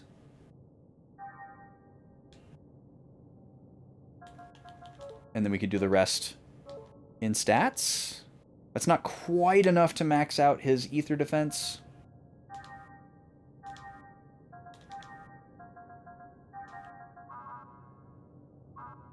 Oh, yes, it is. That's just enough. All right, cool. That's going to be our experiment then. We'll max out his ether defense. We powered up the combo that we plan to use. We've touched up everybody's accessories. Let me make sure that I have the button combinations right. Okay, so square square is what we want. And then if Chaos gets a chance to attack, we'll use square square. Can I speed up his angel wings? Yes, I can. And I can do it again. Perfect. So that'll speed up the attack of his that we will use if we can. But he's probably going to be healing or using the status removal thing most of the time. And then we already improved our blade. Okay, so now we're going to do a new separate save. Do we need to top off at all? We already did that, right? Yeah, everything's topped up. We'll go ahead and sort our items. I think they're auto sort. All right, we're going to drop a fresh save here.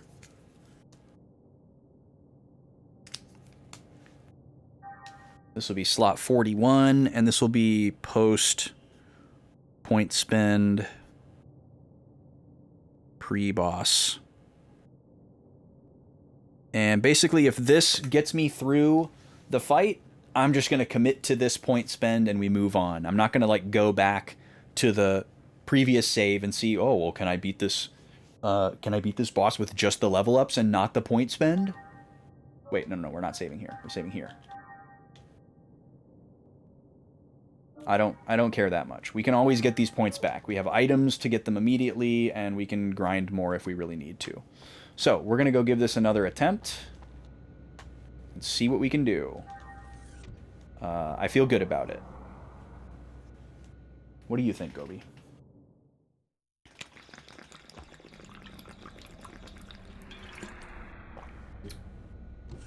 Water's good.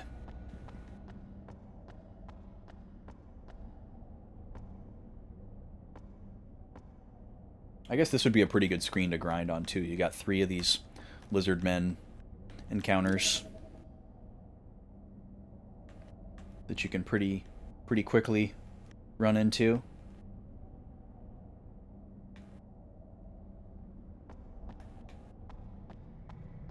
Just by going counterclockwise.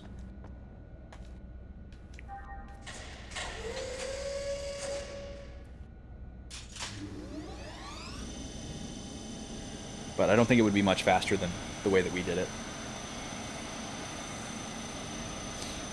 Okay. Got my wires crossed here. Literally, not in a metaphorical sense. I feel pretty confident that we'll win this fight. I'm just curious if we will, like, smash this fight and be like, oh, whoops, we grinded too much. Or if it'll feel like, oh, okay, this is what the game wanted me to do. We're caught up. Or who knows, maybe we barely make it by.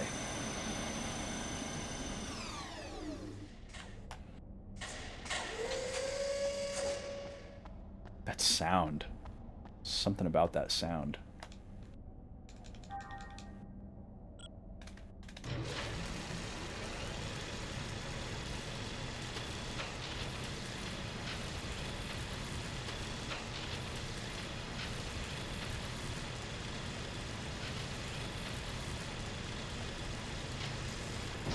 There we go. That takes a minute. Alright, we skip our cutscenes.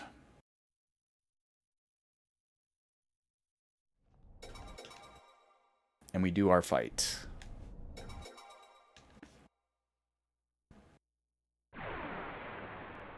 It's cool how the pause text gets included in the screen warp effect. Okay. So,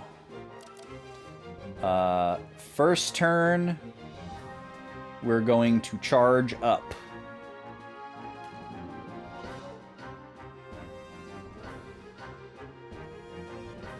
So just a square attack on you. Nice crit. Here comes our best friend, the AoE.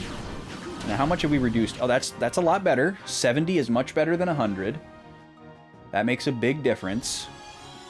That means we can almost... Oh, but that doesn't help at all. That means we can almost mitigate... If we don't get crit, I should say, we can almost mitigate the 2 AoEs with an AoE heal. But not if we get crit like that.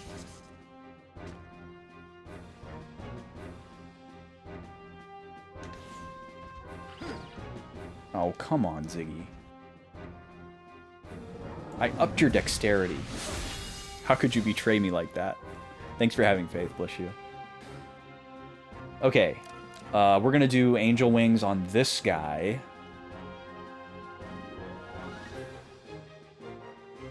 Right? No, no, no. We're just gonna focus up.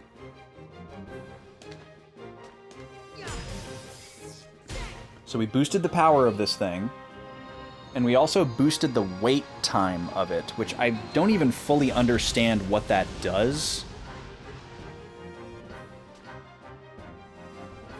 But maybe there's a hidden metric where whatever tech attack you use affects how long it takes before your next turn comes. Alright, we've been hit with 4 of these already. That's nuts.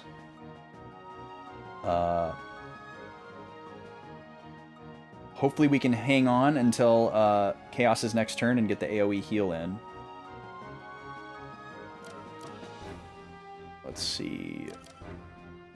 Doop, doop, doop, doop. Punch. Our blade. Sorry, I was looking at Ziggy. Thinking like, why does Ziggy only have 2 AP? Alright, so that's huge. We got 1 gargoyle gone already. Or, sorry, 1 Odagogue. Gargoyle is the big guy. And then we're going to go for the cyber kick here. We powered this up as well. Nice crit.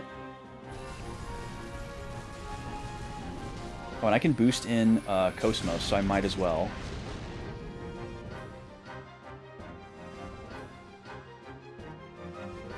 Start getting her ready for the next thing a little bit sooner. Alright, so he doesn't get the power up from losing the servant until his next turn. It doesn't happen as soon as the thing dies. That's kind of an interesting way to play around that. Especially in a speedrun scenario, I'm sure. Okay, now we can do our AoE heal. Let's see if it does more. Yeah, almost up to 150. That's nice. So we've basically made the W item mid-heal obsolete with that.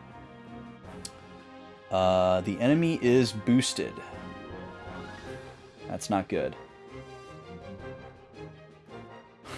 You know, I forgot to say something about it earlier, but when Sky pointed out what Cosmos's circle ability is called here. It raised a concern that I hadn't realized before.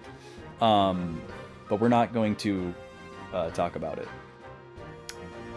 Let's hit this thing really hard. It should die. Charging. Our blade. Yeah, this thing's definitely dead. Because we got the high crit thing right now. That was beautiful. That was like 700 damage. Alright, so you're going to power up again. Which, that's kind of interesting too. Like, we timed that kill. We timed that kill so that he kind of like wasted his turn. Which is very interesting. Okay, Chaos should get a turn right after this, so yeah, gonna bank on that. Time for another healing dew. Yeah, I'm gonna go ahead and assume that the devs were innocently ignorant and that was not on purpose.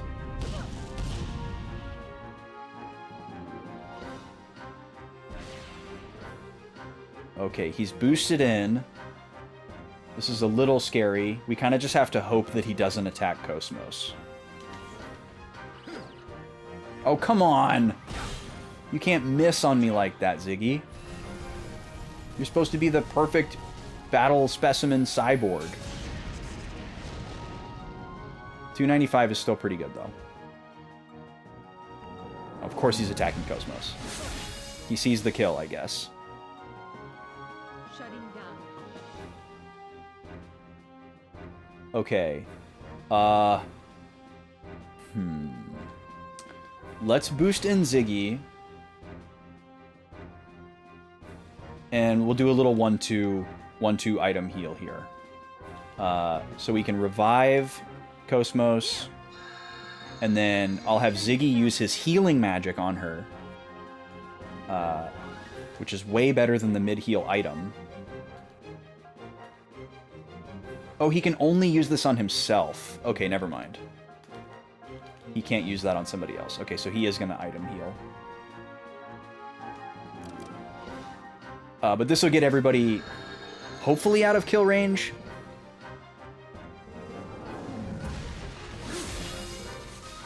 Okay, that's good. Good target choice. Oh, but he's doubling up now. This might kill her. Okay, good. She's alive. Okay, now... healing dew. The lady's home.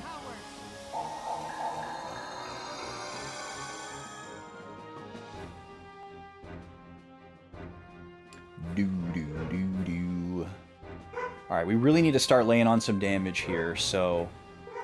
I'm hoping that Cosmos will live long enough that I can remove her status with our new magic here.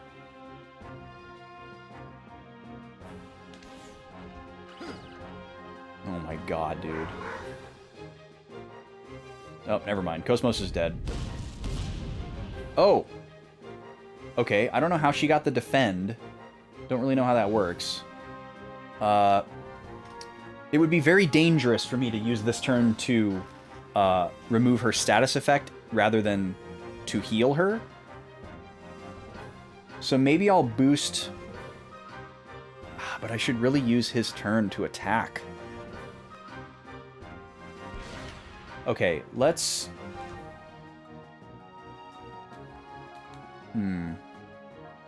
Let's think about this. I could just item heal Cosmos.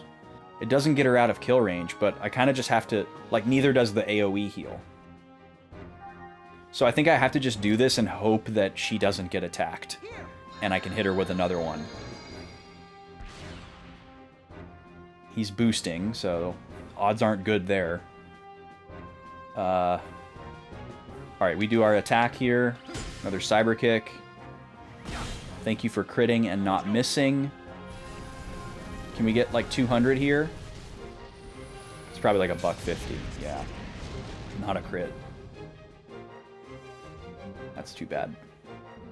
Okay, not Cosmos. Okay, good. And then are you doing 2 in a row? You're not. Okay. Definitely need to attack with Cosmos here. And just keep playing the odds. Because this is like a really good opportunity for damage. So we're going to take it. This is our upgraded attack. Come on, give me like a 400, Cosmos. Give us a crit for like 400. Okay, that was very close to what I asked for. Thank you. And then I can boost her in after this, but she might be dead. Oh, the dodge! That's huge. Really huge. Okay, Chaos should get to go after this. I think what I'm going to do here with her is have her use a mid-heal, and then we'll also do the AoE heal with Chaos's turn. Just to really be on top of HP.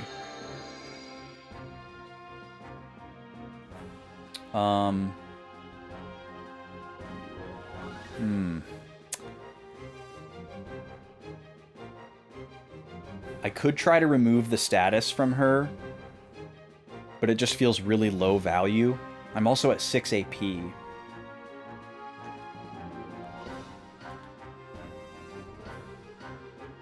Which makes me think I should, like, use a W item to conserve ether.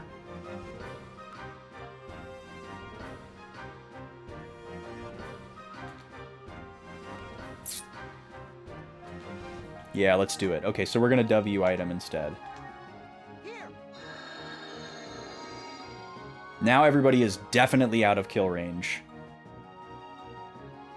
But we're not really ready to go on the attack yet. So we gotta get set up again here.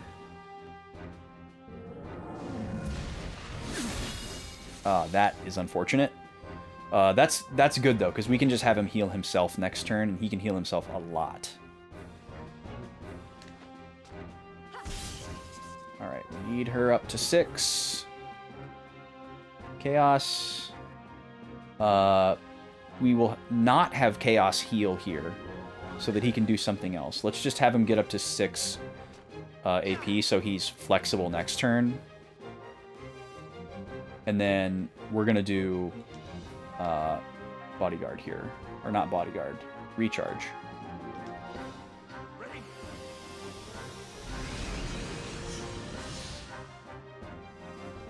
Beautiful.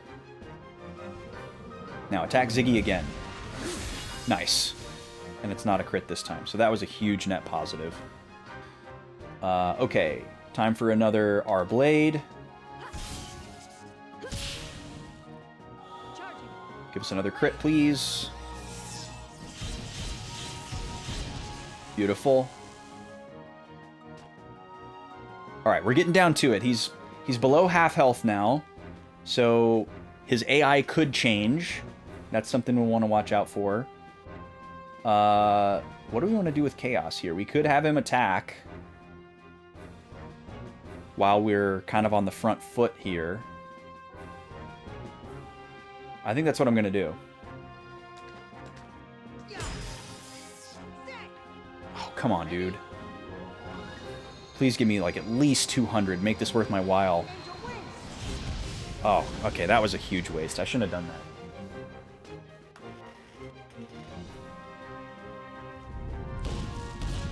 Okay, good defend. Very nice. Okay, we're going attack here. Man, how is this guy dodging so much?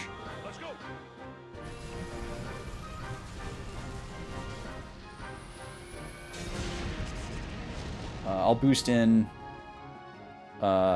here with Chaos. Just to get him back up to 6 AP.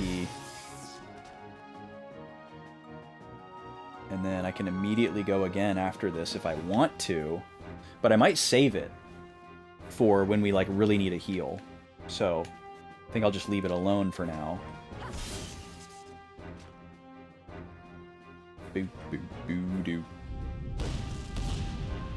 Okay, beautiful. Really great that she survived that.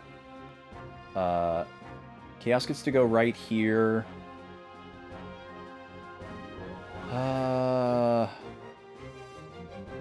The AoE heal is kind of low value here because Chaos is at max.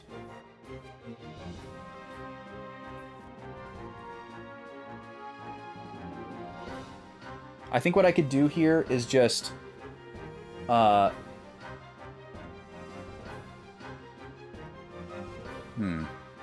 a lot of things I could do here, actually.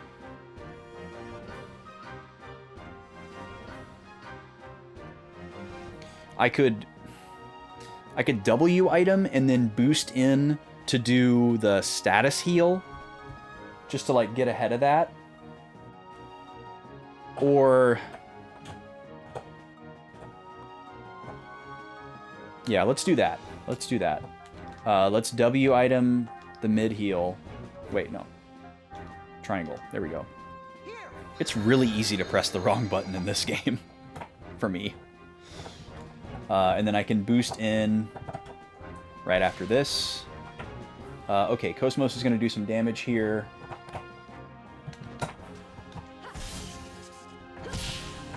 We've got the high critical. Can we hit 400? Another 330, 340. All right, we're getting down to it here. A couple more big hits, and this guy is out of here. All right, now we're going to do the status heal. Hopefully he doesn't immediately inflict it on me again. Actually, as a matter of fact, I'll boost in... Oh, we're in an ad. Okay, I'll be right back, guys. Sorry, I forgot we were going to get hit with one at 430. Since we're about to win this fight, I don't want y'all to miss it. Free for all. 3, 2, 1, go!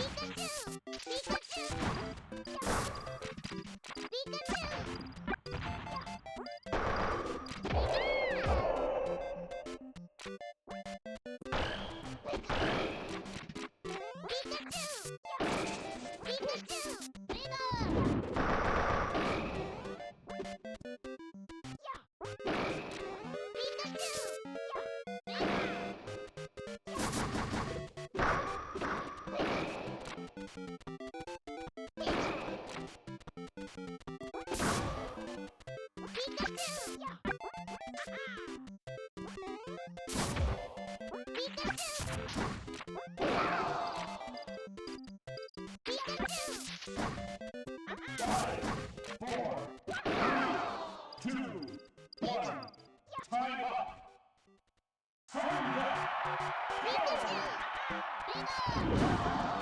Game set. This game's winner is Pikachu.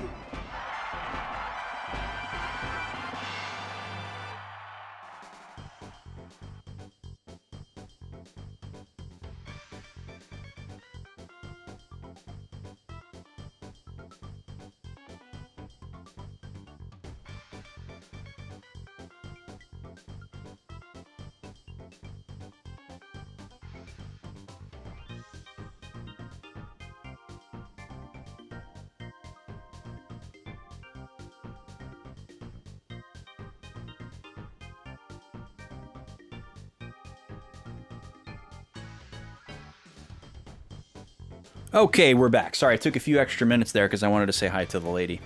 She's home a little early. That's 2-1 for Pikachu. We got the regular victory screen this time. Let's get those scores updated.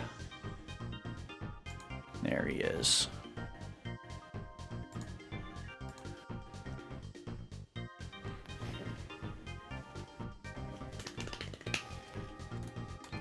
Bum, bum, bow. All right, and we're back. Sorry, the ad just kind of pounced upon us suddenly there, but I didn't do any battling after the ad started, just in case anyone was worried about that. We're in the same spot as whenever you got hit with the smash or the ads. Where are we at here? Okay, it's Cosmos' turn. Ziggy's gonna go right after. We are charging up for attacks. Cosmos got the status removed.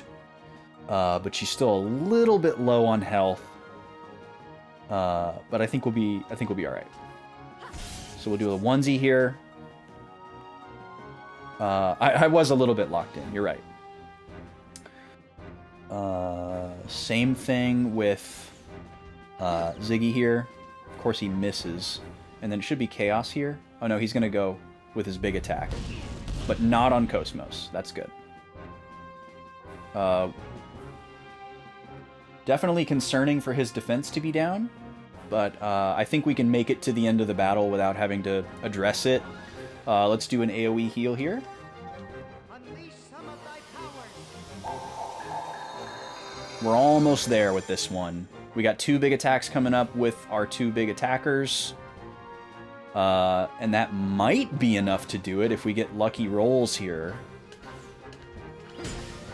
We'll probably get about 300 here. Well, that's 150. Okay, so we got 350 out of that. That was excellent. And then we've got a boost, so we can boost him back in. I think Cosmos can do 350 here, or 366 to be exact. So let's see. Yep, there's basically 200, 190. Yeah, I think we got it. Nice. So yeah, that's all we needed. We just needed some stats. We're through it. I'm assuming we're going to get hit with a cutscene here. Oh, and Chaos went up to level 19 already. 2? No, not 2 silver crowns. It's just the second item. It's weird that they're numbered like that. 1 silver crown. I'm assuming that is an accessory. It sounds tantalizing. Alright, so is this the end of Cherenkov?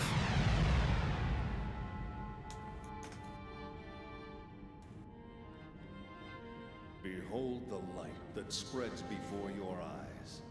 This light once symbolized civilization, the very will of the human race. But what can be gleaned from the light we see today? The people of this world have cast away their will to create, drowning themselves instead in an endless cycle of consumption. What you see now is the deceitful light cast by their stagnant eyes. The commander. But who's that with him? Wait, what? The people you've encountered in your lifetime are not people at all. They are less than human, mere sacks of flesh and bone. Only upon the realization of self-will can a person truly be called a man. You chose to reject the false light, refused to succumb to their lies. That's why you never faltered, even after all the personality reconditioning. The commander underwent personality reconditioning?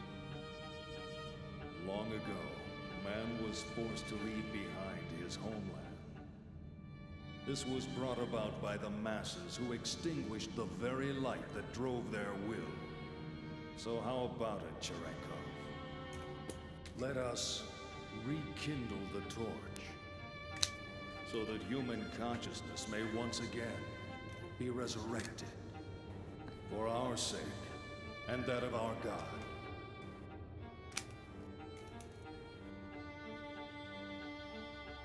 Happiness?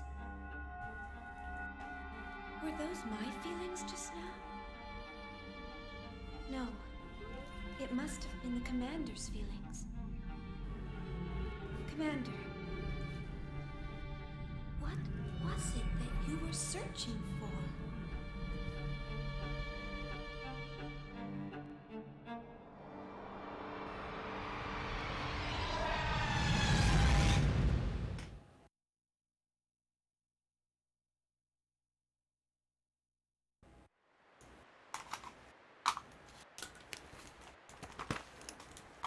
Commander.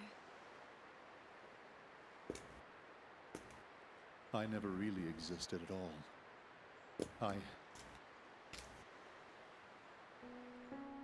36 years ago. Okay, hold on. I gotta catch up. So it seems like the Zohar is allowing Shion to kind of like see into his mind, or something is allowing it. I'm assuming it's the Zohar emulator, but she's like seeing his memories and like commentating on it, like, oh, who's that guy? And she like felt his feelings as well. To see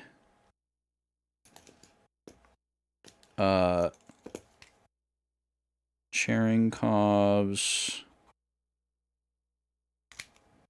memories and feel his feelings. I'm writing this in the form of a question because it's not confirmed. She feels happiness, but thinks it is not her own, rather his in the memory she witnessed.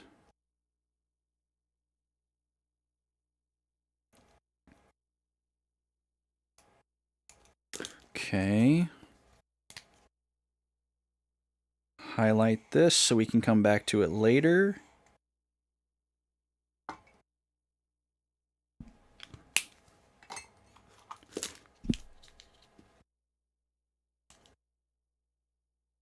Okay. And then let's do some quick napkin math here. So Cherenkov is talking about 36 years ago. Is that how old he is? I feel like that's how old he is. The year after the Zohar incident which led up to the Milshin conflict, which I'm thinking was 14 years ago.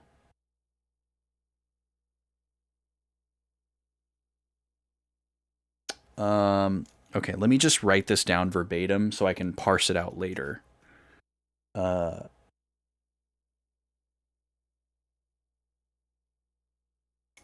do I want to write this?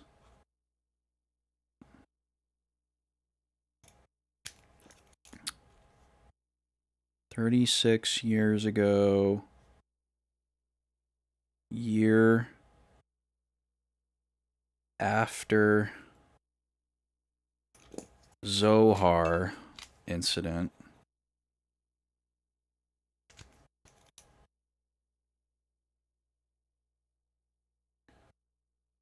Which led to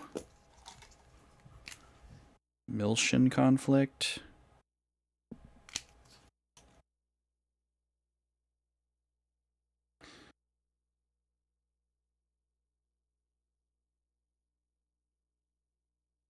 Okay, I just basically need to like record my confusion in this moment. Okay, continuing on. The year after the Zoar incident, which led up to the Miltian conflict, I was brought into this world as a weapon of warfare. It happened all the time back then. Killing was our whole reason for existence. The fortunate ones were those who could adapt to that way of life. Even luckier were those who died on the battlefield. But I was never granted that opportunity. Before I could find some significance to my own life, the war ended. And I was left behind while the world went on. I tried to adapt. But the language I spoke was so different from the rest of the world. I thought the entire world had rejected me. But the commander, it felt like he really needed me. I saw a future for myself in the commander. Or I wanted to, at least. But I had to rely on the drugs to communicate with the rest of the world. It was because I hadn't changed. After everything that happened, I hadn't changed at all. Now I finally understand. The world didn't reject me. I rejected the world. Shion, I like it here. I'm the only living thing that exists in this place. There's nothing else. No anger, no sadness, no happiness, not even a future. The only thing that's here is me. And that'll eventually fade away.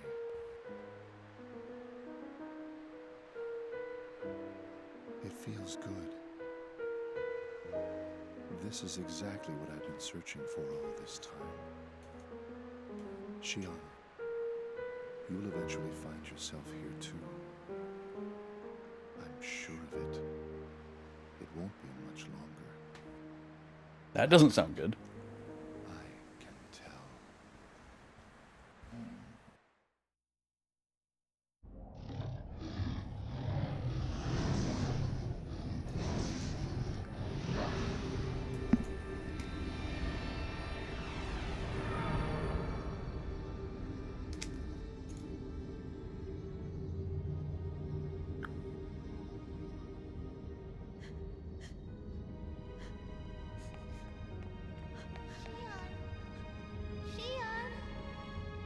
What was that?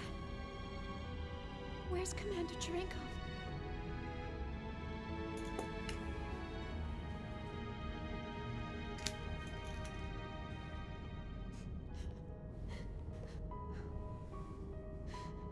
Shion. Chaos! What just happened? Where is he? What have we done? Tell me!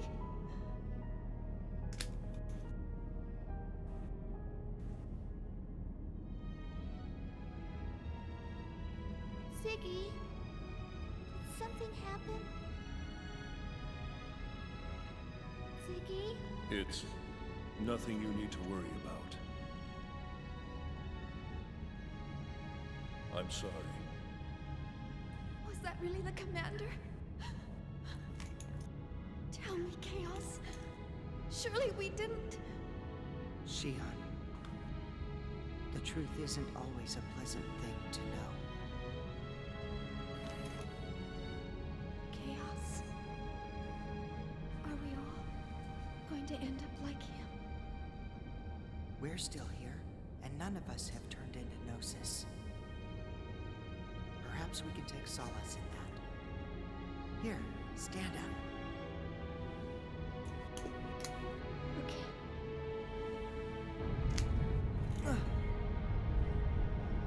The connection between the phenomenon boundaries is dissipating. If this continues, this spatial location will disappear. Oh. We are in danger. This isn't good. Okay, hold on. There's something I want to write down really quick before something else happens. Ziggy seems to understand more than he lets on. Momo is confused.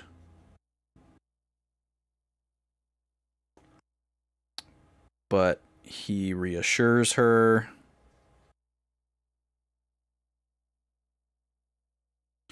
And then Cosmos says the barrier between, I forgot the exact phrasing. Barrier between phenomenon or phenomena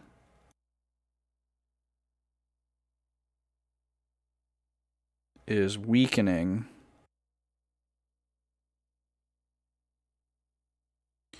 Implying the structural integrity of where we are is coming apart. Okay. Continuing on.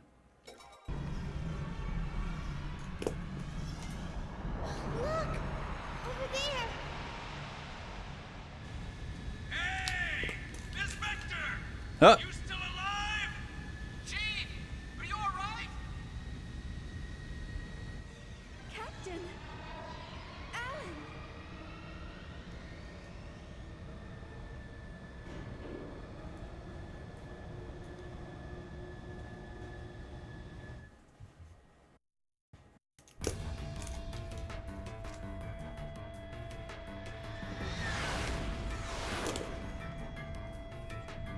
They're coming after us! Full speed ahead! Shake them off!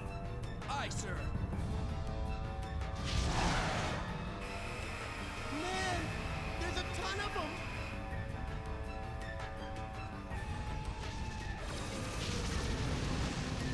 What the? Oh, look who it is. It's the Durandal. The Durandal? He knows that ship? Registration confirmed, little master. It's the Elsa. Jeez, those guys were damn lucky we were passing by. What the hell are they doing here? Well, whatever. All guns, target the Gnosis! Cut open an escape path for the Elsa and annihilate the enemy!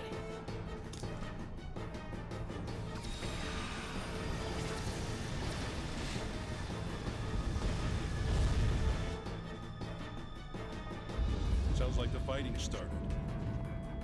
Are we gonna be okay? There were so many of them when we transferred in. They destroyed an entire Federation fleet. It would be wiser for us to flee than fight. Holy crap. We'll never get all of them. What should we do? We should have resupplied earlier. This is what I get for taking on a UTIC. Otherwise, this would be a cinch. Little Master, enemy group formation approaching from 5 o'clock. We're being surrounded on all sides. So they're not gonna let us go, huh? And they've coordinated their attack patterns. I've never seen them fight like this before. Even if we gate jump out of here, we may not be able to shake them. Little Master, another group is chasing after the Elsa.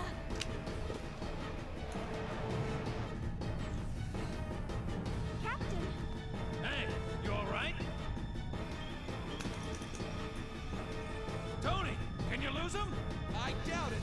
They're a lot faster than we are. Damn it. Wow, if Tony doubts himself, it must really be bad. Them down. What are we gonna do?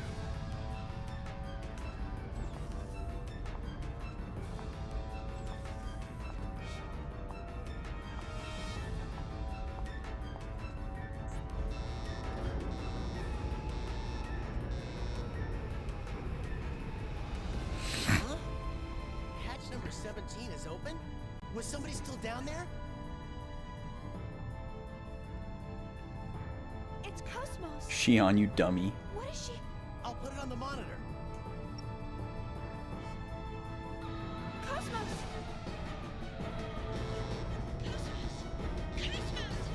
What are you doing? Get back here! There's too many of them for you to destroy! You're not equipped to handle that great a number! Shion. Will feeling pain make me complete? What? I can't hear you! The air is too thin for her voice to carry.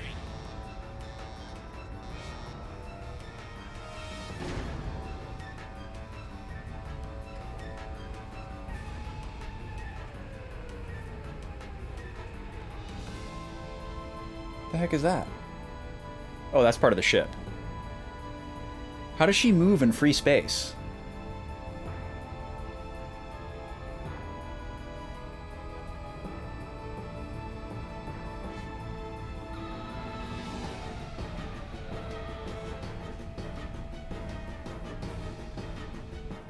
Attract inhibitor output at 300%. Zohar emulator waves can no longer be suppressed. What the hell? Now they're acting up? Intruder alert in the Pieta mother frame. Permutational phenomena appearing in the variant. In Mama? Where's it coming from? Mama? What? Transfection course. Course trapped. It's coming from the quarantine hangar. Quarantine hangar? It can't be the Zohars. It is. External sources are sending requests to the Zohars. Paradigm Plural. contamination is spreading. If this keeps up, the mother frame will be taken over. Cut off the main line to the quarantine hangar. Stabilize the attract inhibitor through a secondary line. Main line purged. All signals blocked.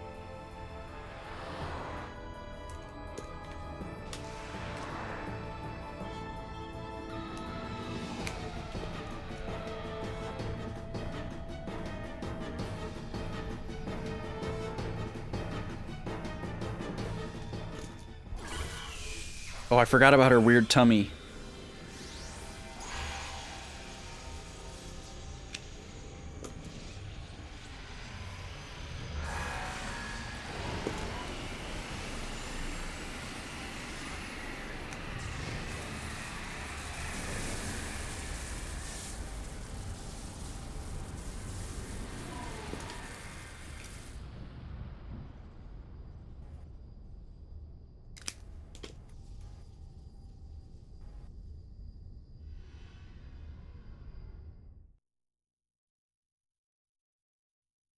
She just destroyed like 2 of them and there's like thousands.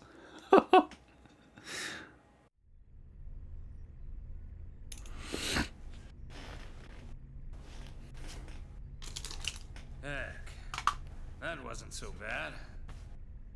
There's no way Matthews would ever say the word heck. Matthews hasn't said heck since he was like 5 years old. It appeared as if she absorbed the gnosis. How could she have weaponry we don't even know about? No, that wasn't a weapon. That was... Something impossible. Who cares if it's possible or not? She got rid of the gnosis, right? Captain. Little Master's been buzzing us for a while. They call him that too? Oh, patch him in. I guess if they're both connected to Kukai, it kind of makes sense. Who's this little master? Thanks for helping us out, little master. Sorry about all the... This isn't the cosmos that I built. Kevin. Is this your hand at work? Oh.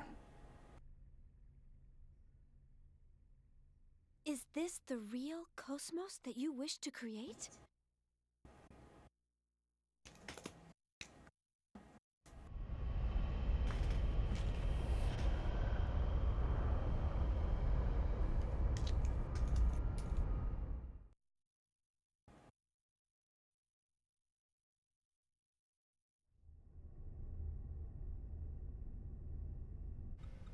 Commander. What is it? Commander Cherenkov's SMS tracking signal has disappeared.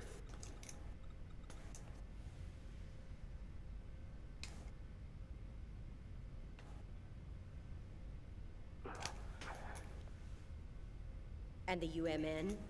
Huh. I was able to track him while he traveled through hyperspace, but I lost him at point 2100783. There are traces of a space-time anomaly at that same point, so we believe the Gnosis may have been there. I see.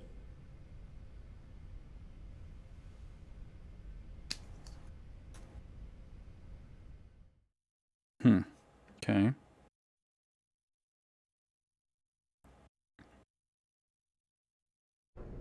So, you got it? Roger, little master. Thanks for helping us out. You guys better fill me in on the situation later. Man, what the heck is going on here? And Mama's gone and caught a bug, so we can't perform any investigations or analyses for a while. That's terrible. Tell me about it. Hey, is that Little Master? He's our boss. The head Oh. honcho. Hey, Little Master. We picked up a couple of passengers headed for Milsha while we were working. What should we do with them? They look like they're in pretty deep with something. Well, your first concern should be to repair the Elsa. Why don't you get it fixed over at the Foundation? You won't make it very far in that kind of shape. Foundation? You mean the Kukai Foundation? From the Galactic Finance 500's top 10 fastest growing corporations list? Then you must be... Ah, the business stuff was meant to be a side thing. We got lucky, that's all. This is bad, Chief. We can't associate with these people. Hey, I heard that, man. Would you rather we left you here in space? No, sorry, sir. Look, Little Master, what do you say we just leave this wuss behind? He spends all his time moaning and groaning. Hey, come on, Captain. Chaos, help me out here. Well, it's not really up to me, you know. I better leave this one to you two. Then I'm definitely giving him the boot. Come on! Hey, man, don't freak out. We're just playing. What's wrong? Something worrying you? Huh? Oh, no. It's nothing. Liar. I'm Shion Uzuki. Nice to, meet you. Junior. Guinan Junior. I got a real name, but let's just leave it at that for now. Oh, okay. So they know Master Wilhelm as Master Geignum, We're returning to the Foundation. and he's Make sure to tell Geignum we Jr. secured the final emulator. Roger. Preparing to return to the Foundation. The final emulator.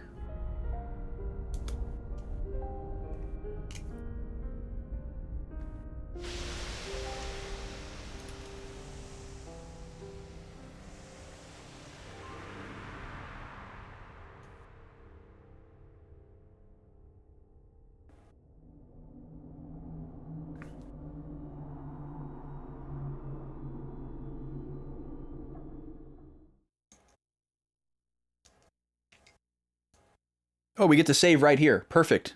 It's literally right on time. Okay, let me catch up on writing here. So they're set to head to the Kukai Foundation / Master Geignum.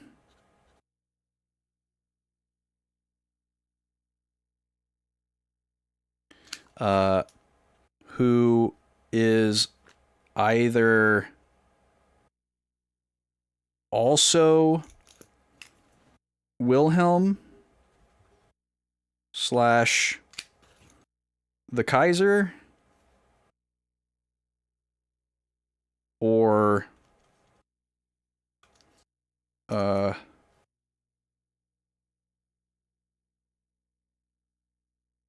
guess what's the other option? The other option is that I was incorrect about him being related to him despite their similar appearances and function. I guess, or I'll just say, or I'm mistaken.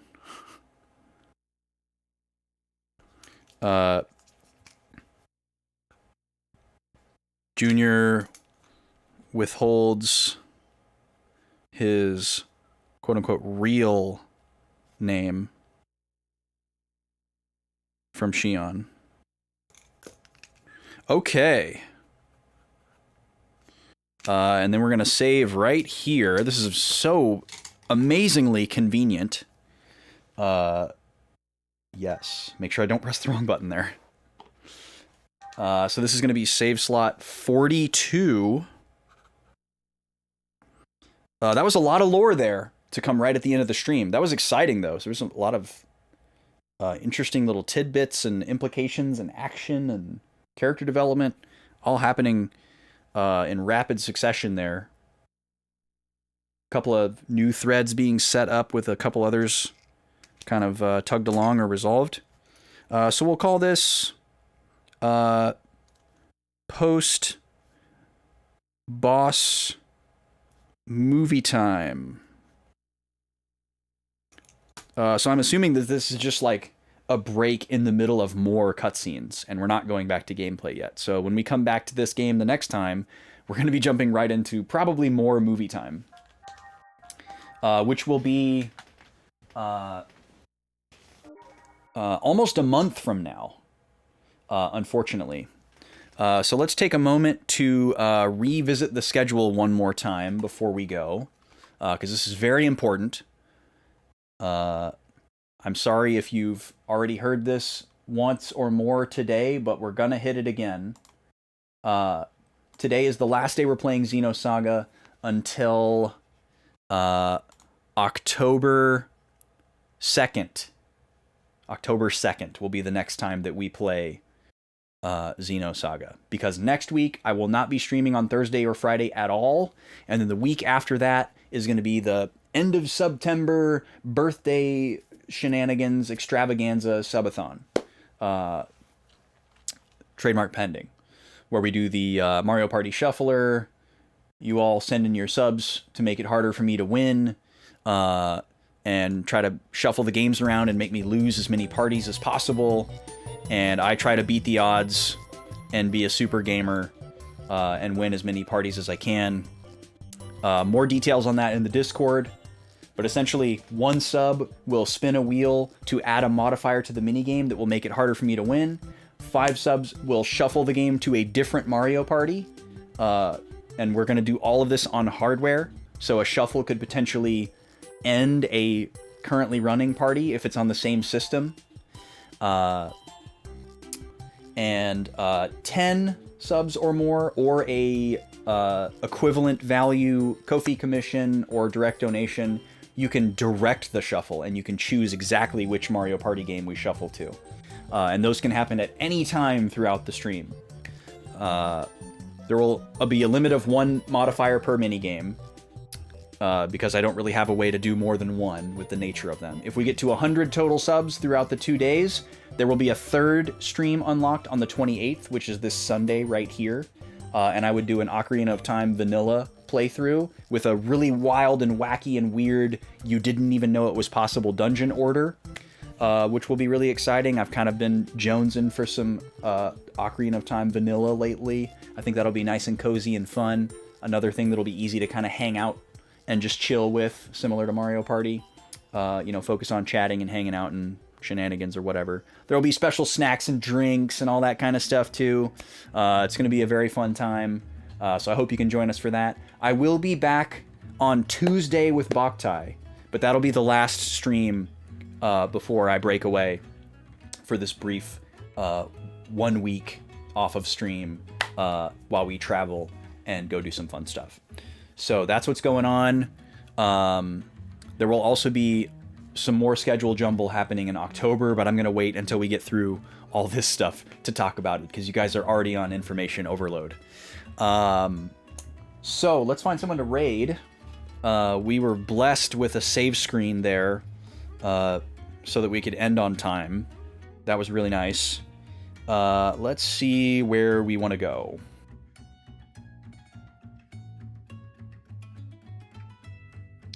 Do do do do do do do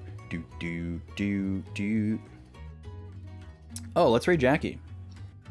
Actually, haven't been able to raid Jackie in a while. Jackie's playing Mario Bros. 2.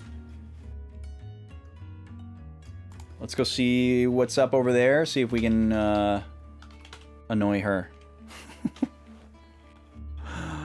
Thank y'all for hanging out with me today. Appreciate it. This was good. We got some. I actually enjoyed the grinding quite a bit. It's very zen. We got to chat about some fun stuff. So that was nice. We got over the hump with this boss fight. We're back into story content. There's some cool stuff going on. This game's great. So that was nice. That's all I got for you for now, folks. September 25th and 26th. Mark your calendars. Just show up. Even if you can't sub, come hang out. It's going to be fun. It's going to be silly. It's going to be wacky and wild. I'm pushing really hard for this one because I think it's going to be a blast if we can get a good turnout. That's it for now. See you Tuesday for more Boktai, and then we take a little break. Come back with our fun thing. Y'all be good. Let's go say hi to Jackie.